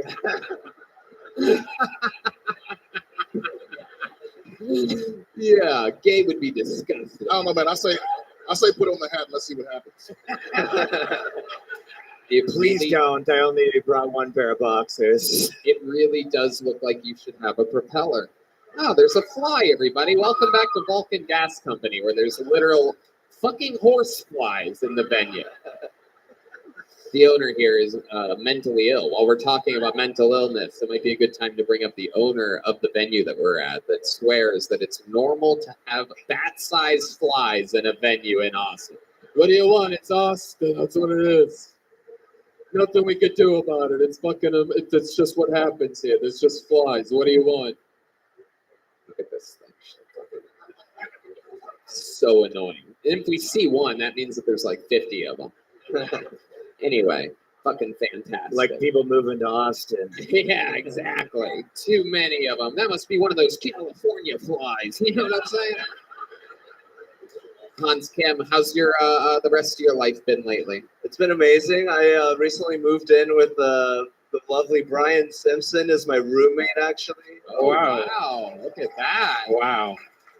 Incredible. This sounds like a joke. An Asian, a black walk into a fucking rental home in fucking. Well, there's a third roommate, which makes the joke even funnier. We spend a lot of time arguing about how to fry chicken properly. He thinks Koreans have it down pat. Yeah. He thinks the way to do it is at an open fire at the table that you're sitting at. You seem like the kind of guy that likes North Korean barbecue, which is eating nothing at all. For some reason, you're allowed to make jokes about North Koreans, but no other types of Asians. Just a little fun fact for you, keeping track that right now you can only make. Do you agree with that? North Koreans? North Koreans, fuck them. Right. Bold political stance there. Yeah, I'm very skinny, which you noticed, but I like to think like I'm like the Asian Pete Davidson, maybe. What are all these Pete Davidson references they're making? Do you pay you for this or something like that? Hey, I don't think Tony likes me. Can you come in and just drop my name a few times? You're the Asian Pete Davidson with no tattoos and no bitches. Yeah. Yeah. I thought you were the Asian version of the other Asian guy that canceled Tony. Yeah, he is. He is. This is what I do. He's like an Asian Pete Davidson. Hans, what else? Tell us something else about your life right now. I met a beautiful lady in San Antonio. I no. recently went down to visit her for the weekend, and we got a little frisky, unprotected sex. Whoa! Unprotected sex has been called on the field, ladies and gentlemen. There could be someone that will be wrapped in that shirt one day. He lives with a black man for 1 week and he's already being sexually irresponsible. That's crazy. That was when he didn't put a condom on the strap on. Holy shit, there's a giant bug on your back. Jesus Christ! Wow! That was crazy. What the fuck is that? What is that? Did you catch that? Oh my You caught that with your hand? What the fuck is going on here? Jesus fucking Christ, Wow. man. Would you be surprised if Hans trained that bug? Fuck with anybody that roasted. The bug was a plant. Very good. I got no Good, man. comeback. Stay still. We're doing a podcast right now. Check my back, I'll check yours. I love it. Thank you. I love it. Hans, good job on the noticing that bug. I can't believe I didn't see that. Did that fly and land on him? Yeah. This is good. This is good, Vulcan Gas Company. You've now made your bugs the stars of the show. Congratulations. Wondering why I was, quote, freaking out about the bugs is this is where it's come to 4 weeks later. We've now found new species of bugs here.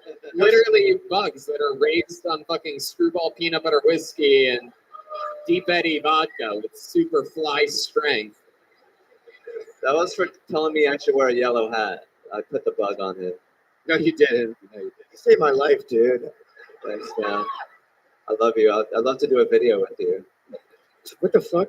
How'd y'all go? I can save my life tonight. All right. Yeah. Hans Kim, you got the show started again. Congratulations. Another new minute from Hans Kim. Make some noise for him. There goes Hans Kim. That was Hans Kim. That was Hans Kim. Hey, let's bring up another guest. Ladies and gentlemen, Austin's own Ron White. Come on. Let's go. Yeah.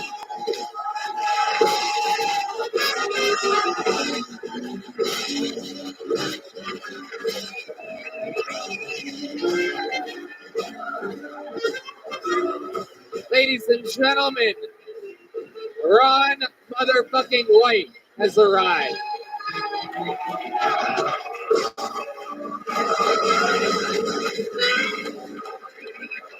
Hell motherfucking yes! What the fuck, man? I love it. Welcome, Ron.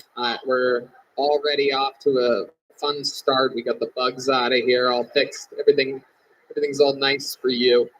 We just saw Hans Kim. How you doing, Ron? I feel like 100 pesos. I love it. Cash. $7. No, I'm great. I just got back from the road last night and heard you had a spot that you could stick me in on this show, so I came down to celebrate and party with all One of the coolest human beings that have ever existed on planet Earth. Ron White is here. That's the great Ryan Long and Brian Simpson next to you. Brian's the newest resident of Austin, Texas, and Ryan is, quote, thinking about moving here. Oh. We're going to have fun. You guys ready to pull a name out of this bucket with me, huh? We're going to meet somebody right now, and then I'm going to interview them.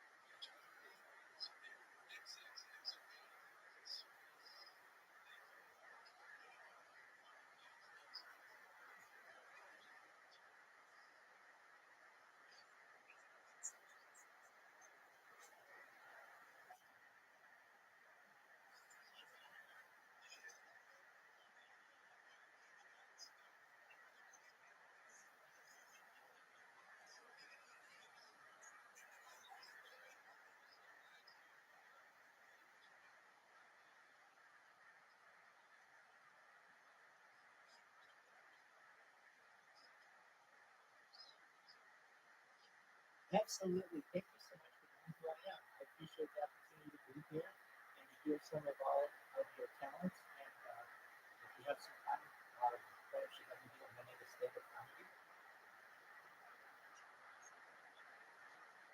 All right, just one moment. I don't know what you in advance that perhaps this was adult comedy. Here we go. Shalom, y'all. My name is Rabbi Rothschild. If you want to be super popular with the ladies on social media like I am, here are some surefire pickup lines for sliding into a shawty's DMs.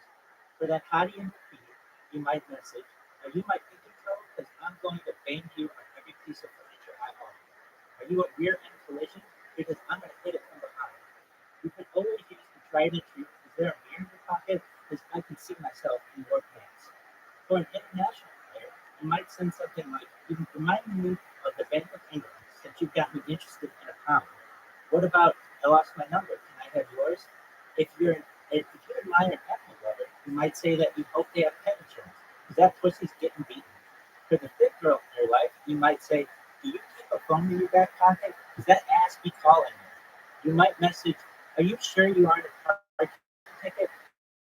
Baby, I want to tear you up." For that future boo, you may say, "Damn, girl, are you a haunted house?" For that future boo, you go ahead.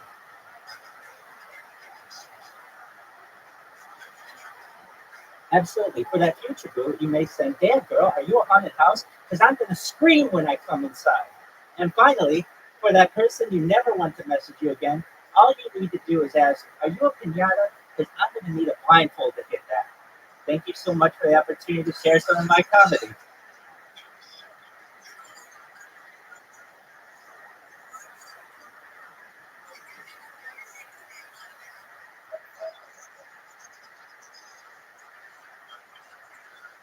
Thank you so much. Please know I will follow you back if you follow me.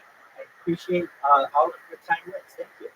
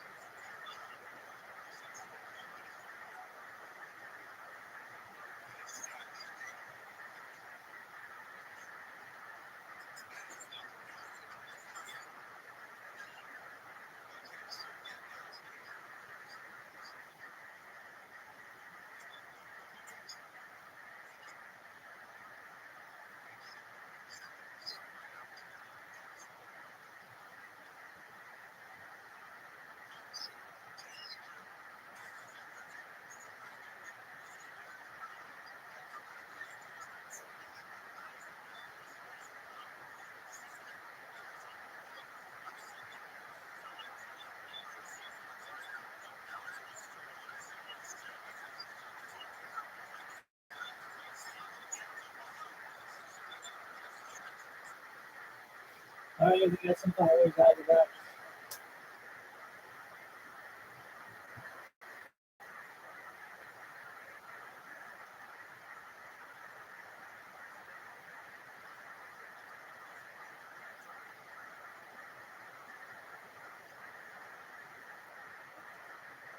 Them. We're going to find out more about them. This is a Kill Tony, I do believe, debut. This looks like a new name. Make some noise for David Rios, everyone. Here we go.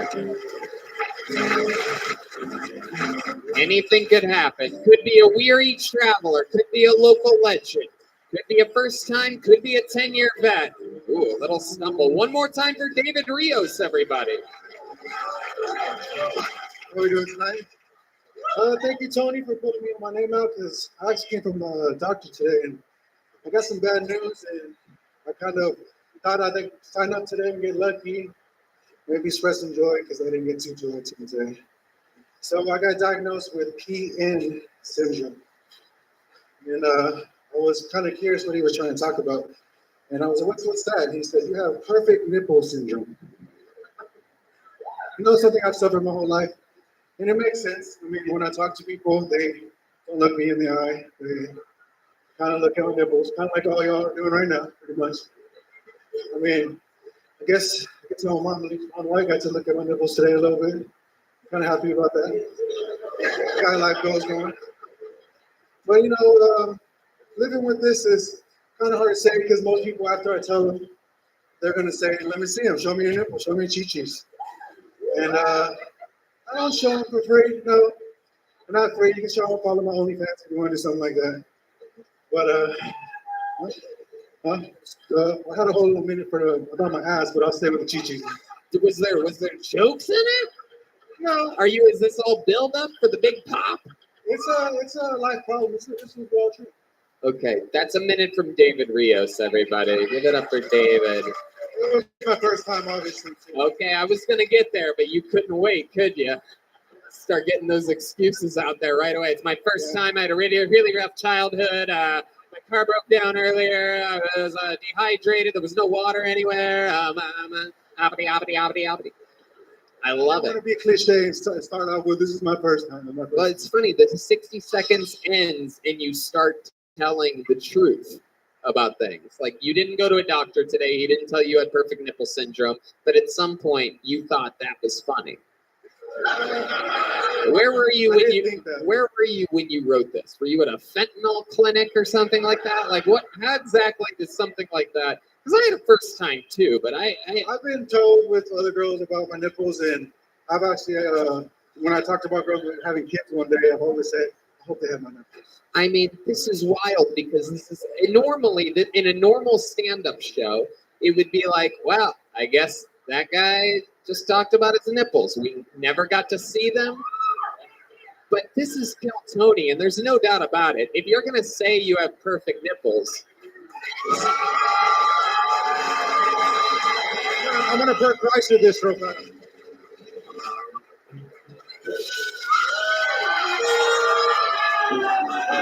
wait a second.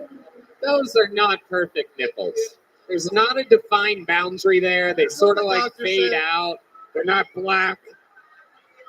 Oh my God. Damn. I thought you were going to shoot some like milk on it. Those are beautiful. Ron White actually has better nipples than you. I'm not surprised. They match the hair too, which is pretty crazy. My goodness gracious. How do we match the hair, dude? Exactly. Oh, the hairy nipples. Right. Tony, I knew it was going to be bad when he thanked you for pulling his name out of the bucket, even though it's completely random. Right. Exactly. Thank you for making me follow Hans Kim. So yeah, thank you for that too. Dude, it didn't matter who you were following tonight, bro. Do not. Oh, Hans Kim really buried me out there. I went out there with nothing, and nothing happened. But it was anybody but Hans. I got to tell you, it was painful to watch. It really was. It was almost like you were slowly making a cup of your own warm sperm. You love. I bet if you did drink your own sperm, your nipples would be nicer. That's what happened to me. If the nipples had been fire, it would have made up for the minute. I didn't get to row him at first. I just showed him raw. Shut up. There you go. He's still bombing, ladies and gentlemen. The Rare's still bombing. He's just jumping in with nothing. I don't know where you get your confidence from, bro, but it must be like solar powered or something like that. David, tell us, this is your first time ever doing stand-up comedy. How old are you? I'm 34. Just moved to Austin last month. Where'd you move from? From Dallas, Texas. Okay. All right. 34 years old. Moving here now. You spent 34 years in Dallas? No, I was 7 years in Denver, Colorado. Born in Dallas. Yeah. Born in Dallas. And what do you do for work? I work for airlines here in Austin. Oh, really? What do you do? What do you do for airlines? I push back planes. Oh, wow. Bags around. So you work at the airplane place right here. Work store, whatever it is. What do you? I mean, You're the one responsible for pushing back the airplanes.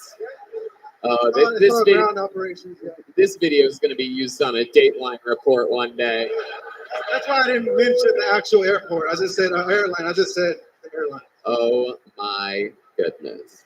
I'm not the other Austins that come here with no job. I actually have a career here. Wow. That might be the issue. Those are nice nipples in Dallas, but this is Austin, fucking Yeah, Texas. you know? exactly. That's Spirit Airline nipples. Yeah. One was. They rub them. They goes to American Airlines. Shut the fuck up, David. You contribute nothing. You a Cowboys fan? You know it. I am. That explains it. He used to a big build-up that goes nowhere. Yeah.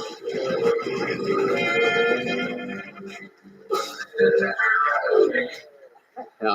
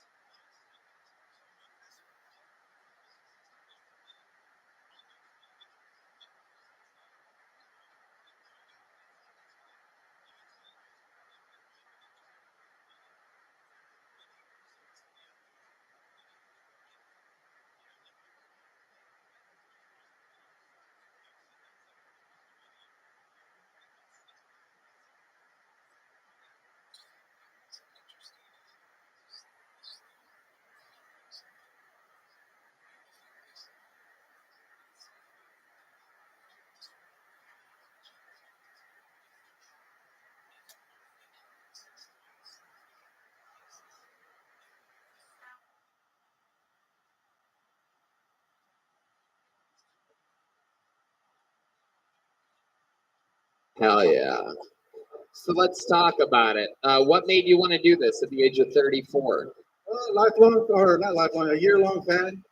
Right. So when I just moved to Austin, since I moved here, I've been thinking about coming here, and then literally first sign up, didn't even have a ticket, and I came in, I performed. Ron White. You bombed. I mean, Stop pointing at Ron White. Yeah, I'm still happy about the situation. Okay, It could David. be better. All right, I get it. Tell us something interesting about your life. Do you have any special skills or talents? Talents. I play poker a lot. I've lost 120 pounds in 4 months. Whoa, he's on blow. The nipples weren't always as great as they are maybe today. Holy shit, dude. So you're on cocaine. I wish. How did you lose 120 pounds in 4 months? I was at college at the time, and Wait, I what? just lived in the gym, and I just walked every day, pretty much. But I was overweight, so 120 pounds. I was 320 pounds at the time, so I couldn't lose that much. So it's Well, I mean, yeah, you do have to weigh that much to lose that much. Yeah, I mean, it's easier for. If I lost 120 pounds, I would be that fly that jumped into the lights earlier. Negative. Wow. Incredible. What? I think you have a fly in your back. Oh my God. David. David, I don't know why you're trying. You're literally not funny. And also reading jokes from Hans Kim's plant. You know what? This feels like you didn't make a girl come, and now you're throwing cold water on her pussy. It's like, just leave. Well, David, I don't know what to tell you, but for some reason you will get a little joke book to take with you. That's a handmade Texas leather joke book. David Rios, everybody. No. Get the fuck out of here. This ain't the fucking win a handshake from Ron White show, you homo. Get the fuck out of here. If someone does good enough, Ron will reach his fucking hand out there. Does that sound fair? That's what you win on the show, a handshake from Ron White. All right. I mean, I don't even know how to read that. You get punished if your handwriting is completely.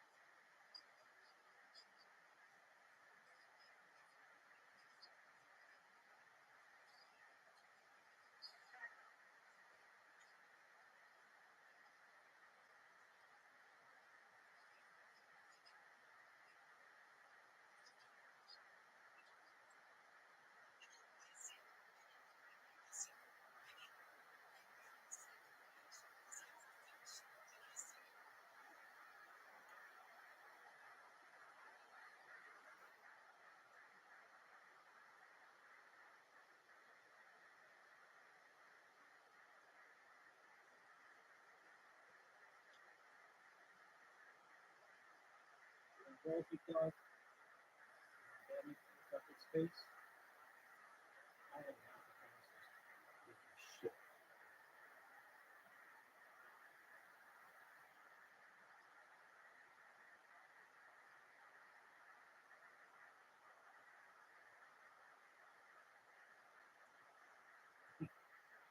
Let's play, big man.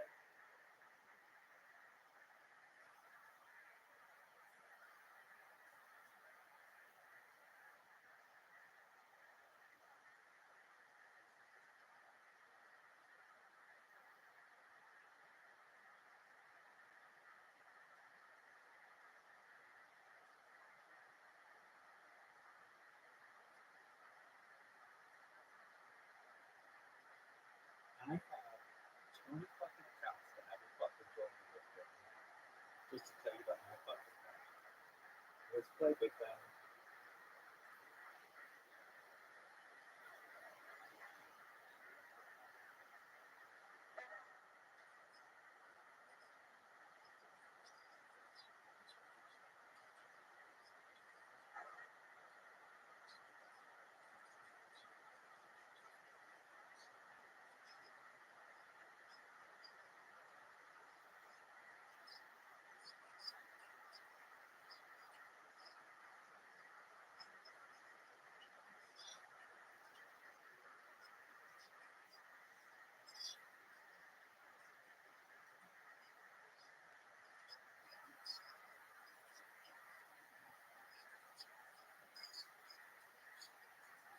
I hope this fucking project runs so badly.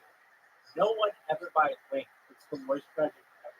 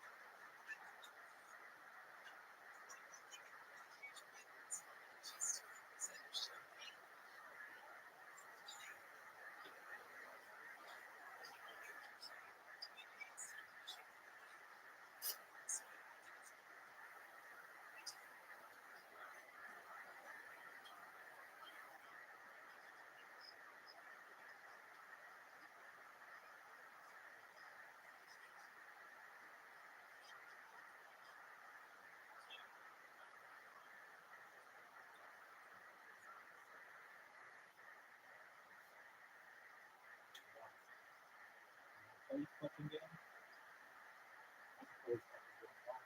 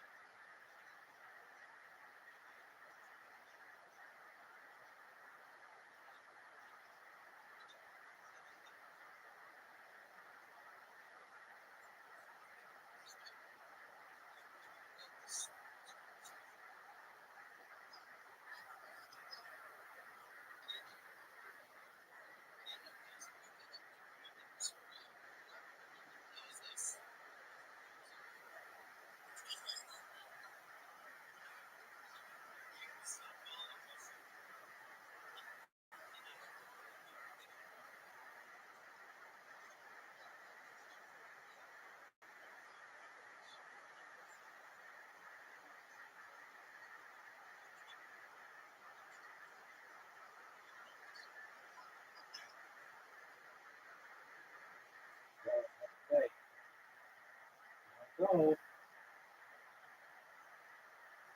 That temperature is a fucking bad.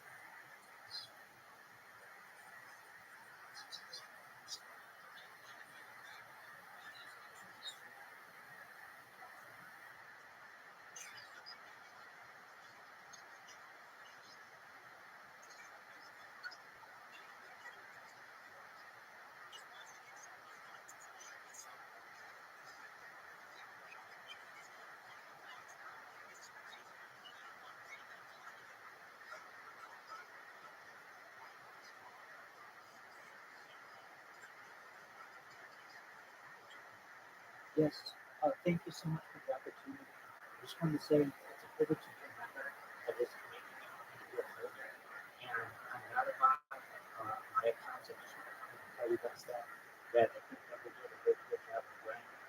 The joke keeps kicking me out, accusing me of being bad. So I just want to say that I'm not doing anything malicious. Thank you.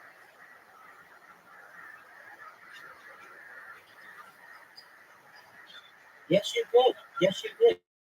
You kicked me out 13 times with 13 of my accounts. I'm the rabbi.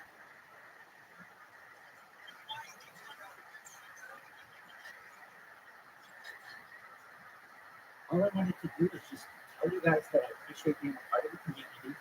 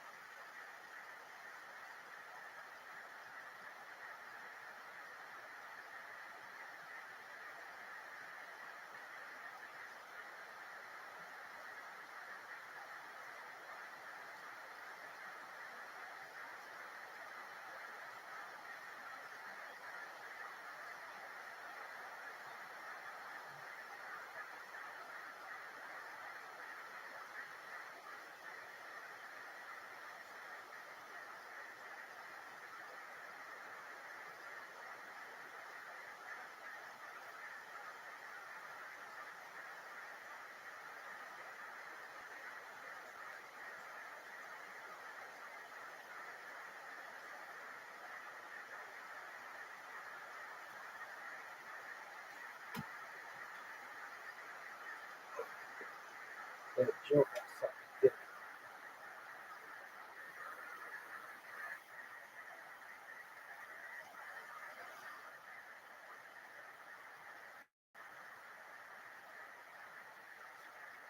Not breathing and bad. Yeah, I was never doing this shit about you should be fucking fixing this. Or you stupid ass. Or you stupid ass.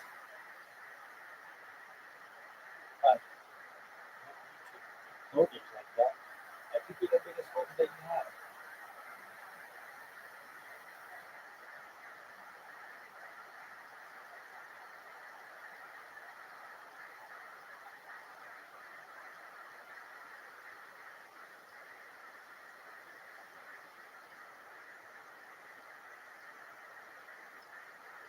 I'm the fact I'm always fucking private somebody just for the record, just for the record.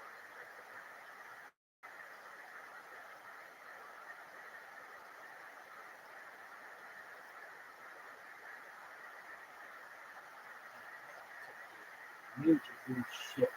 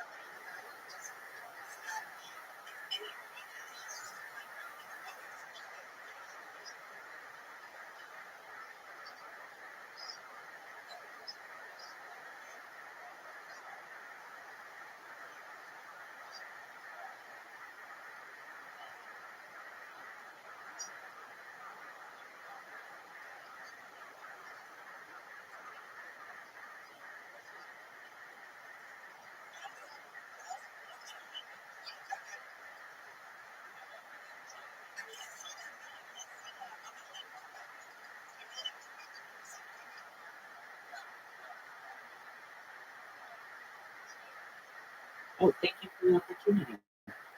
Lately, I'm probably a like-minded individual with all of you paranormal and ufology and such. I have a project. Do you mind if I quickly tell you about it?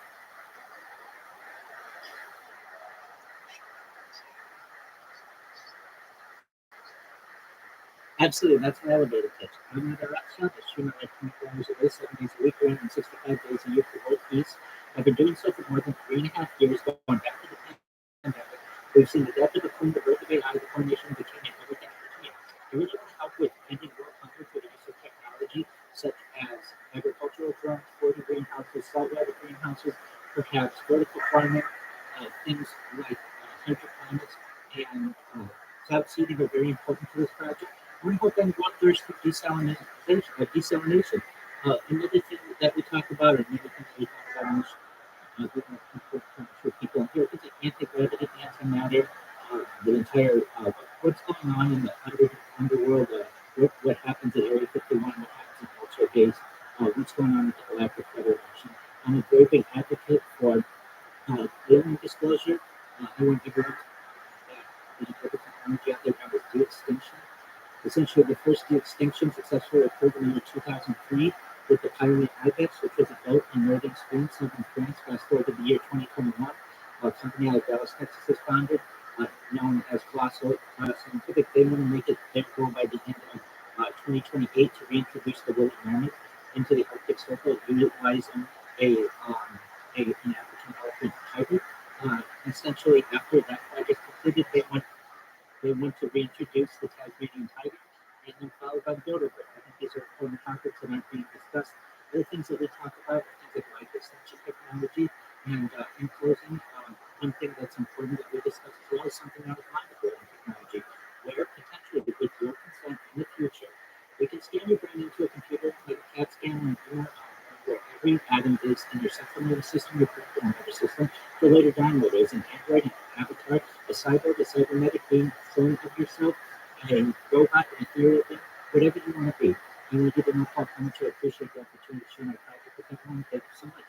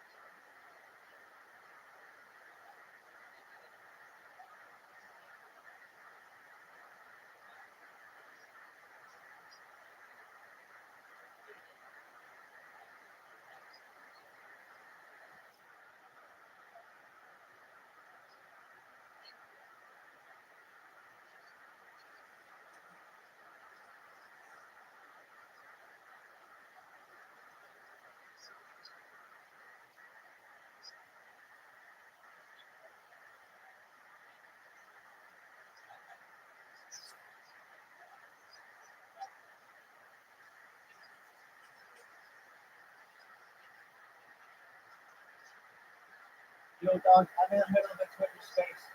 Apologies.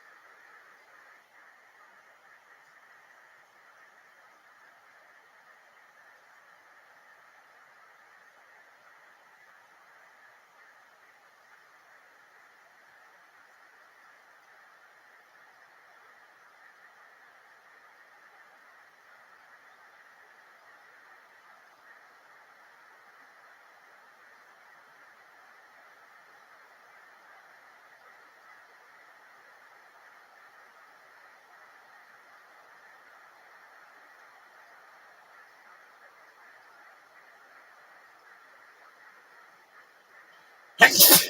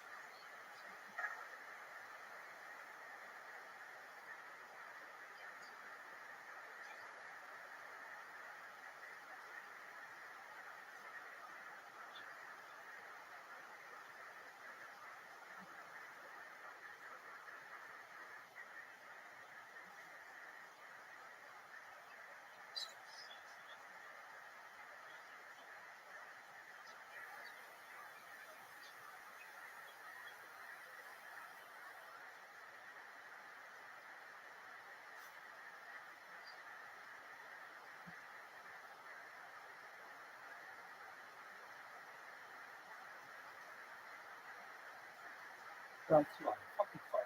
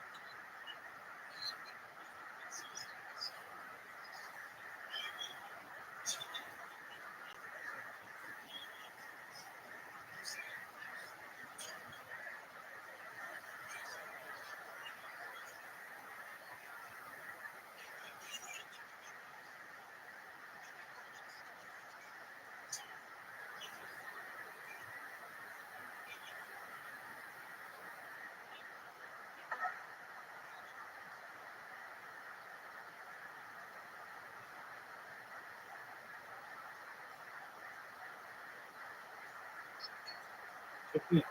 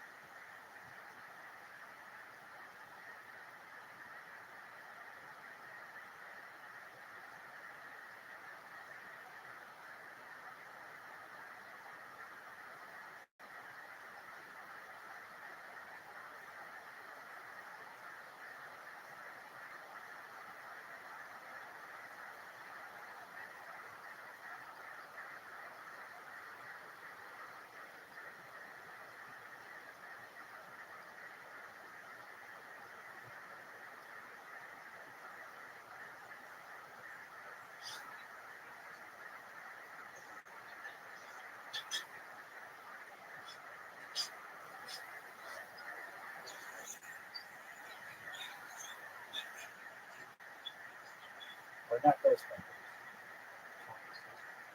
Race.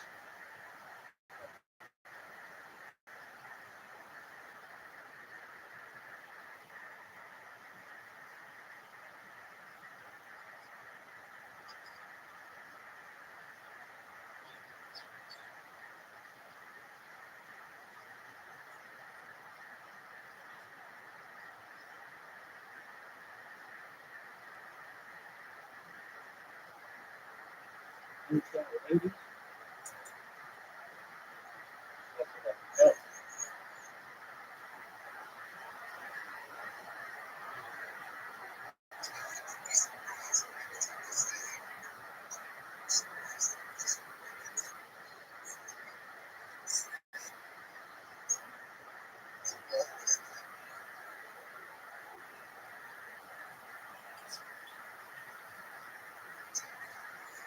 Hell yeah, that's what I like.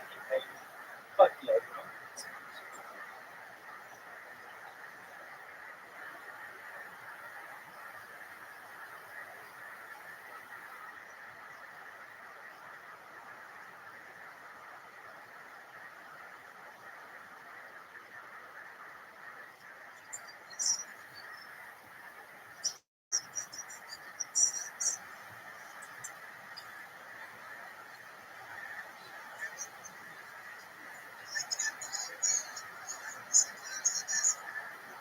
bro. Right.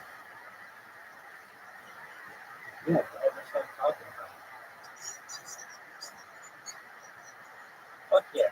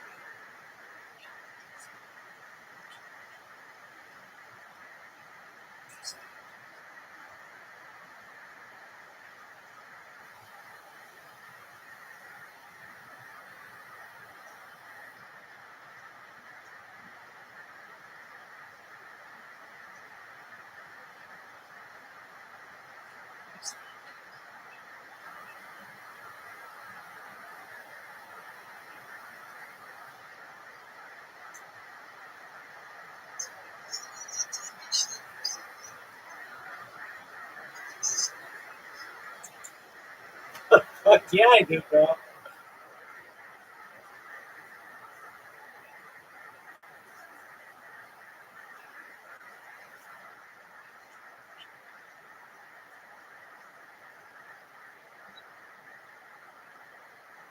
Yo, girl, come on.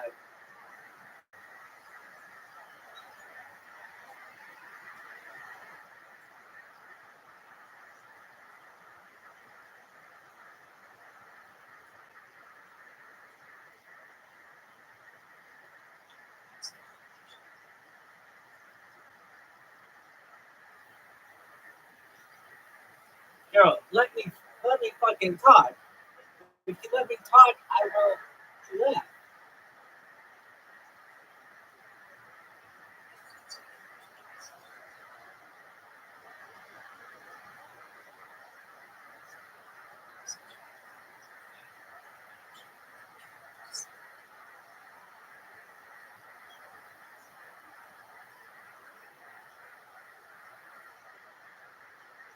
Baby, I got all night.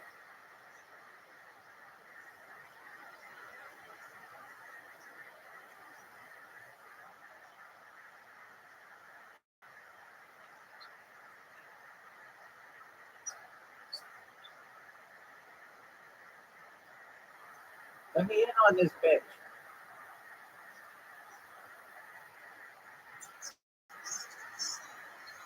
Dude, no one gives a shit about your coffee. They care about my stand-up comedy.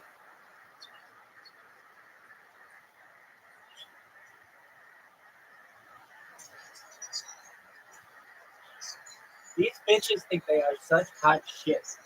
In reality, they're just always on Twitter Spaces. Let me in.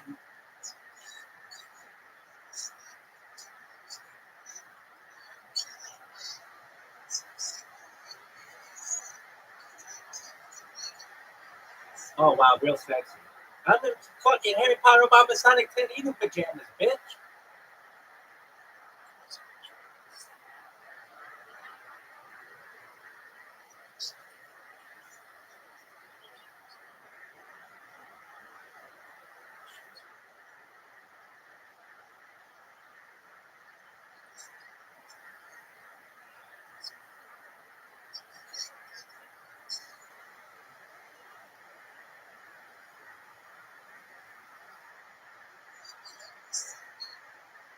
Fuck no, I'm not second.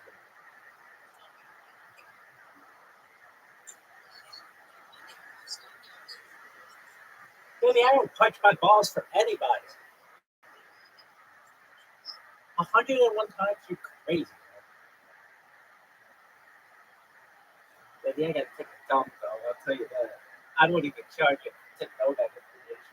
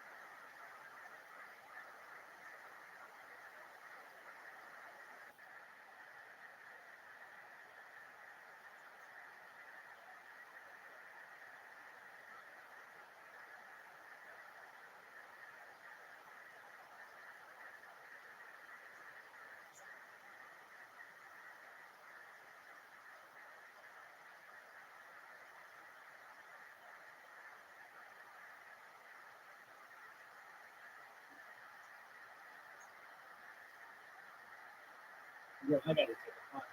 Shit.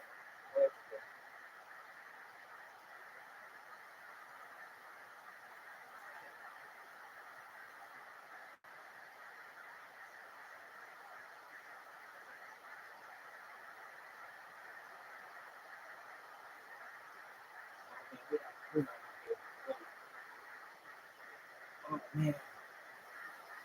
That's right. This coffee is going through me like shit through a tin heart.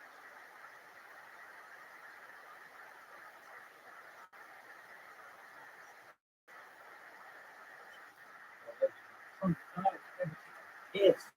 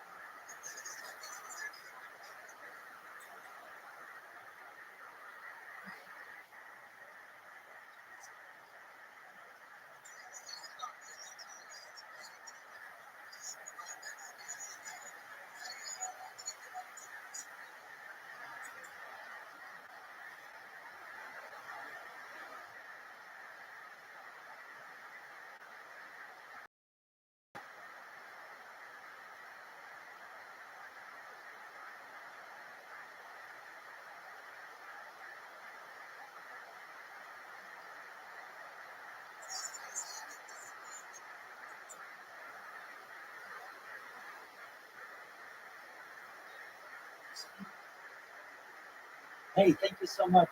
If you don't mind, if that's a pickup lines to use any beautiful women, would you let me use them?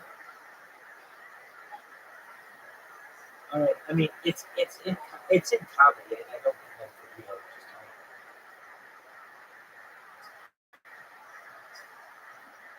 Well, you never know until you try. Thank you so much. I'm Rabbi Rothschild. If you want to be super popular with the ladies on social media like I am, here's some surefire pickup lines for sliding into a Shelby's DM. For that hottie in your feed, you might message, "Are you my picky toe? Because I'm going to you a heavy piece of furniture I own. Are you a rear end collision? Because I'm going to hit it from behind." You could always use the tried and true, "Is there a mirror in your pocket? Because I can see myself pants." For an international player, you might send something like, "You remind me of the Bank of England, since you got me interested in a pound." What about, "I lost my number, can I have yours?" If you admire an animal lover, you might say that you hope they have pet insurance, because that pussy's getting beaten. For the hit girl in your life, you might say, "Do you keep a phone in your back pocket? Because that ass be calling you." You might message,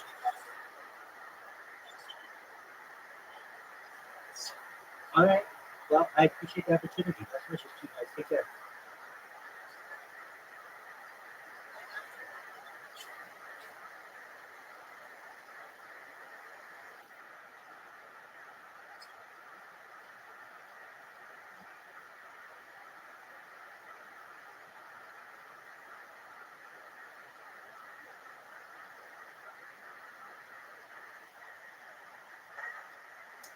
Those girls are bitches.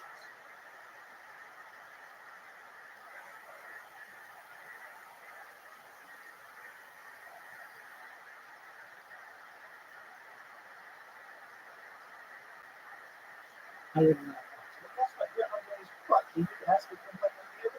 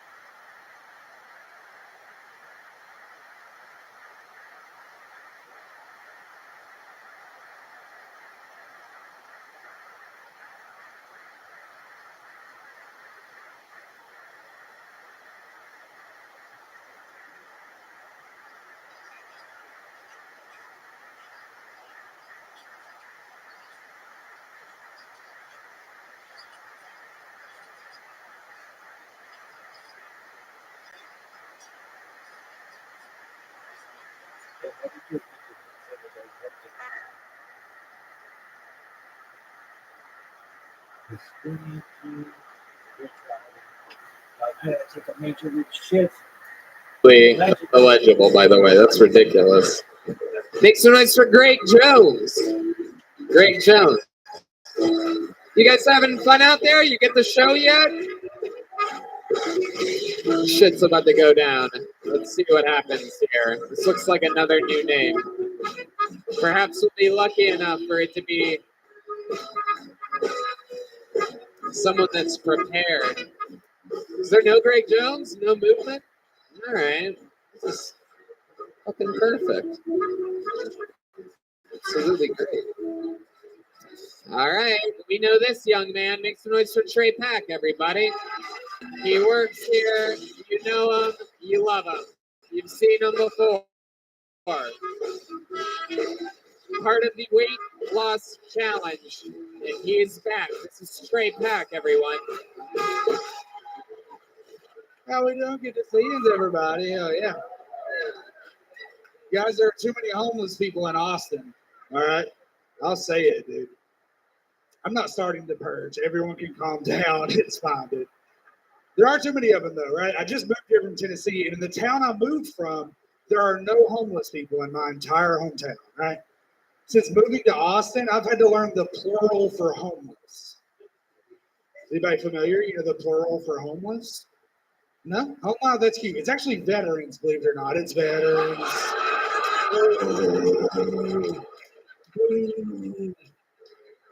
This is why we put your phones in little gray bags, ladies and gentlemen. This is it right here, dude. Oh, yeah. We put your phones in little gray bags so we can be really funny. Do you hear what I'm saying? I think anything can be funny. I think anything in the world can be funny. Okay. I hate when people say that you can't joke about that. I think that's dumb. Okay. Because if the joke is written well and it's delivered properly, anything can be funny. Except for abortions. Abortions are not funny. Because with abortions, there is no delivery. So fucking good. Did you guys see that one? That was so cool.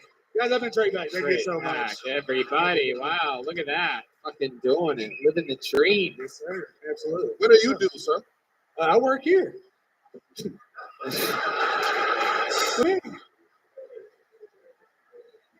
I like what I'm seeing. I've seen you before. Yeah, you came up with solid jokes, 2 of them, long setups and a punchline. I congratulate you. I can see some growth in that. That is true. That is a good analysis. That was great, dude. Just do not lose the weight.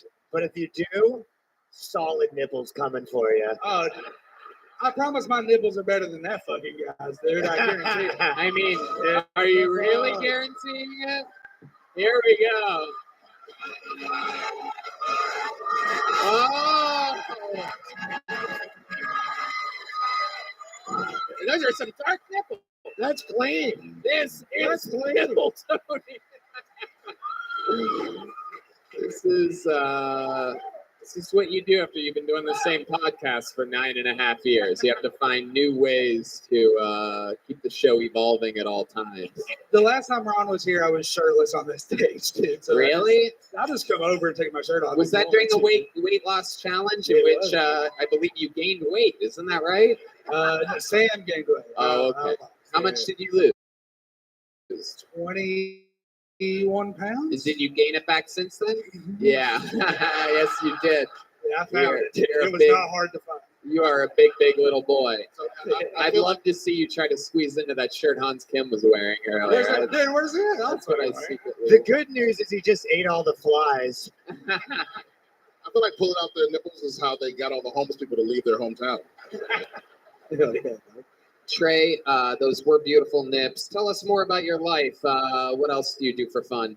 Man, I just do drugs and have sex with girls, dude. That's gotta be every day. Jesus. Wake up, dude.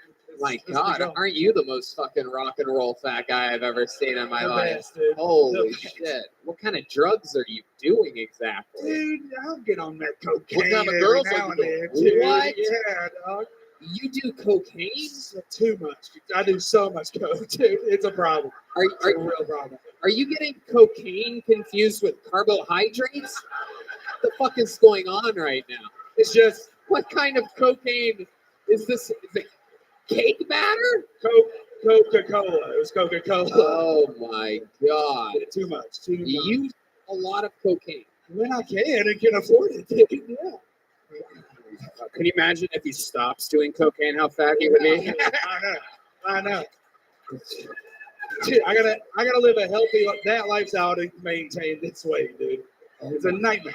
God, so you do cocaine and then you eat sometimes? You just stay up eating? I mean, I can eat whenever, dude. It's not like I've done acid and ate. It doesn't matter. Nothing's gonna stop this train. Yeah, Brian Simpson. He makes cocaine gravy for everything. Yeah. What's the weirdest thing you've done cocaine off of? I had some fall on my boob the other day, and I tried to reach it but couldn't. So I think we just keep eating. We'll get there, and I'm gonna do cocaine off my own tits before it's all said and done. Wow, you're not far. And then we'll die, and that's fine, dude. We'll just get there. You look like when you get coked up, you get people in the corner and tell them about your new pie tasting business. Oh, dude, no, I get coked up and listen, like my goal every day is to just do drugs and have sex with girls. When I'm sober, I'm terrified of women. It's the craziest thing, dude. So let's talk about it. When you're not sober, what happened? They're terrified of him. Yeah, dude. I know. It's like dealing with a wild animal, dude. I'm much more afraid of them than they are of me. I promise, dude. So tell us about it. Like, how do you end up closing with women? Dude, honestly, when you get to be this size, there are women in the world that just like big dudes. Oh yeah, dude. What are you doing later? What's up, girl? Oh shit. Hope you like fucking loud and interruptive women. I do. It reminds me of my mom. Yeah. Good. Nailed it. Oh my god, Red Band, come on. Is your mom a bigger lady? She's so big. Oh my She's god, are you serious? She's lost some weight, but my mom's built like one of those popsicles. You know what I mean? It's got like the two sticks and they're big at the top. That's where I got this shape from. Like a water tower? My mom's legs look like this. This is what my mom's legs So look she's like. got skinny legs and Big as hell. Dog. big as hell? It's so big. Oh my god. Yeah, dude, it's something. Man. Damn. What popsicle is this? Though? Like, Yeah, I am upside wondering down about the bomb popsicle. You're talking about a two-stick. Like I always ate them together, but like the shareable popsicles that you like pop apart. You know what I'm talking about. I always. You've always ate the one. Yeah, you've Yeah. always. No, yeah, exactly. I just nibbled on the stick. I mean, look at me. All right, Trey. But no, dude, like when people are built like you, like women, when they have sex with me, they have to get over my worst flaw immediately. Right. Right? It's just that they're okay with fucking me. The rest of it's fine. You know what I mean? Yeah. Yeah. Yeah, that'd be a shame if they got over that and then your dick was your second worst flaw. I mean, it's not second to worst, but it's like we're making the list, dude. It's not good. It's fine. It's fine. Trey, I'd love to have you back on the Secret Show Thursday. There you go. And you already have one of these, right? There you go. Straight pack, everybody. Another young, rising Austin talent. A lot of these guys that work here, you know, they sacrifice a lot. They see a lot. They get to learn a lot. A lot goes on here. It's crazy. All right. That guy Next one is, ruled. what? That guy ruled. It was hilarious. Yeah, he's fun. We have a good crew here. Next noise for your next comedian. It's Bo Scott, everyone. Bo Scott. Live on Kill Tony in Austin, Texas.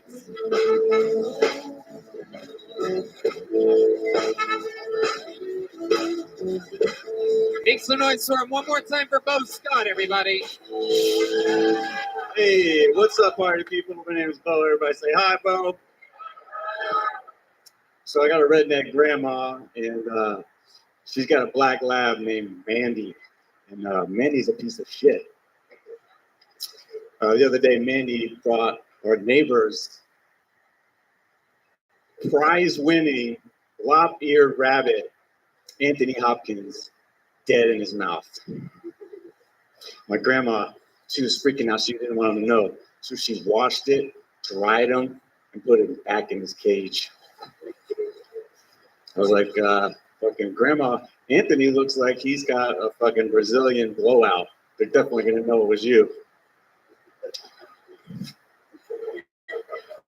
Sure enough, they came over the next day like, Do you guys know what happened to Anthony? she's like, Last night, we buried him in the backyard, and this morning he was right there in his cage.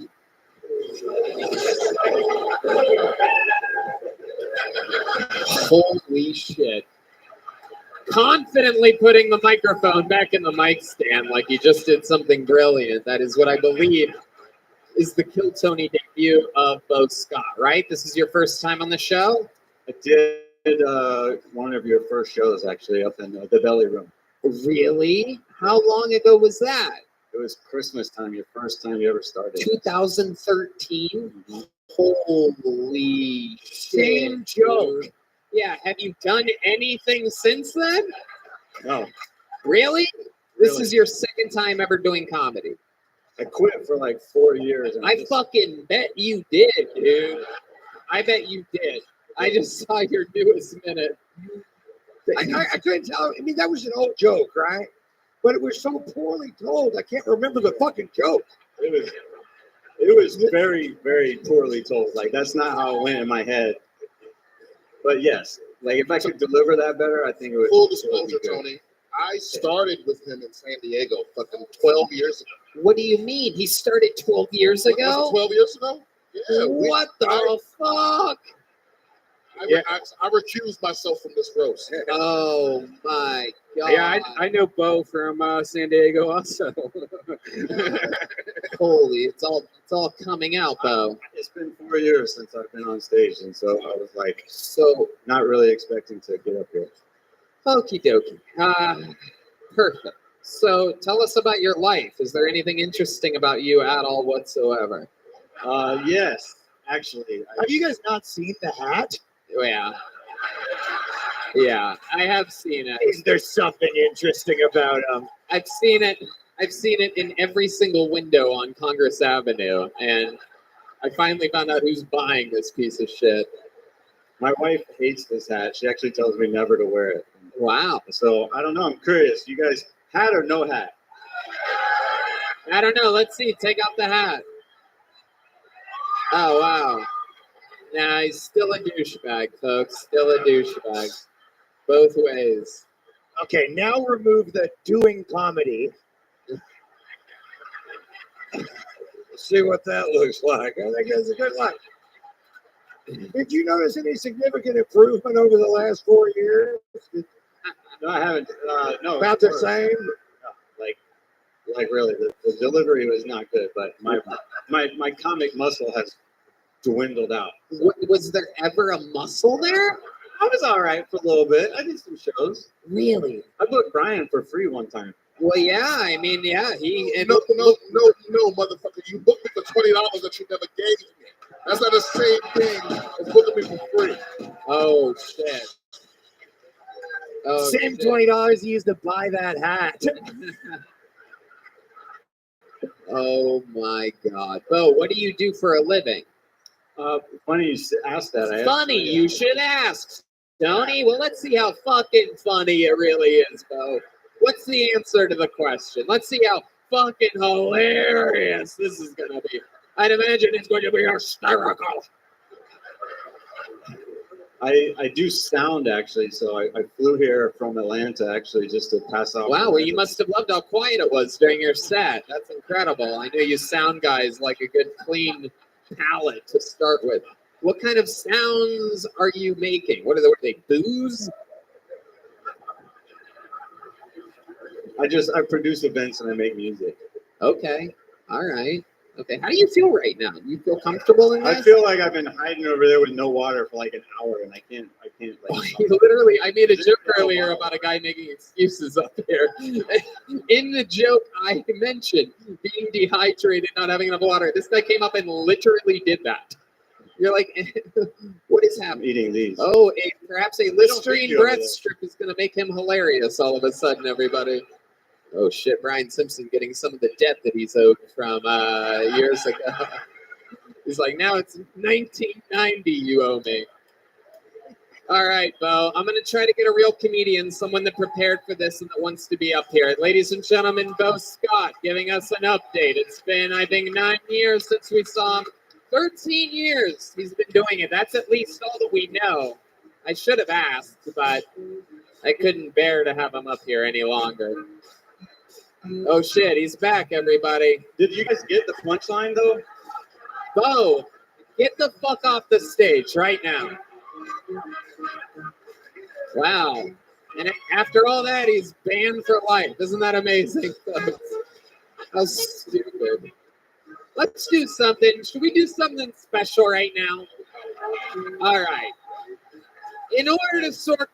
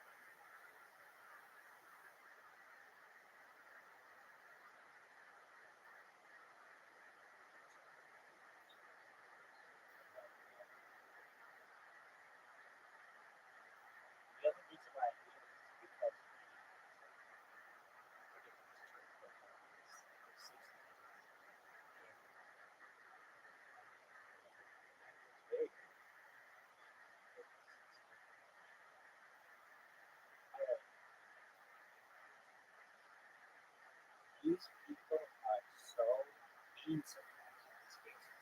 And not even let me talk. They just see my profile. And then I come back with 25 other ideas and make them ban every single other one. And I don't know. That's just shit. But that's nothing. Alright. So I am going to do my spiel and I'm going to time it. I never timed it. I just did, but it's like the bottom. So it's good. My name is Rabbi Rothschild. I shoot about 24 hours a day, 7 days a week, 365 days a year. Work in Instagram. Dedicated to my time and family that I use in my life. Essentially, real life traditional, real life Rabbi. It's true that back to the government that they are. Some of the things that we talk about in the show that I'm going to discuss in the future, like ending with the use of agricultural journalism, or the process of writing greenhouse, things like how to drill ponds and political vaccine. Other things that we talk about desalination, fuels for public private water. Other things that we discuss are things like anti-gravity, passive like travel, things like deep extinction, think among others, first infection research, the question of 2050 hydrogen projects, which is a boat that's located in the space of France. Fast forward to 2020, company like that, Texas Central Philosophy, Bioscientific, surrounded. They made it that they're going within the next 3 years to reintroduce the program into the African circle using African American surgery. Following the reintroduction of the Holy Matter, they want to reintroduce the Tasmanian Tiger by the government. Other things that we discussed in this week are the life extension technology, specifically when it has a country like California who uses stem cells, human growth hormone tropes, things like that, things like perhaps culture therapy, ethanol, a lot of you that essentially you're going to have a track that about each year, except that you have to make the use of biotech technology, essentially scan your brain, you get computer code, write it down as an Android and have your cellular something you can comment on yourself, and if you log on to it, you or that will show the possible if you know how. I got it right to you. I can get it to you. That would take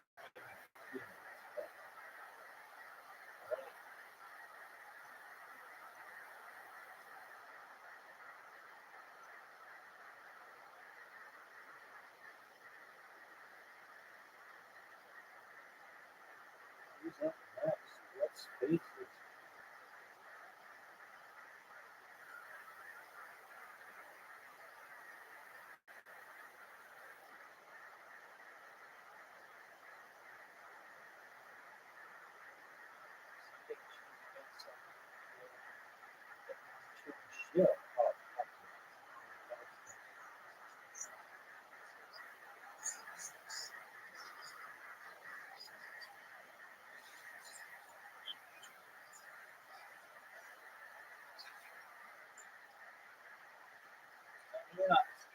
Let me talk.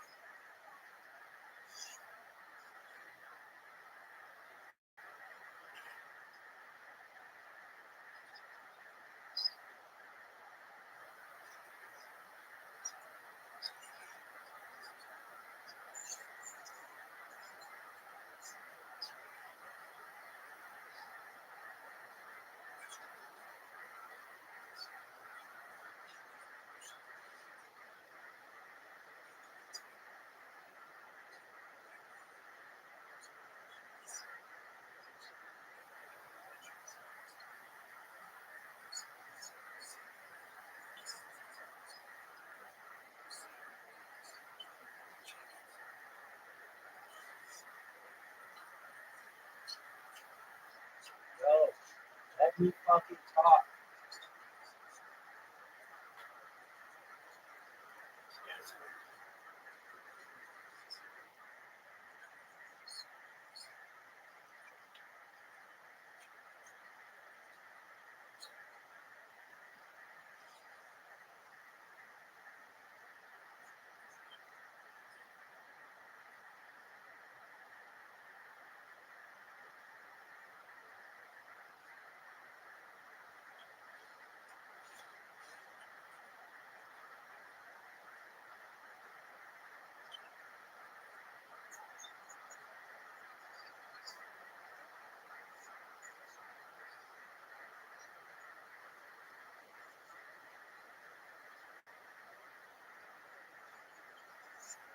You guys have, well, you have 10 people in this fucking thing.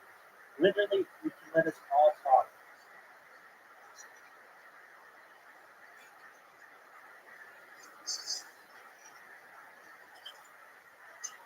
Let me in on this bitch. There we go.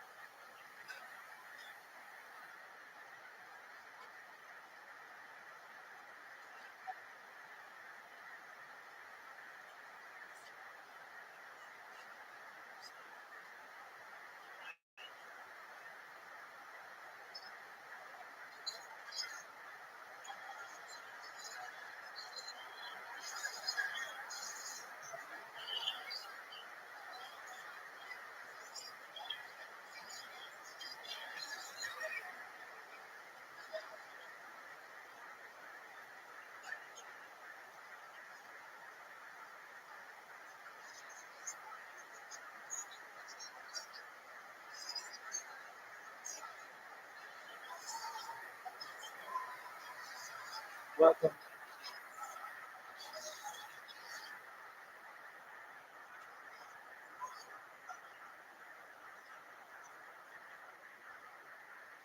Let me in on this bitch.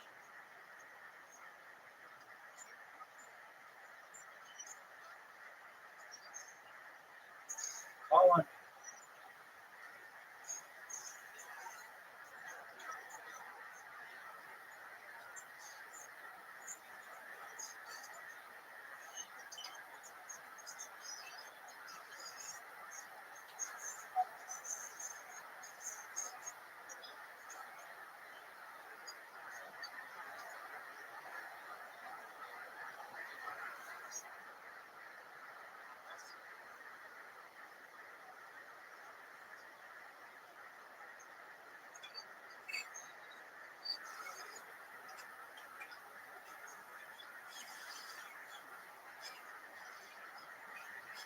Welcome, welcome. Hi, how are you?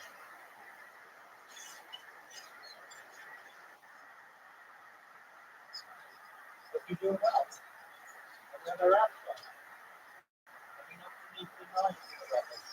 Whoever I tell you, I can tell you in about 2.5 minutes.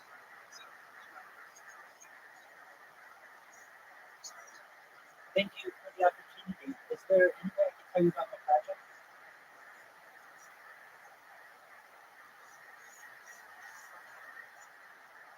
Would that be okay?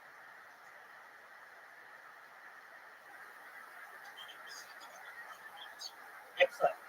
Appreciate it. It takes me about 2 minutes, so appreciate your patience. I'm Rabbi Rothschild. I stream like 24 hours a day, 7 days a week, 365 days a year for world peace. I don't want war anymore. My stream goes back to the pandemic for 3.5 years. We've seen the death of a queen, the birth of AI, the formation of a king, and everything in between. I want to help with the developing world, particularly ending world hunger through the use of technology.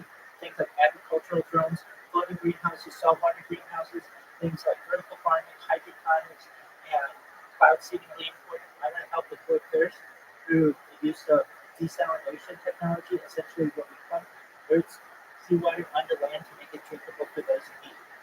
We talk about some things that are additionally really important. I feel to society, things like anti-gravity, antimatter, faster than light travel, things like de-extinction. Many people don't know what de-extinction is, but it's essentially the reversal of an extinct species.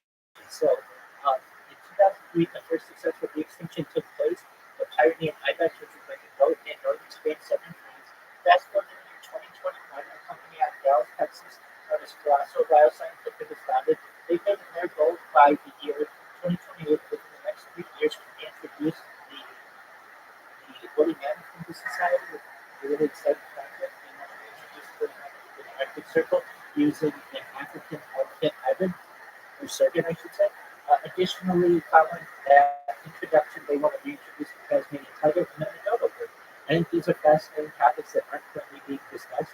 I also want to help you all in here. Data is Earth's number one resource, more valuable than food, water, food, air, everything. And when I go viral, which I think I will, is I have more data than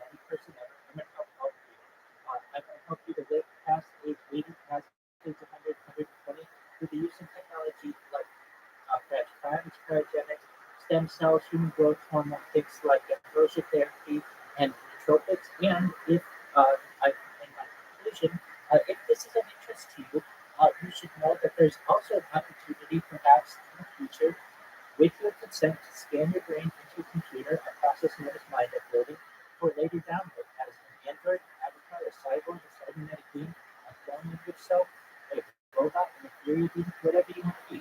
But what I want you all to know is that there may be an opportunity in the future of digital immortality, and if there is, you should be aware of it. Thank you so much for allowing me to share my project.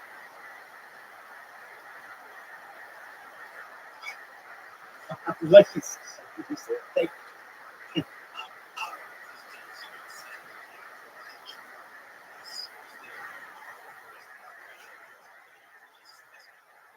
Oh, most certainly. Essentially, the Economist magazine stated in 2018 that data is Earth's most valuable resource, more valuable than petroleum. And I have more data online than any person. I'm live right now, not just on Twitter. You can see me live on Twitter video on my profile, but I'm live on more than 10 different YouTube streams. I have over 100 different YouTube accounts, over 200 different Instagram accounts, over 500 different Twitch accounts, over 1,000 different TikTok accounts, over 2,100 different Twitter accounts, and over 10,000 King accounts. I've done my best to be absolutely as uncancelable as any individual ever with redundant streams. And essentially, in the future, people will be able to learn from all this data, learn that we on Earth are not all that different. That allow me to monetize what I need to be able to give you all that which it takes to provide your friends, your families, and then also I want you to be able to start projects on your own, particularly in terms of charities and philanthropic organizations.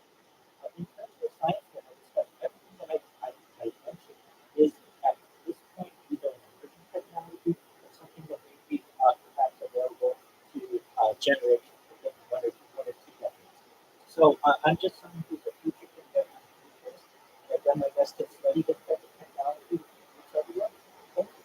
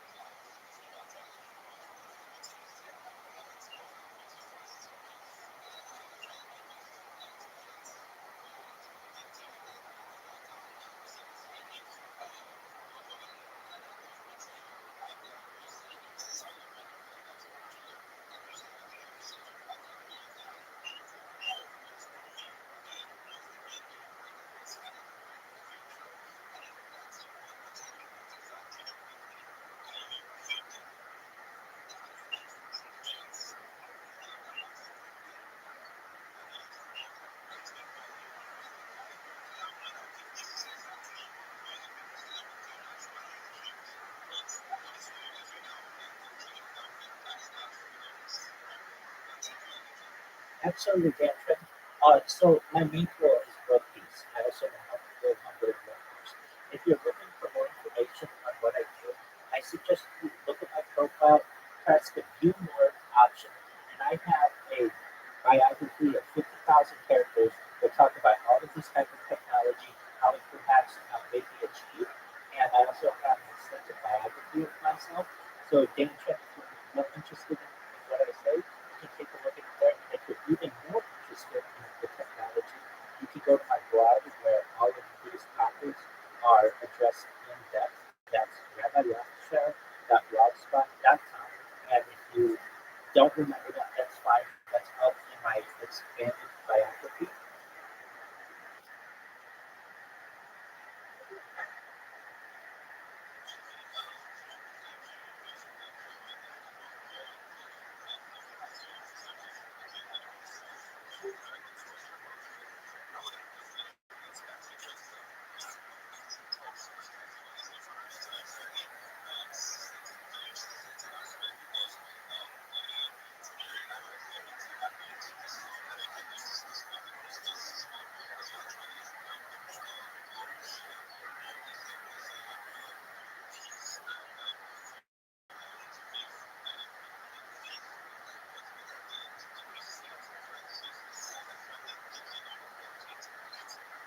you so much.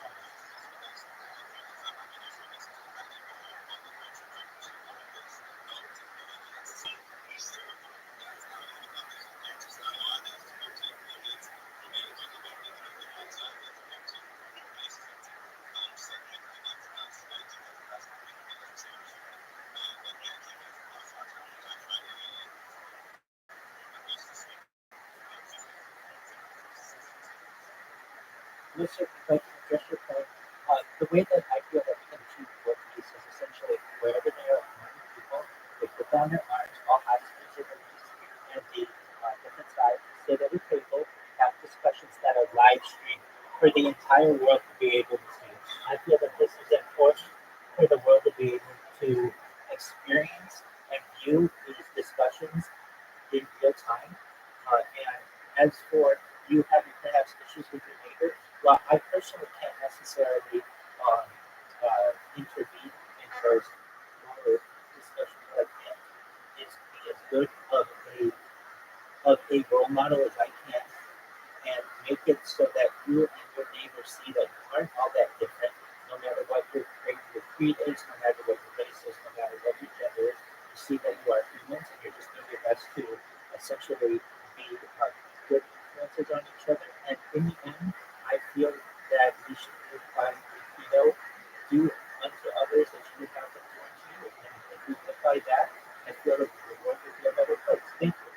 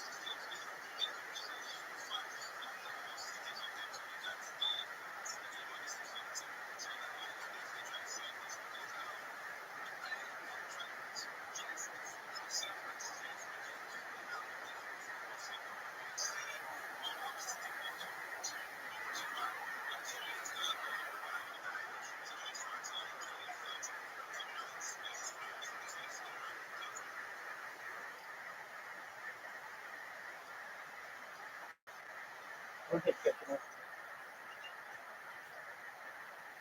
Oh, well, thank you. So you should know that I'm sponsored by a cryptocurrency study called Rothschild. I do mine and retire them from both year. Essentially, it's worth over $100 million. In fact, I'm wearing their merchandise right now.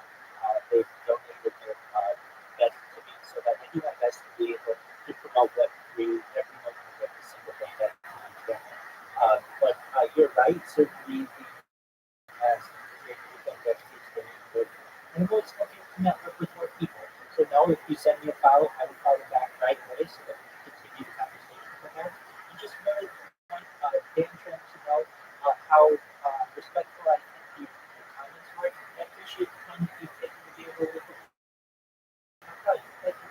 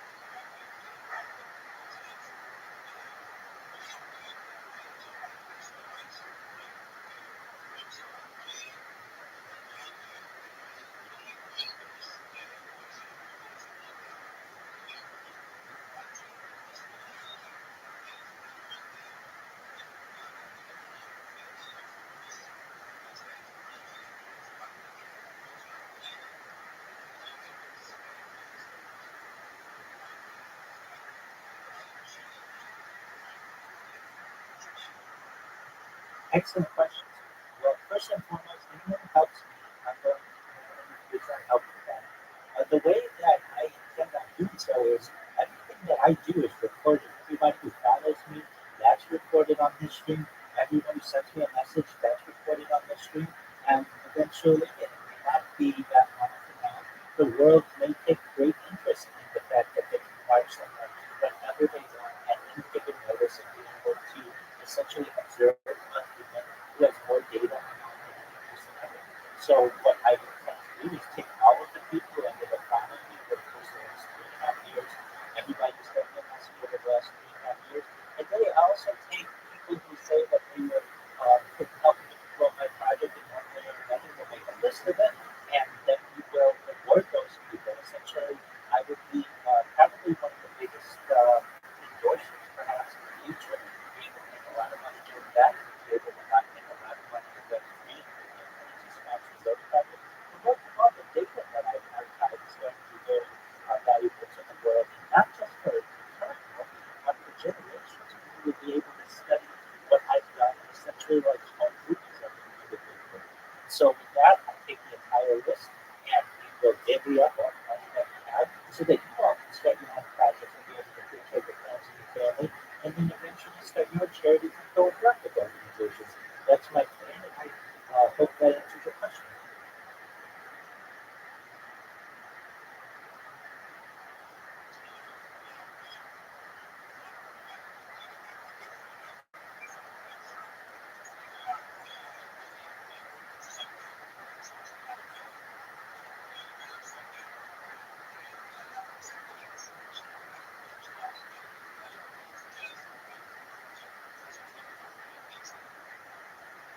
Absolutely. So my Discord is discord.me/Rabbi.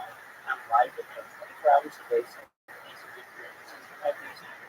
You can always ask me any question that you want to know. If I'm asleep, I can tell you when you can ask me questions. But you can type them to me. In addition to my text that has over 50,000 characters, which will give you more section, my biography, I have a blog. It's Rabbi Rothschild. It uses thousands of pages of what I feel are excellent ideas that I have run through ChatGPT to essentially be able to better organize it, ways of extending your life, ways to travel faster than the speed of light, other types of ways, looking into not just the 21st century, but the 22nd century and beyond. So yes, I do have that. Additionally, if you just type my name, Rabbi Rothschild, into the kind of filter by life, you see that I'm live on more than 10 different simultaneous streams, so you can always connect with me that way. And then really, from a Telegram standpoint, I've been live in a very kind of fireside at 10 each Telegram for nearly 2 years now, and that Telegram is t.me/HPOS10I. If you go there, you'll see I'm live in it right now, broadcasting every minute of every day that I have. But if you get ready to come here and see the very serious with over $100 million, we're looking for a communication here.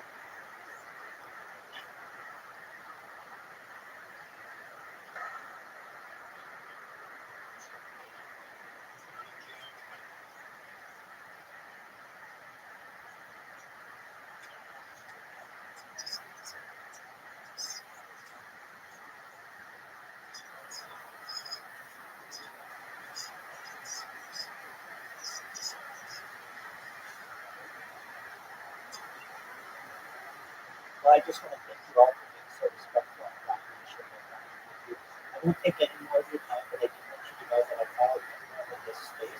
I appreciate the comments that we can continue to connect in the future. And let you know, if you need anything from me, whether it is advice or whether you need support, you're just looking for a positive person in your life, you're looking for an optimistic individual, you're looking for hope, I'm there. Opportunity, and many blessings. I hope that you have a good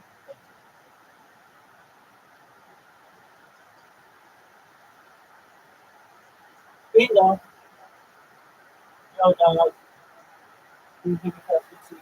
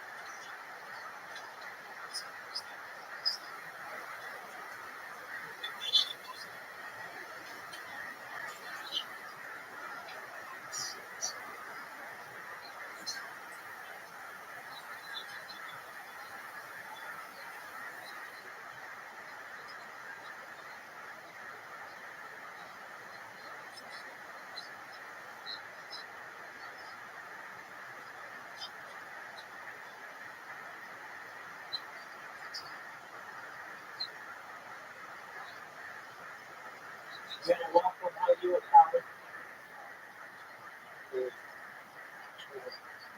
What's good for you? It's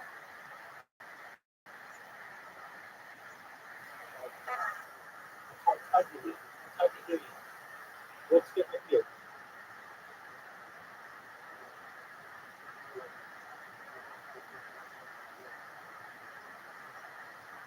What are you saying?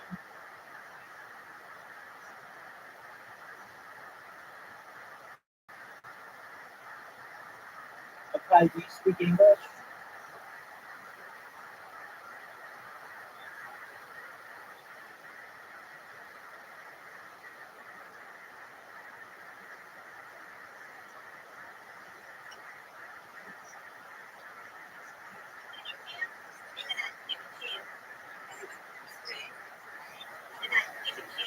Well, that's nice. That's, that's really nice. I really appreciate that. That's very cool.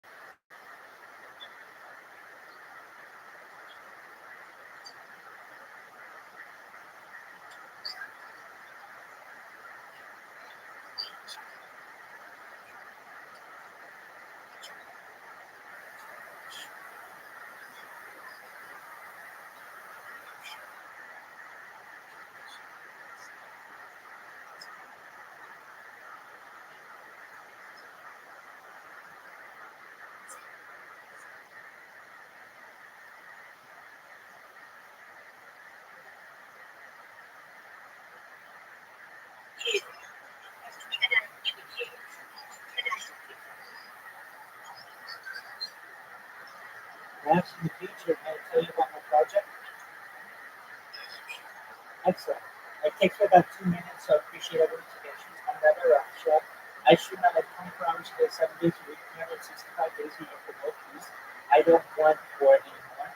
Essentially, I have the world's longest stream going back to the pandemic, which is the death of the queen, the birth of AI, the coronation of the king, and everything of the king. I want to help end world hunger through the use of some technologies, such as agricultural drones, floating greenhouses, saltwater greenhouses, things like hydroponics, things like perhaps vertical farming and cloud seeding. I want to help end world thirst through the use of desalination plants, essentially pumping Earth's seawater onto land to make it drinkable. We talk about some things on my stream that aren't normally discussed in society, things like anti-gravity, antimatter, fast urban light travel, things like perhaps living disclosure, ecology.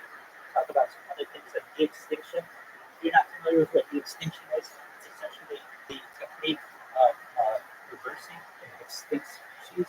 The first successful de-extinction took place in the year 2003 with the Pyrenean hybrids, which was a goat that was located in northern Spain, southern France.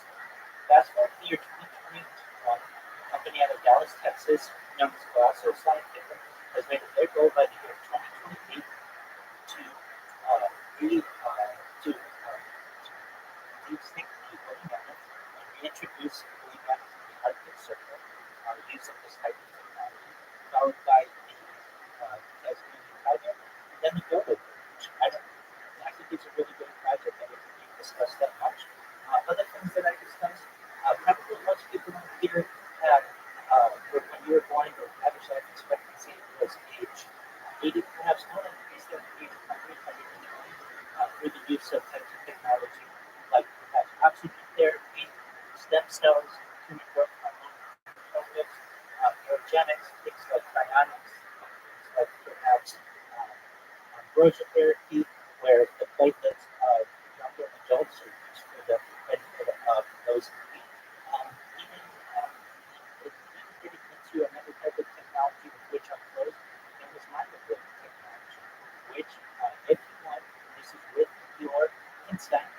able to scan your brain into a computer, like a CAT scan right now, and write it down on Android or decide how to like telling of yourself, a robot in ethereal being, giving yourself the opportunity to pass a vision from one part. With that, I just want to thank you and thank everyone in the room for allowing me to tell you about my hobby.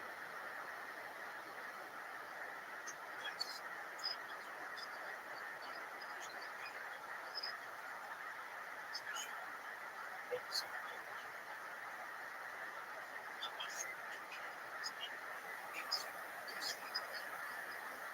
Thanks a lot. I appreciate it. Perhaps in the future we'll be able to, and I just want you to know I appreciate your support. As I was saying, if you're interested in anything that I said, feel free to send me a follow. I'll make sure to follow you back so that we can stay connected. And if anybody ever needs anything from me, I'm live 24/7 on my Discord, which is discord.me/Rabbi. I'm also live on Twitter, something that I started recently. So you can actually go to my profile and see I'm live on camera on Twitter. You can see me saying all of these things right now.